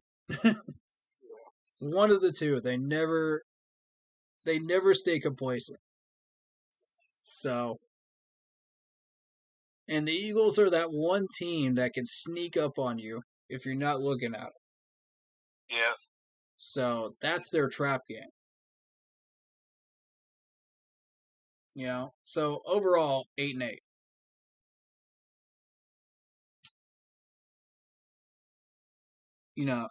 And we're looking at 10 wins as a ceiling. That's third place for the Saints. Yeah. Mm-hmm. They get a couple of wins, they can battle for second with us. That's the thing, though. So, Yeah. I feel like during those clutch games, we need to root against the Saints. And make sure... I'm open for 2, though. Yeah. I really, really hope that we get these wins, that we're trying to get and get to 10. Otherwise, we're going to be in a battle for second. Falcons won't be there. Let's be real, Falcons won't be there. Falcons are trash. Even with Matt Ryan, Falcons are trash. So, I feel like it's going to be a battle between us and them for that second wild card spot if we have injuries involved. Yeah. And we start dropping a couple of games that we shouldn't. So it's going to be an 8-8 battle, realistically. Whoever gets that ninth win. Yeah, you got some good predictions. Mm-hmm. That's just first look, you know. We'll take another look at it around week 3, and we'll see what we're looking at again. You know, Yeah. what these two teams look like, what we're doing with. But I feel like the Saints are going to be our main competition. Yeah. This year. We got to get these 10. We got to get them. Our defense better hold Jameis Winston to a corner or something. I see 8 wins at least, you know, confidently. So we will be able to battle with the Saints. That's not in question. The question is, can we beat out the Saints for that second wildcard spot? And what other teams are going to be in the running? Because I'm thinking you're looking at, what? The Eagles probably are going to be in it. They typically are. Chicago.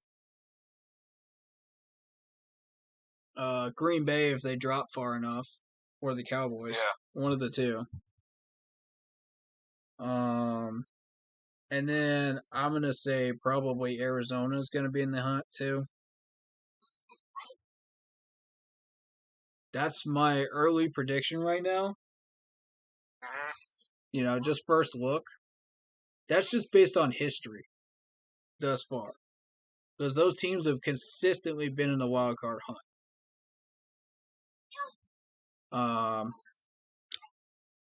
And then the Falcons can occasionally sneak in there instead of us whenever we're having a bad year.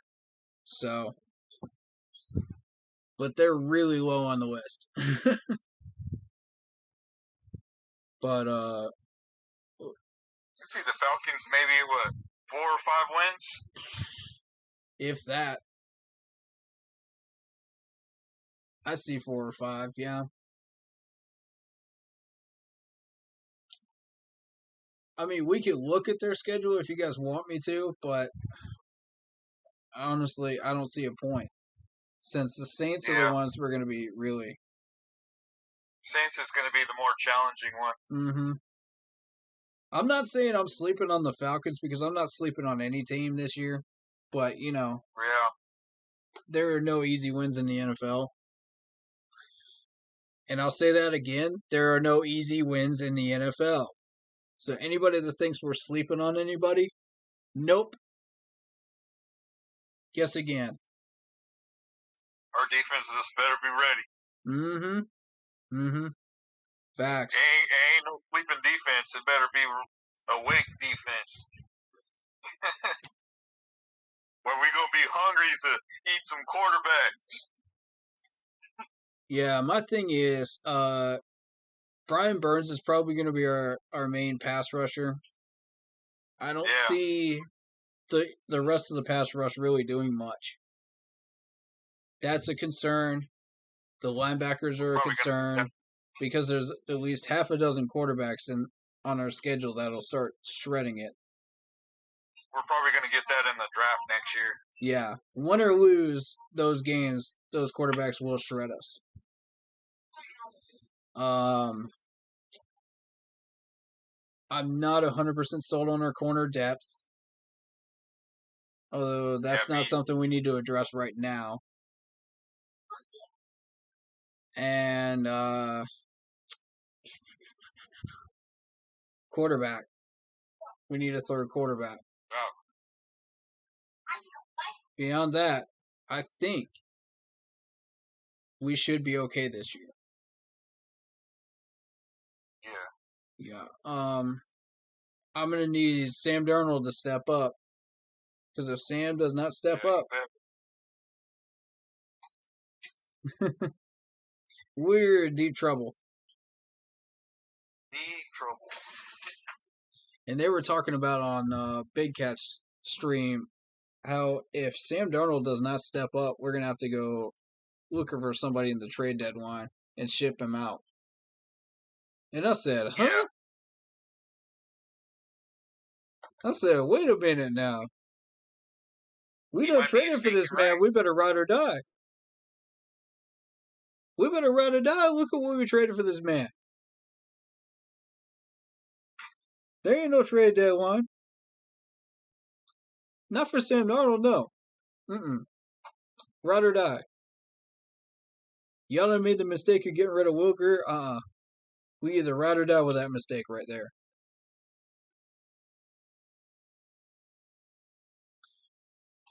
And I know the fans are not going to be happy with that. Y'all wait. Y'all wait. I'm telling you. Put BJ in there after we get injuries. Everybody's going to be like, PJ's the savior of the world. PJ's the savior of the world. And then we start dropping about 3 or 4 games in a row because PJ gets us 0 points on the board. And y'all are going to be like, we need a new quarterback. We need a new quarterback. It's like, I tried to tell y'all. Yeah, my dad knows what you mean. That's right, man. That's right. I think my light burnt out. That's cool.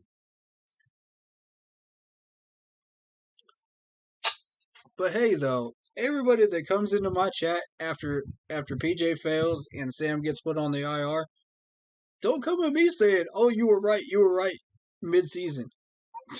I'm gonna be like, "Yup." It's like, where were y'all in week 1 when we could have fixed this problem to begin with? It's like, where were y'all then? You know, it's the same people that after the Super Bowl got on my side after I complained about Remmers. But everybody's like, no, we our offensive line's fine. Our offensive line is fine. Well, we get into the Super Bowl and Remmers gets absolutely turntabled. And then everybody comes to my comments and goes, oh, you were right. It's like, no, duh, I'm right. Where were y'all? Where were you week 3? Y'all are just now joining the train. Where were y'all? I guarantee you. Watch. How many... Here's a challenge for Panthers fans. How many healthy quarterbacks have we had in the past decade? Here's a challenge. I'll drop that number in chat. Drop it in chat.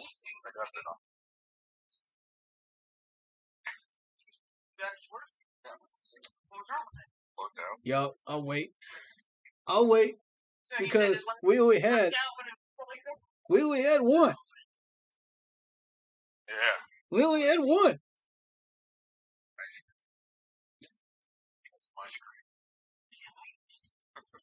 And our management wants to act like that can't happen to Sam Darnold after barely fixing our line. Man, please. Y'all go rely on a man that overthrows the stands and throws it into section 201.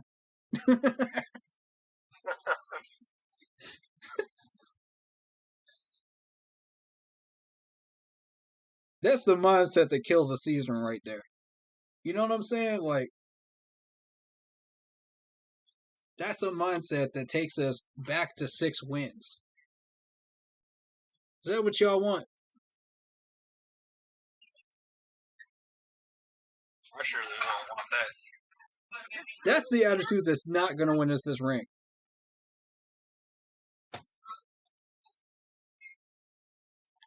Change your mindset, management. Telling you. Either you want a championship or you don't. Tired of this nonsense. The Panthers fans are tired of it. Can't go This isn't the Barnum Bailey circus, man. Make up your mind. Do you want the championship or don't you? Because you're taking the fans on a carousel ride. You know, we feel like we're on a ride in Disneyland. y'all taking us up and down, up and down, up and down. Which one is it, man? Pick one. We're tired of this, man. We had 2 chances at a championship. We didn't get one.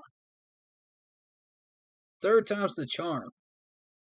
Now, what are y'all willing to do to get us to that 3rd championship attempt? To get us one? What are y'all willing to sacrifice? So if it ends up to a point where we don't have a good season, Matt Rule on the hot seat. And he shouldn't be. That's the problem. He shouldn't be. And I'm going to be defending him. This entire community is going to be defending him. I guarantee it. No, he's a great coach. Oh, yeah. But when you think about the Will Greer situation, that's what's going to sink him, I think. Yeah. Down the road. I don't want to have to be looking at a brand new coach 3 years from now and going, well, if we had only kept Will Greer, if we had only done this, if we had only done that. Man, hindsight's such a pain in the rear end. Before it gets our coach fired. It's basic logic. And I do love to see how Matt Rule's mindset is of trying to get this team a championship. Yeah, I love it. This man's got fire in his belly, man. He wants to win. That's exactly what we need. Yeah. Yeah, he talks a million miles an hour like he's a Philadelphian, but, you know, listen to his context. That's why I slow these videos down. That's why I show them on stream for you guys, so we can pick them apart line by line, you know? Because I know that there's fans out there who's going, oh, well, I'm getting this type of vibe from him. I'm getting that type of vibe from him, and don't even pay any attention to the context. Context matters. Especially from your head coach. Yeah. It ain't just a vibe. It's context. You know, y'all, I'm serious, y'all. Use that pause button when you go watch those press conferences. You're going to see a whole new side of them that you never thought you would see. It's going to wake y'all up. Man. Everybody's just like, oh, he's such a smooth talking businessman. Look at me. I talk fast. I'm a businessman. Y'all respect me though, right? Y'all respect my opinions. Why can't y'all give that man the same respect and appreciation? And I know some of y'all watch these streams on VOD and y'all slow these down and y'all pause them too. I know y'all do. I know you do. Y'all screenshot stuff too, don't you?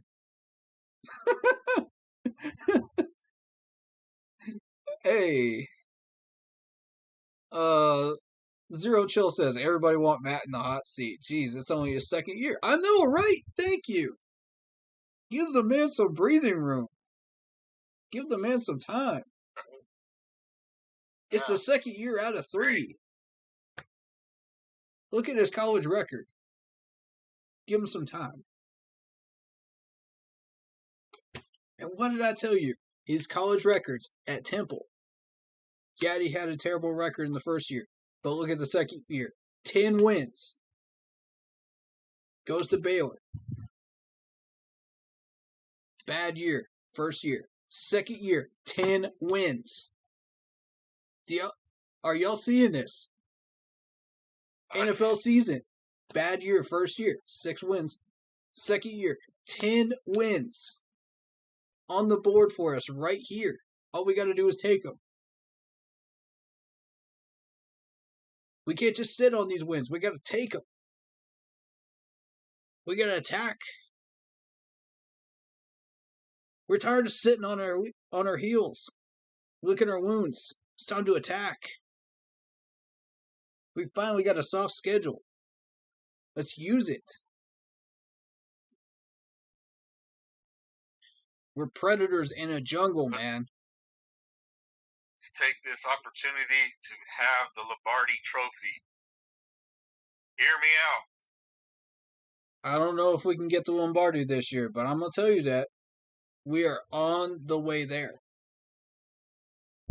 This is year 2 developing a team that will be capable of getting it. It's a stepladder process. Year 2. Once we get to year probably 3 or 4, then we'll have pieces that we're really looking for to make a run. Now, I'm not saying we can get the Lombardi when we make a run. You know, because if you consider the stepladder process in 13, 14, and 15, we actually went to the Super Bowl a year early. You know. Okay, hear me out on this one, folks. Because we went, what was it? Wild card, first year. Second year, divisional win. Third year goal, NFC Championship, right? Fourth year goal, Super Bowl. Right. It was a process. Gettleman had us on a ladder, folks. That's what y'all don't understand about the genius of Gettleman. Every piece that he moved had a purpose. And a gigantic cog in a machine. And these guys might not have looked like much. And even the media was just like, this is a terrible looking team. Let's just look them off. 3 wins, 4 wins, And then you start really paying attention when they started getting those wins in 13 and 14.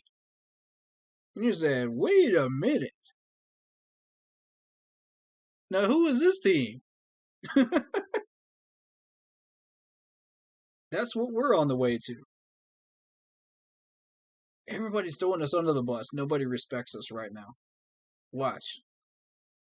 I'm telling you. We went to that Super Bowl a year early. We could have got it.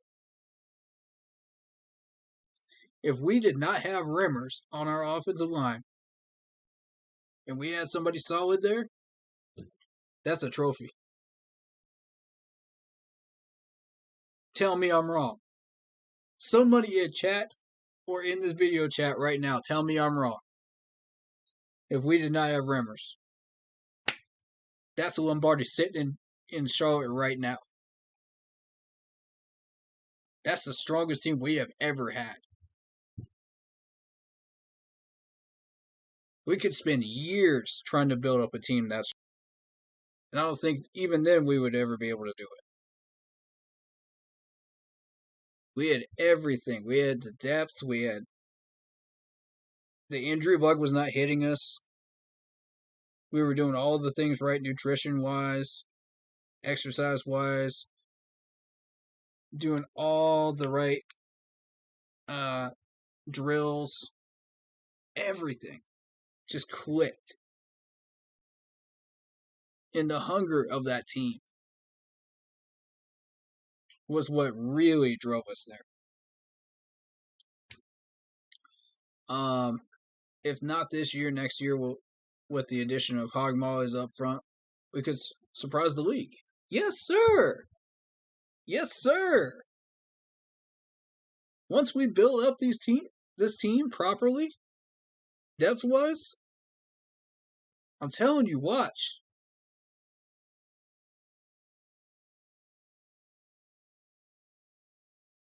Now, you look at Matt Rule's records, but here's the thing. What does he need to do to make sure that he does what he could not do before? And he makes a playoff run. What does he have to do? See, back in college, you're working with Temple, you're working with Baylor. Neither one of them really, in their respective conferences were going to make a playoff run. They can't get ranked up high enough to make a playoff run. This is the NFL. The system's different. It's set up to either where you win or you fail. And if you fail, you draft. And when you draft, you build up.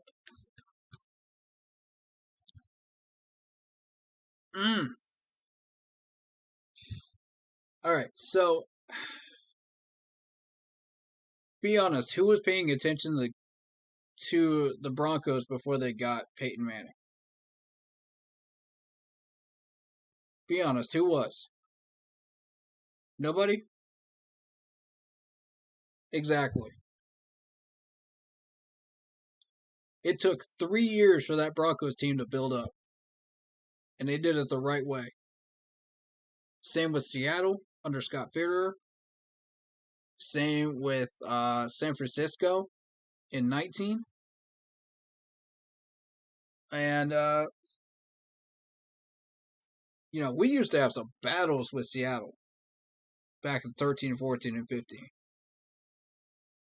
They almost became our division, our rival, our new rival, in my opinion. Because the two of us, our two teams just went head to head, pound for pound, in every area of the field. Every time I saw us meet up, I'm thinking, NFC Championship preview. It was wild. If we didn't get matched up in that divisional championship round, I guarantee you they would have destroyed the Cardinals. It wouldn't even be close. It would look exactly like what we did to them. They were a mirror image of us in so many ways. And that's what I think it would be cool to have a team do that, and really challenge us going forward. And I feel like that team would be the Bucks. If we can properly build our team up, and Tom Brady's still in the league, we still got to deal with him. It would be us versus the Bucks every year. We could be the next Alabama Clemson. Boom, boom, boom, every year. Wouldn't y'all love to see that? Like, that would be incredible.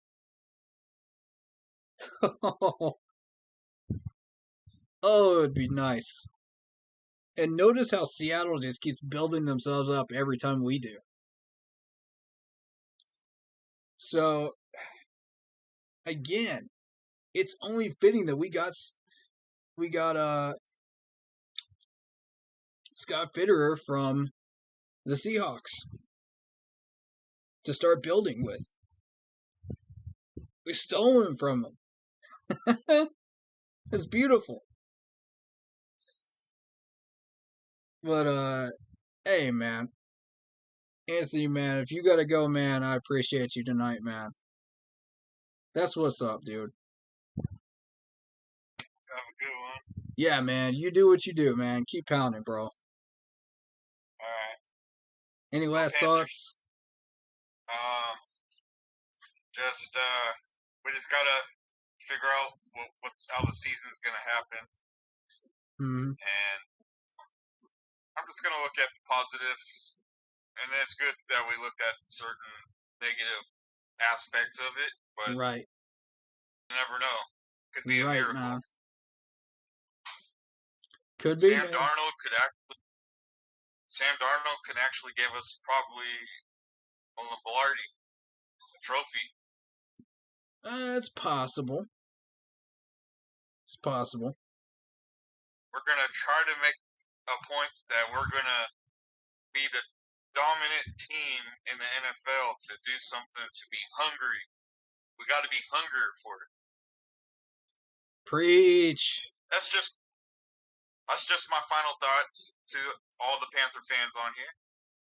And it's great that Corey has this channel and that you guys listen to his feedback, because the guy knows his stuff. Well, thank you. Go Panthers. Have a great day. Keep pounding, my brother. I'll chat with you later. Yeah, man. Bye. All right, guys, that is Anthony Rochelle. He is our new moderator, so show him love, show him some support. He's our first and main moderator that we have.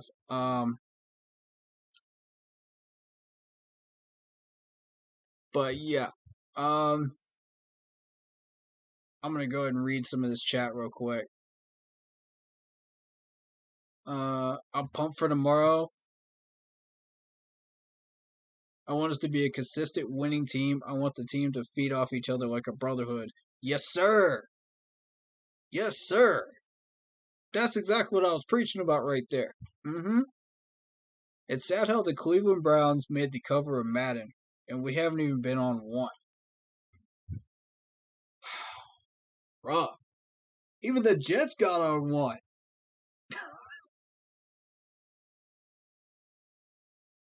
Even the Jets were on one. Like, the disrespect right there. Yeah, man, I feel you.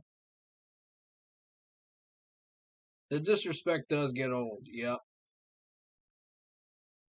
For real, for real. You seem like they did Adam Sandler and the Waterboy. Love it. That's funny. Sam gonna ball out. Yes, sir. There's so many Jets fans here. Yep. And I'm in Charlotte. Let them talk that junk, man. Let them talk that junk. Jets are going down. Jets.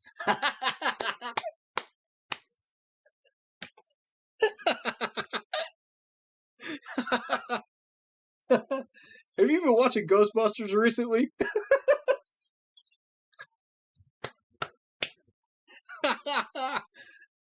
That's an amazing comment right there. Thank you, David Screws. I love it, dude. Oh, God, I love it. This man's been watching Ghostbusters 1 and 2. He said, we're gonna beat them ghosts.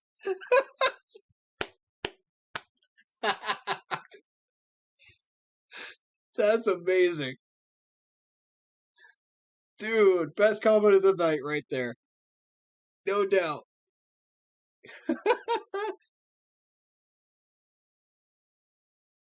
Y'all heard me talking about that Boogeyman comment earlier. This one beat it out. This one beat it out for sure. Oh my God. In case y'all missed it, man, I was just like, the Jets are basically the Boogeyman in the closet. You know, you got the basic situation of the little girl, you know, trying to sleep at night, and the mom comes in and the little girl just goes, "There's a boogeyman in my closet. There's a boogeyman in my closet." I swear to God, if there's a meme of this tomorrow, I swear to God, oh, that's gonna be amazing.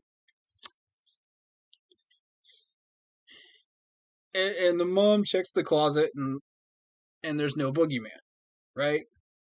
There's no boogeyman. What are we afraid of with the Jets? We ain't afraid of nothing.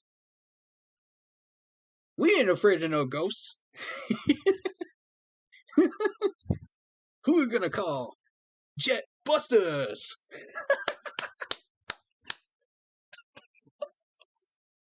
Dude, I'm dying.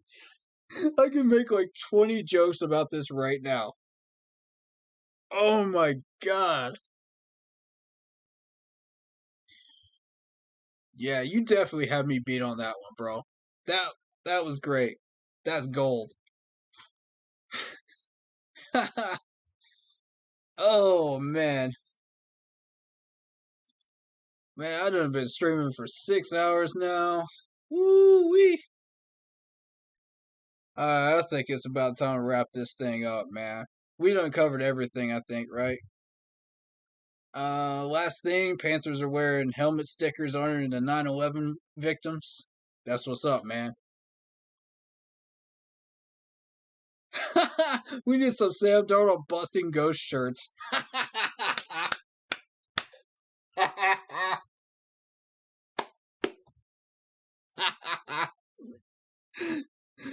Oh my god. Y'all are killing me tonight.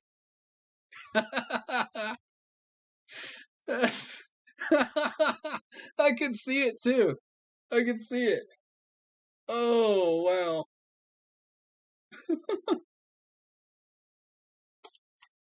You got Sam Darnold with a little ghost machine gun.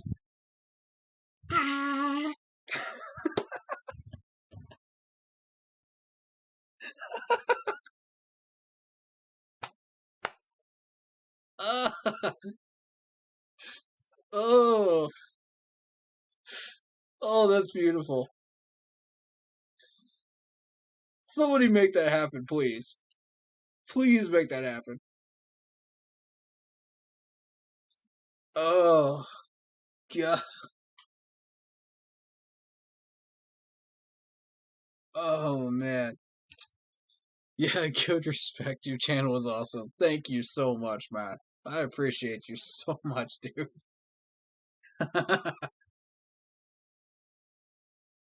That's why I love y'all, man.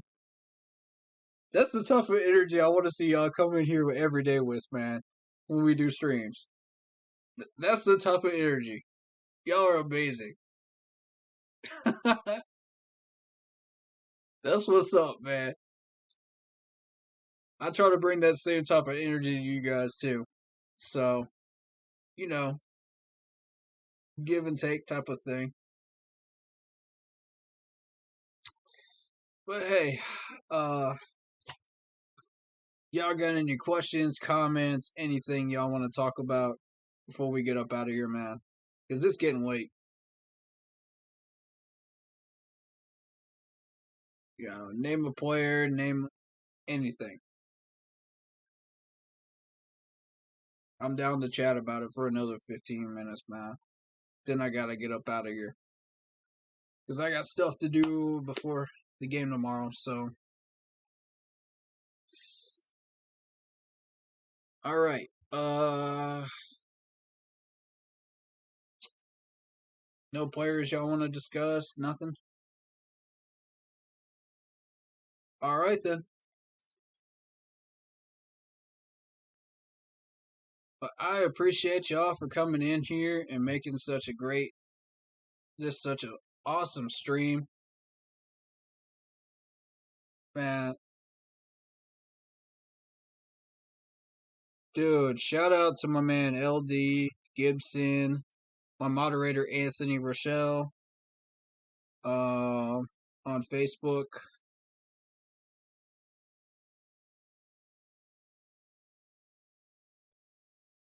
And y'all show some love to Carol, man. Y'all show some love to Carol that's homeless right now and had that back surgery. Show her some keep pounding love. Put her in your prayers, you know, and hopefully she's all right.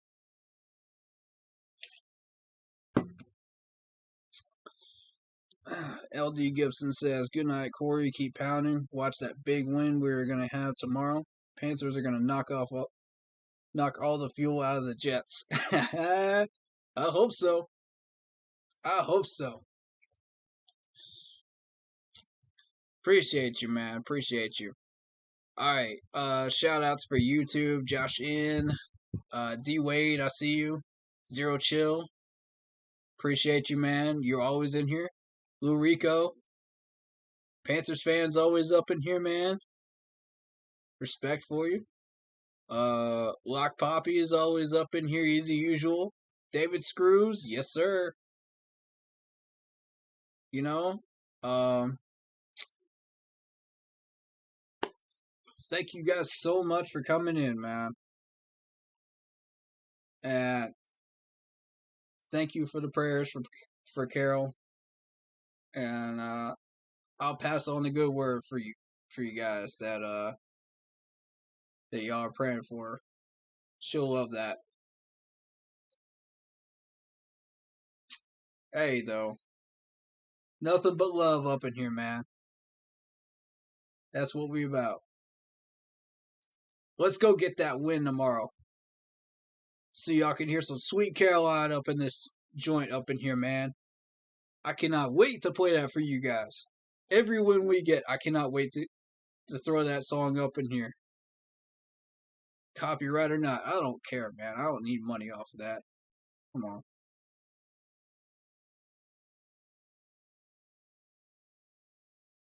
Hey, though. Appreciate y'all, man. Let's go get that win. And I'll see y'all in the next stream.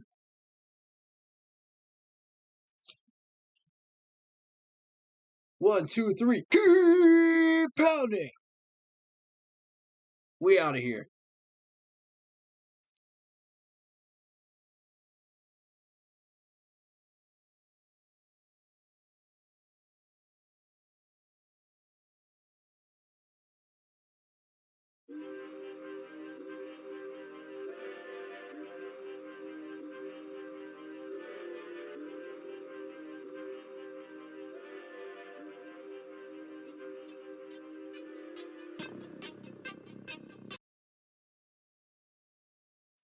Just real quick, guys, if you want posts, if you want polls during the game, if you want info during the game, I will be posting stuff on the Keep Pounding Facebook page. So go join that if you have not already. Like, sub, hit the bell, select all, leave a comment down below. And keep pounding. See you guys in the next stream. Stay happy. I hope this stream finds you happy, healthy, and well. Stay safe. And good night.